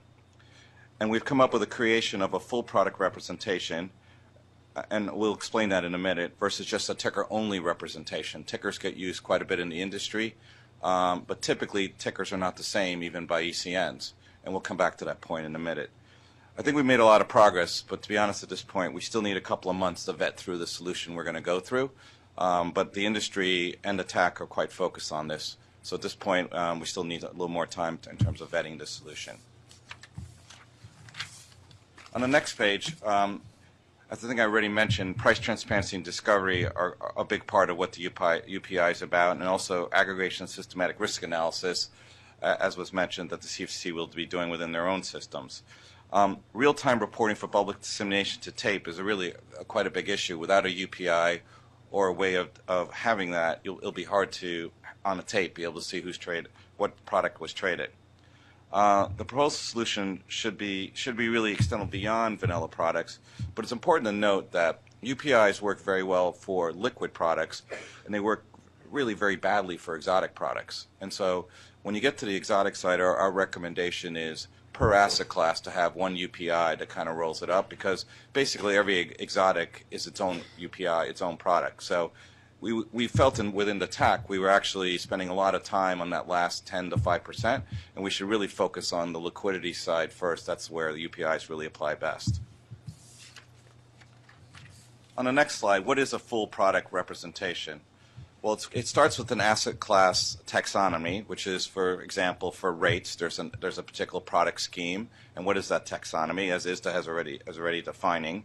A product description, a human-readable product description, that when somebody looks at a tape or somebody looks on a screen, they'll understand what it means. A ticker, which is really a short name for that product description. A product description would be, and we'll show you an example, quite a bit number of fields. And also a UPI key. What is a UPI key? It's a computer-friendly, singular, opaque, immutable, fixed length, always unique key. And I'll come back to that tomorrow and why that's so important. We think it's important because also that we need to be sure that it is actually unique. I mean, the biggest hurdle in this approach is actually taking the actual product information, breaking it apart in a way that we can then assign. Product definition from existing electronic venues and work being done now to define the PET terms may help speed this process up for very liquid products. So what is the actual approach? We develop a rule book, which is really the brains of the UPI. It's actually the rules to take from the standard trade form, which will be an FPML, and what are the rules you actually apply to come up with a normalized set of data and generate a UPI key. The idea of the hashing algorithm is when you take a particular FPML form in a product key and you feed it through this hash, through this algorithm, you always get the same hash key back. So anybody in theory can create this because it's based on an algorithm that is very usable, and we kind of see this as something that's probably open source, public domain that anybody can use. The actual rule books would be controlled and monitored by ISDA, so it would be somebody who would be actually looking after the rules. And then there would be a human-readable product description that people could easily see that this is an index, a CDS index, or this is a 5-year swap, and that would be easy for people to see, especially on the liquid side. The generation of tickers is something that I think we're used to having in the industry, and to go from the product identifier for the UPI could be part of the actual product solution, but it's an extra step. Beyond this, we'll probably need a lookup service, and what we were thinking in terms of a lookup service is using something from the DOI where the data is actually stored in a number of different places. It could be in SDRs like ICE and DTCC, but the lookup service could be like a Google search, allows you to go to those services and pull back the information, whether you put in a ticker, whether you put in a product description, or whether you actually put in the actual UPI key. And so the importance is that the industry would be able to easily find the information they needed to find. And that could also happen programmatically if it was a computer-to-computer type of request. I'm going to pass over to RJ now. So I guess the general question is, what does this look like? How does it work? We went through a couple slides on how we were going to present this solution. Kind of going from left to right across the slide here, everything starts with trade data and how it's referenced to an SDR or to a regulatory authority. So with the trade data and the rule book that Neil talked about, referencing a full product description, which typically comes in all shapes and sizes across asset classes for product descriptions, contract reference data, et cetera. They're put into the hashing algorithm, which is defined by commodity groups and in asset classes such as FX, credit. It doesn't really matter. It's a generalized algorithm that once you put in the product data sets and apply the rule book to it, it kicks out 3 basic attributes that can then be used for regulatory monitoring of price similar activities. You get the UPI key, which is the hashed algorithmic output that references the product description and the product info sets that go into it. You get a ticker, which is a human readable kind of referenceable data element that either traders can use, execution platforms, clearing providers can use. And then where you're in absence of something standardizable, you get a asset class or a taxonomy with a general UPI key that says this is truly an exotic product, bespoke in nature, and typically should probably get passed aside to a separate bucket for either individual analysis or however the commission decides to use it. So I mean, in general, we had a lot of discussion about, what's the key trade-off between using tickers, which are widely distributed throughout many of the asset classes, execution facilities, clearing providers, versus something that was machine readable. And as Neil said, tickers, even on two execution platforms that support trading for the exact same product, can be different.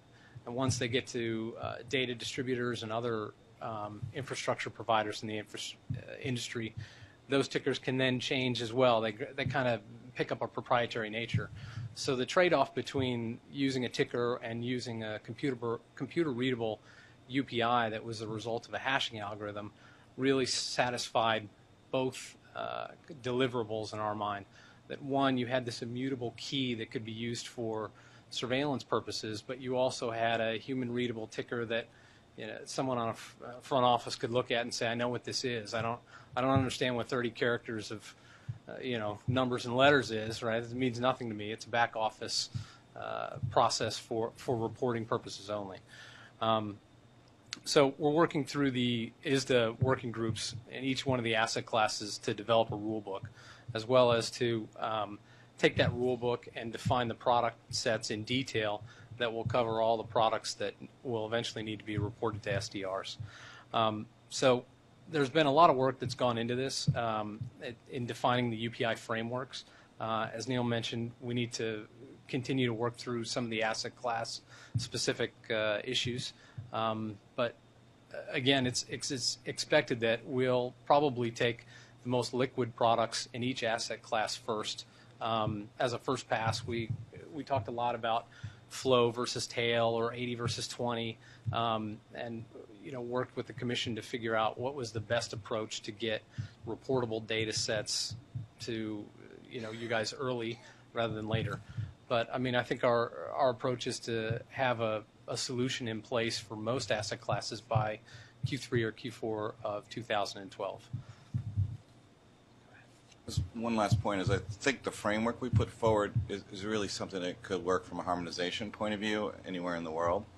And one of the things we wanted to make sure is that we wouldn't have conflicts, and that's why the hash key is kind of there. So I don't know, something in Europe, something in South America, wherever this may go over the next 5 years, that it was something that people could build off of. That was part of our thinking as well.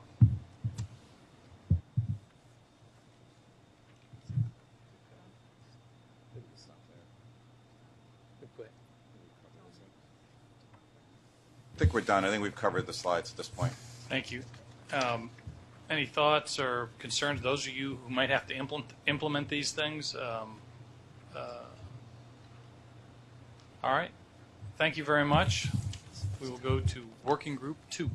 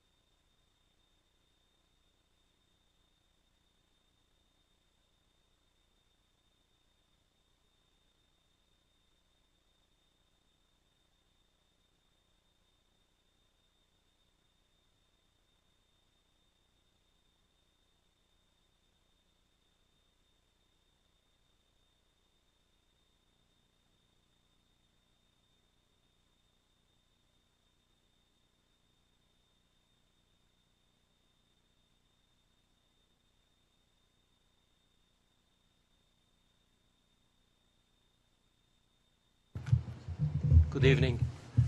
I'm Pierre Lamy from Goldman Sachs. I'm Michael Will from Innodata.Genix. And so what we will present you with the interim recommendations for the Machine-Readable Legal Documents Working Group. And Paolo Rodella from BlackRock Solutions has been working with us on this topic. And we want to take the opportunity to thank the working group coordinators, Nancy Doll from the CFTC and Walter Hampshire from the SEC and Bill Nichols from the OFR, who have been guiding us as part of this analysis. This has been a very effective exercise. So what we have been focused on as part of this working group is on answering two broad questions. The first question is how to represent in a machine-readable format complex OTC derivatives and bespoke OTC derivatives. The second question is how to represent legal master documents in also a machine-readable format. So what we will do today is present two recommendations and progress update on a third topic that relates to master documents. So first recommendation relates to the data representation of complex and bespoke products. What we will do is present to this Technology Advisory Committee a recommendation that relates to the usage of generic product data representation for those products, which is a simplified data representation for those complex and bespoke products that makes use and leverage a practice that is in place on the marketplace and preserves the ability for the marketplace to innovate whilst also providing appropriate information to prudential regulators. As it relates to master documents, first, in terms of new portfolio legal agreements, what we will do is propose the leverage of an initiative that is in progress at ISDA, which is a standard credit support annex initiative, which aims at putting in place a very standardized credit support annex document and framework in place for credit support annex agreements. The idea that we have been developing with ISDA is taking this initiative to have a native electronic data representation for those agreements, and we're also even contemplating the idea to have an electronically executable legal agreement, which would be, we think, a great opportunity and a good proof of concept for this approach. The question that remains is, what do we do with legacy master agreements? And for that, with undertaking a survey with industry, because what we want to do is to confirm feasibility and evaluate the cost benefit of a proposed approach that we have that would be to focus on documents that are conditional clauses or most value for systemic analysis by prudential regulators. But we think that we need more time to work with industry to evaluate the feasibility of this approach. So if we go into the first topic, more in details into data representation for complex and bespoke products. So our approach has been to try to very much look at what is being used today among market participants, and rather than looking at creating a new standard for those products, rather leveraging things that already exist and can be leveraged further for prudential reporting.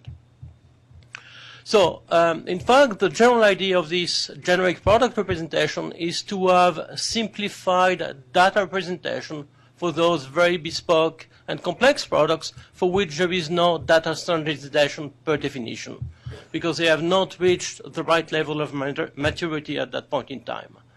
So what we have done is, and there is a more detailed paper that I really invite people to look at, is we have been comparing the data representation with the full data representation that we have as part of the industry standards, leveraging the IOSCO CPSS analysis that's been done in terms of providing functional category of data.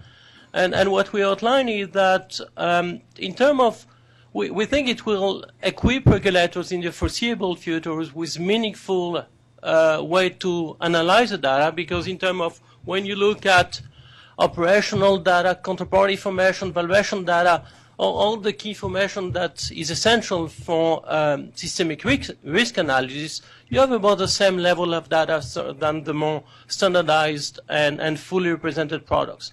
really the key difference in terms of data representation relates to transaction economics.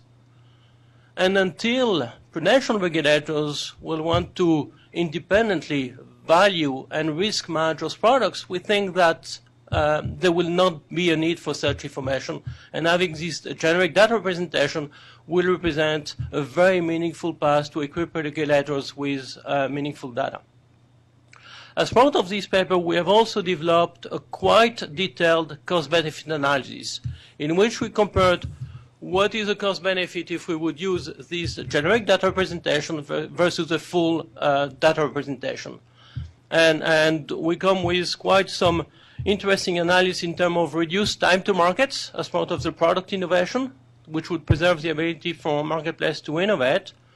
Also, much significant lesser cost in terms of creating new products and reporting those products, while at the same time it would preserve the ability to have appropriate information because market participants would still provide the key information that is needed for systemic risk analysis. Once again, until marketplace regulators want to independently price and risk manage those products, which would really lead to some challenges per se, because in terms of models, those complex and bespoke products would represent some specific challenges. Also, what we want to outline is the benefit of this analysis. It is scalable because it's used the same data standards as the one used for standardized products. So as products evolve in the product life cycle, the investment that is done for initially reporting this product as a complex product can be leveraged when the products become mature and is fully represented. And last but not least, we have widely discussed this paper as part of the broader industry, and the feedback has been extremely positive and supportive. Okay. Turning now to the rest of our presentation, there are two classes of portfolio legal agreements that have been the subject matter of our working group's focus. First of all, we have the new legal agreements. These are legal agreements that have yet to be executed. And secondly, there are active executed legal agreements, which in some circumstances, believe it or not, have been active since 1987 and have no real prospect of expiring anytime soon. Turning to the new legal agreements first, and the ISDA standard CSA in particular, this is a highly standardized version of the two most prevalent credit support agreements in use today, namely the English law and New York law ISDA Credit Support Annex. There are three perceived primary advantages of the SCSA. First of all, to synchronize the mechanics and economics of the bilateral and cleared markets. Secondly, to simplify the process of collateralization by reducing margin disputes arising from pricing differences. And finally, facilitate the integration of CSA terms into pricing models by limiting complex bespoke drafting.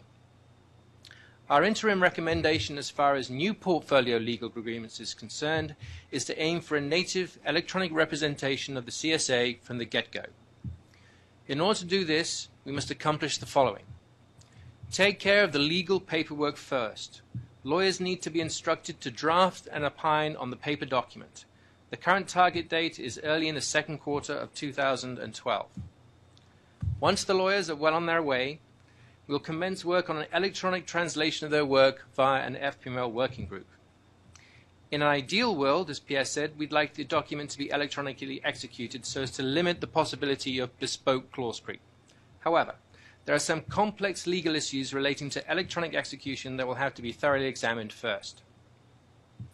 Turning now to legacy legal agreements, which by far and away are the biggest issue in my particular view.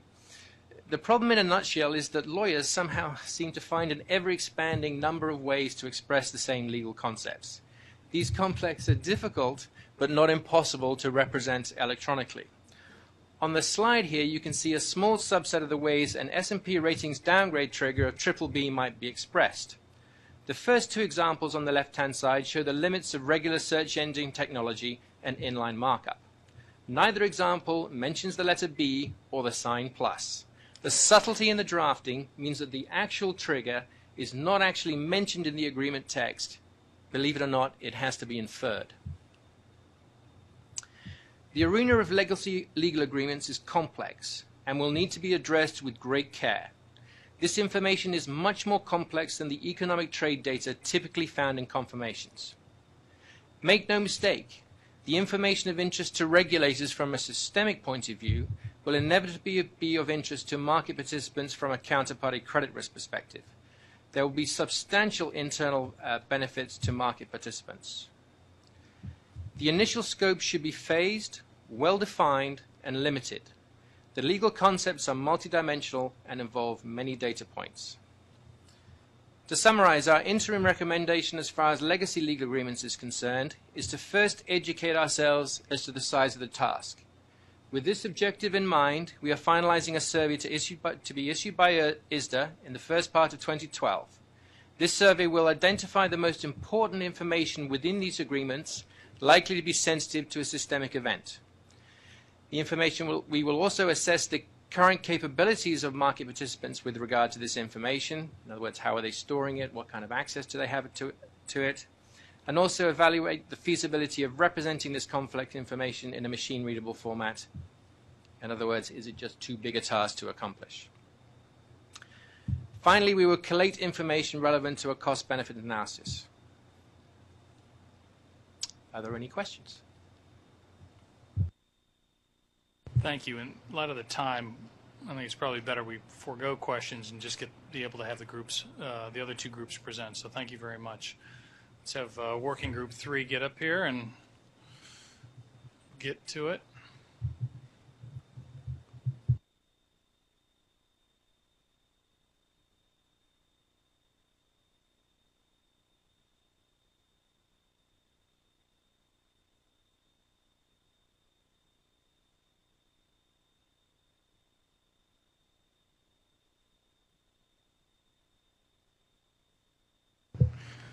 Greetings. My name is Mike Etkin. I'm the Managing Director of the Enterprise Data Management Council. It's a trade group started by the banks to get control over their data issues. Let me also start by saying we don't have full consensus in our group. We've had a lot of spirited debate. We're not finished like everybody else who's presented today. Building off of what Andre was talking about up front, we were looking at the viability of the issues and conclusions in the 719B study. We were looking at how do you define all of the components of complexity with precision in a way that supports what we call ad hoc analysis and in time to support the policy responses required by the regulators. And then specifically we're looking at how do you do that semantically. And let me describe that up front, the semantics really is about three things.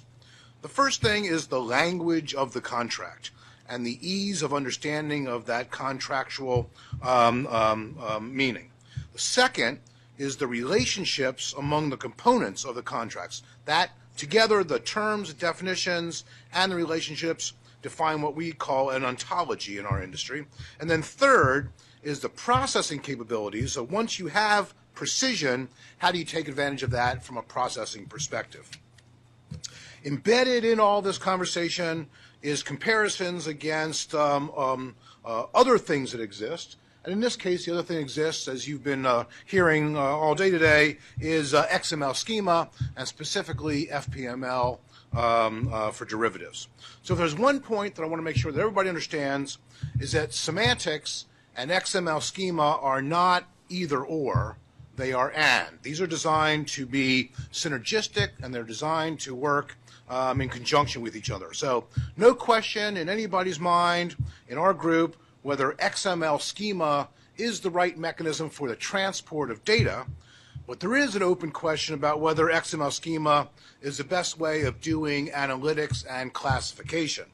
So the final piece of truth in all this is that regardless of whether it is semantics or schema, you must precisely and unambiguously define the meaning of the contracts and the structure of the relationships associated with those contracts. So let me, with that as a backdrop, let me give you some conclusions and then turn it over to my colleague Carl from ISDA to talk about some of the work they've done in their risk analysis.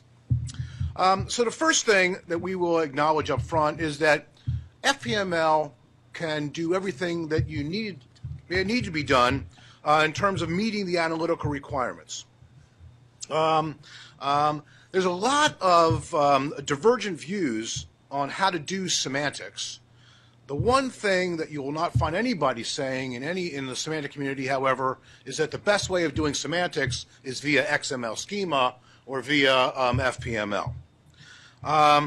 Second thing is that we believe that semantics, meaning both the business conceptual ontologies and the processing of semantics, is a very promising, if not the best way of meeting the analytical objectives associated with 719B. These activities are in a process of becoming a standard within the object management group. So it's not yet complete. It's not yet something that the Commission can implement, but it's close, and it's in process of becoming a OMG standard. So I just want to reemphasize that semantics and schemas work in conjunction with each other. This is not about picking one over the other. This is about incrementally leveraging the potential of semantics within an XML framework.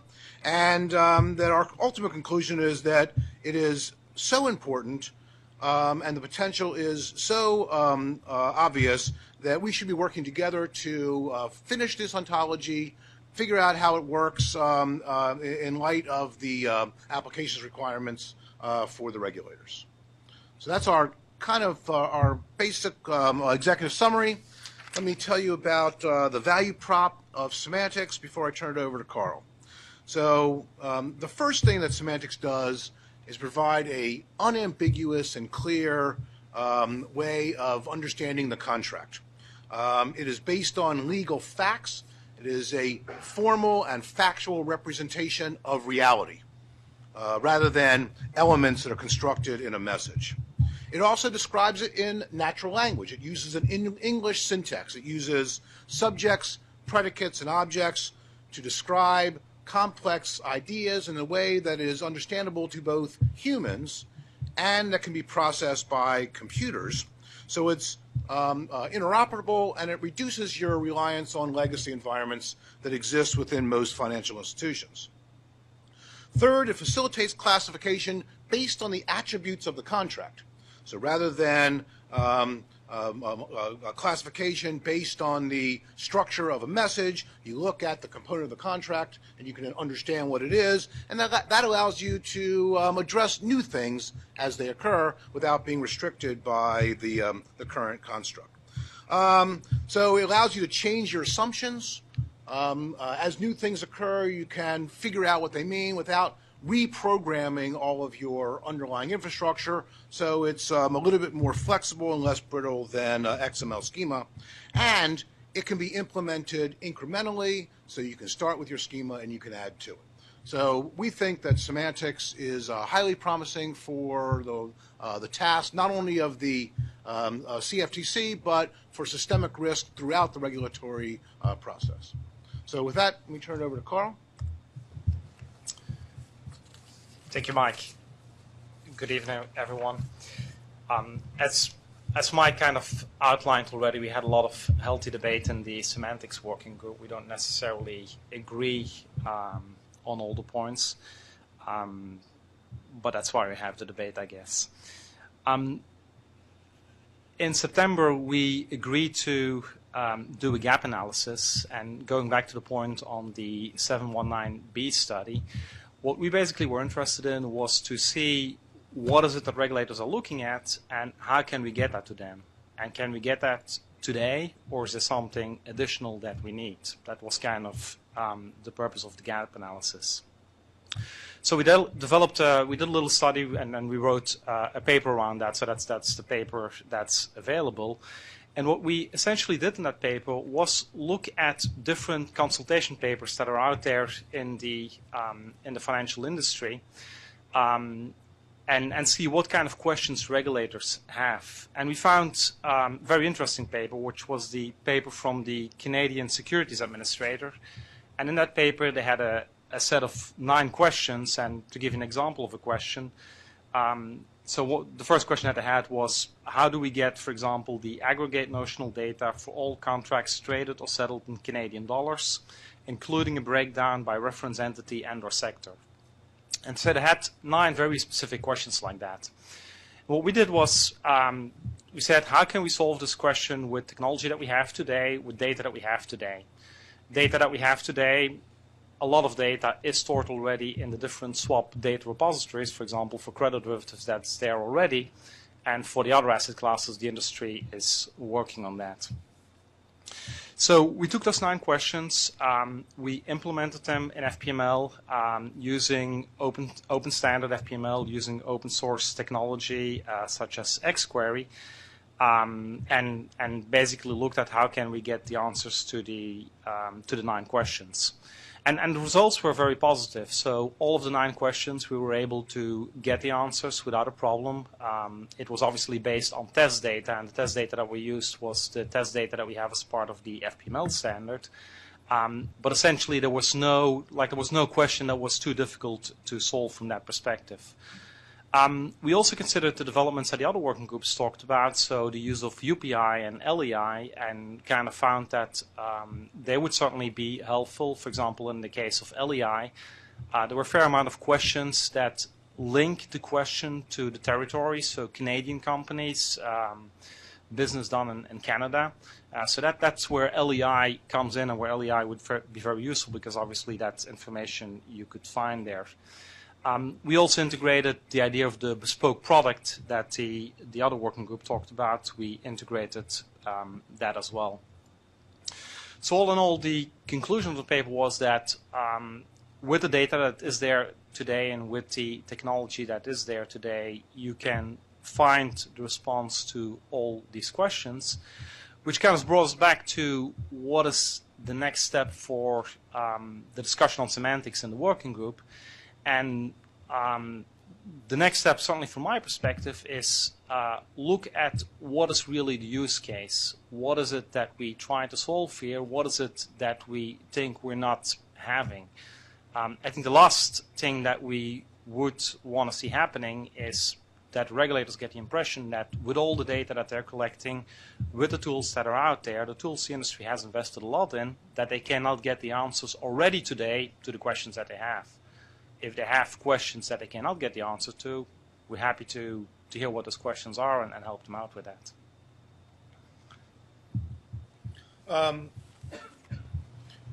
We also just finished going through that Canadian consultation paper, which is in draft stage, so we're circulating that to our working group for comment.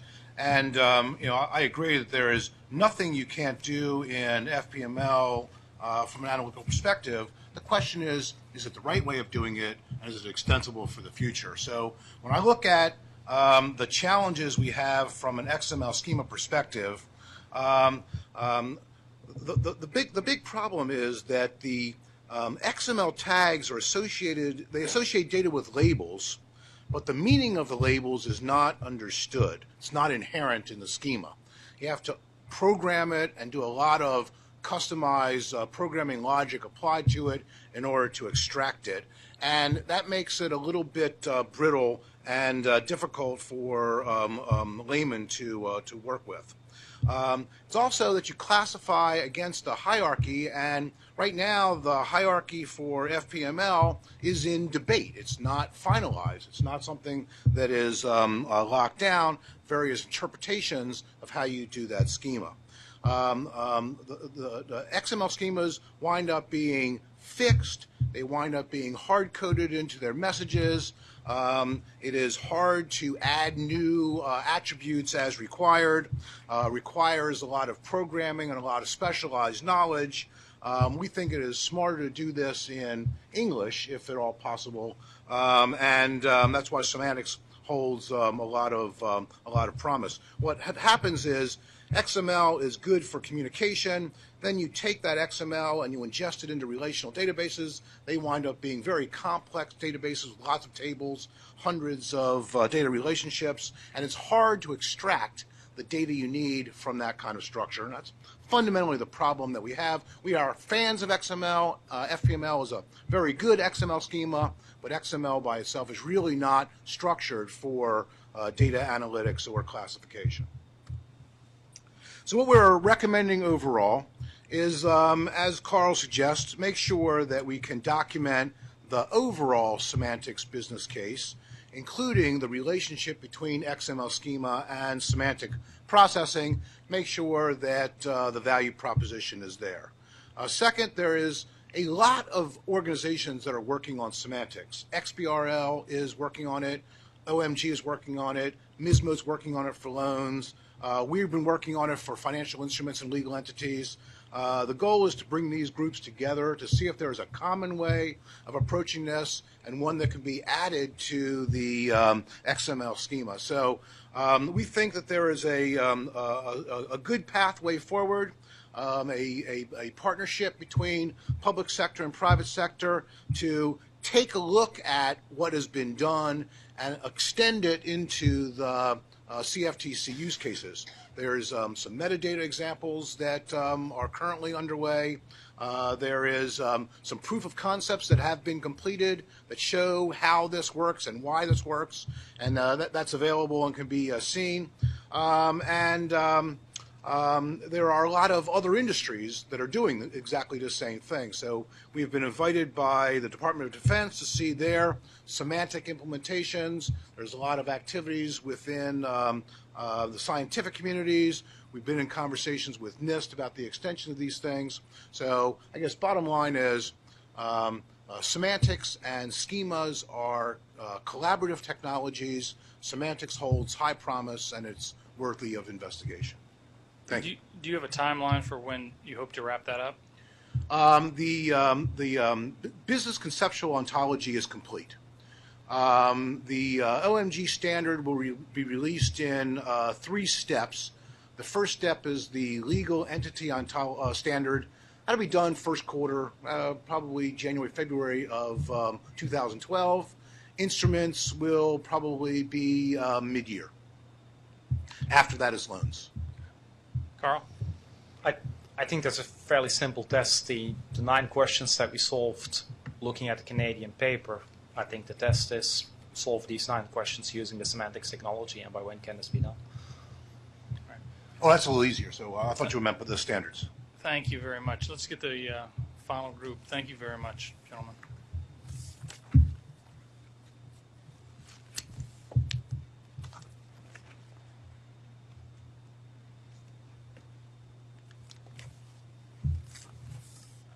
Try to find it.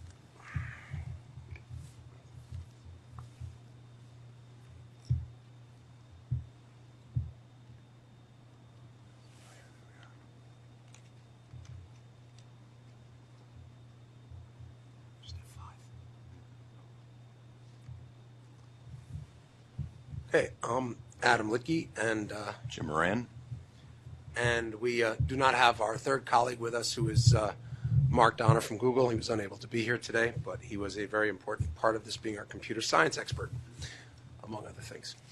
Our group had the objective of establishing a common language for what goes on in an SDR. So it's a little bit different than the other groups who were really talking about the data outside the SDR that was going to get there. And we wanted to define terms that would enable market participants to discuss functionality without confusion. A lot of times people, when you get into these debates, people will use the same word in different parts of the industry to mean slightly different things. We thought an abstract description of the functionality would let SDRs build to a common ideal, but we didn't want them to be all held to the same exact rules internally, as long as they could meet the Commission's goals. We were going to provide a set of recommendations about where standardization for data formats, for retrieval, and data storage can or should be applied, and we want to think about an implementation and phasing timeline. Again, we don't have exact dates, and we'll explain why in a few minutes. So the main sections of our white paper are the source data for cleared and uncleared swaps, some observations on the need for standard SDR storage methods, some general principles for enabling the public and private retrieval of data, the timeline, and then we took a crack at a glossary, which was a common language that we hope people will use when talking about these things. Our first recommendations on data formats. And we felt it was important in terms of getting started for the SDRs to leverage existing standards and allow for the differences among different types of products. OTC products and exchange-traded products tend to use different data protocols and data structures for communication. So a lot of exchange-traded products are done, as you heard earlier, in FixML. FPML seems to be the standard for most OTC products.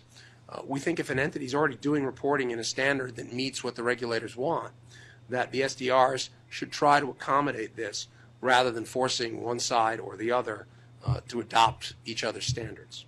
So in general, we're not advocating pick a single standard. It'd be nice if you got to a single standard, but there's stuff out there that works already.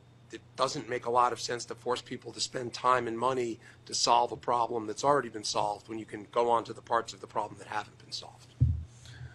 There's a couple of open issues. Eventually, the OTC and the cleared worlds are going to have to be combined, and at some point, things often do become a standardized contract. How is that going to be handled over time? And again, what do we do about this FixML, FPML divergence? I think eventually the whole industry would like to have a single standard, but it's something that's going to take, I think, quite a while, much longer than it should take reporting to start and be useful. The second recommendation is on storage. This gets to do with the fact that data has to be around for a long time. So the first thing that has to happen is there's got to be a native format of the transaction. This is going to be the format that the data existed in at the time of submission to the SDR. This gets into whether the data will be used for legal purposes at some point. We don't know, but you have to keep the original format. The data, as I said, has to be stored for a long time. A 50-year swap has to be maintained for 55 years. 55 years ago, there were no PCs. 55 years from now, we'll probably all have chips in our head and we won't have iPads. So data storage methods are going to change. We don't think that the Commission should recommend or mandate particular technologies. This stuff has to persist for a very long time. There have to be principles for rules that what needs to be preserved, what's allowed to be changed, audit trails, and then standardized outputs. But the SDR should be left to do things the best way for themselves. This technology is going to evolve over time like all technology. We can't mandate something fixed now. We'll just get stuck and we won't be able to solve the next problem. Second issue is on product IDs. We recommended that a product ID that is sent should have a version in addition to the description of the product. This sounds like it's in conflict with Group 2, which said, well, we want an immutable UPI. We don't think it is. We think as long as there's a single UPI coming out of Group 2, that's just version 1. And someday, if the industry decides to merge FixML and FPML or move to the semantics discussed by the previous group, and the world wants to change what the UPI looks like, that will be version 2. If you don't have the ability to have versioning on day 1, it's going to be very hard to add it later on. So all we're really saying here is whatever comes up out of the other groups, that's going to be version 1. Just stick a 0.1 on the end of it and know that someday when you change it, that will be version 2 and version 3 and you won't get in trouble. The last recommendation we had was around a timeline. And it's important to understand that it needs to go in phases and that there's going to be a test period for each phase before it goes live. There are 6 milestones that should be thought about, and they may all have different dates. Some may be the same. The first thing is we'd like to see SDR requirements be international and applied consistently to avoid regulatory arbitrage. The next item would be the reporting of non-cleared trades. Now, this is a little different than some of the industry working groups have discussed, which have talked about doing things by asset class or by trade type. We think it's important to get all the non-clear trades in as simple a form as possible because the data is not useful to the regulators until a significant amount of data is there. If you have incompleteness, you've collected a lot of data, you can't do anything with it. We thought dissemination of public data on a real-time basis could start at the same time or almost at the same time as reporting, since if the SDR is getting it in, it can spit back out the public parts of the data. After the non-cleared trades would be the cleared trades, only because the cleared trades are already being reported to the regulators. Eventually, all of the cleared data should go to SDRs, but if the CFTC is already getting data from futures exchanges, forcing that extra bit of work on an SDR at the same time seemed to be an imprudent use of resources. The last two items are about extra functionality to the regulators. We should remember that all of the data that's being collected is there for the regulators to be able to do analysis. In the regulations, it's quite clear that many complicated queries can be asked of the SDRs. We don't think that's going to happen on day one. The first thing should be to provide simple query functionality to the regulators and then later on provide complex analytics. There is a requirement, there is a statement that says that the regulators may require analytics to be computed on the data by the SDR, but it certainly hasn't been decided what those analytics would be, so you can't put a date on that. There are two important considerations to be considered. The first is that in setting the dates, there's a question about whether you should worry about completeness of an asset class. Do I want all the interest rate products, or do I want the largest number of trades? If you want the largest number of trades, you go for all of the simple products in an asset class, but it may mean that you have no concept of how many exotics are out there. The vast majority of trades are the simpler products. They're the easiest, but it will mean you pick up 90% and then you work really hard on the last bit versus going asset class by asset class.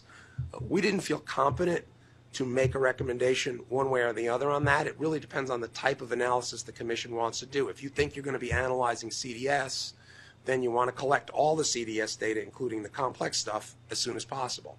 If you think you're going to be analyzing trading volumes and high-frequency trading, then you probably want information across multiple asset classes. So that's going to really depend on the first use of the data that you want. And I think is that the last one? Oh, yes, and the glossary. As I mentioned, it's not a recommendation, but we started with a glossary. It's in the back of our paper. And we hope that people will start using these terms as a standard set of terms, and that if two people have different versions, that this will get added to, but that each term will have a unique definition. Just like we want a UPI, when we're speaking English, we all know that finance is not precisely English, and that if we all agree on what a term means, there's not going to be any ambiguity going forward. If you have two terms that mean almost the same thing, just pick a different word so that we don't have to fight about it later on. And I'm going to let Jim answer all the questions. Very much, everyone, for your time in the papers that have been presented here. I know that's a lot of work that has gone into this, and I apologize that we didn't have more time to discuss this. This is something that needs to get reported up to the full TAC, and if we'll just figure out the best way to do that so you can get any questions you may have answered of the subcommittees and going forward. I do appreciate everybody's attendance here. It's been a long day, and it's over the holidays, obviously, so it's I appreciate your attendance. I'd like to thank my staff and everybody that contributed to making this useful, the technology folks, the security folks, the food. They've worked hard to put this on for us, and I greatly appreciate making it go so seamlessly. I don't have, we have to work the next meetings into the next agenda. We'll have to discuss the next subcommittee at the commission level to figure out the best path for that, but I do appreciate everyone's attendance here today, and we'll be in touch as to the next meeting going forward. And I greatly appreciate your attendance here today. So thank you very much.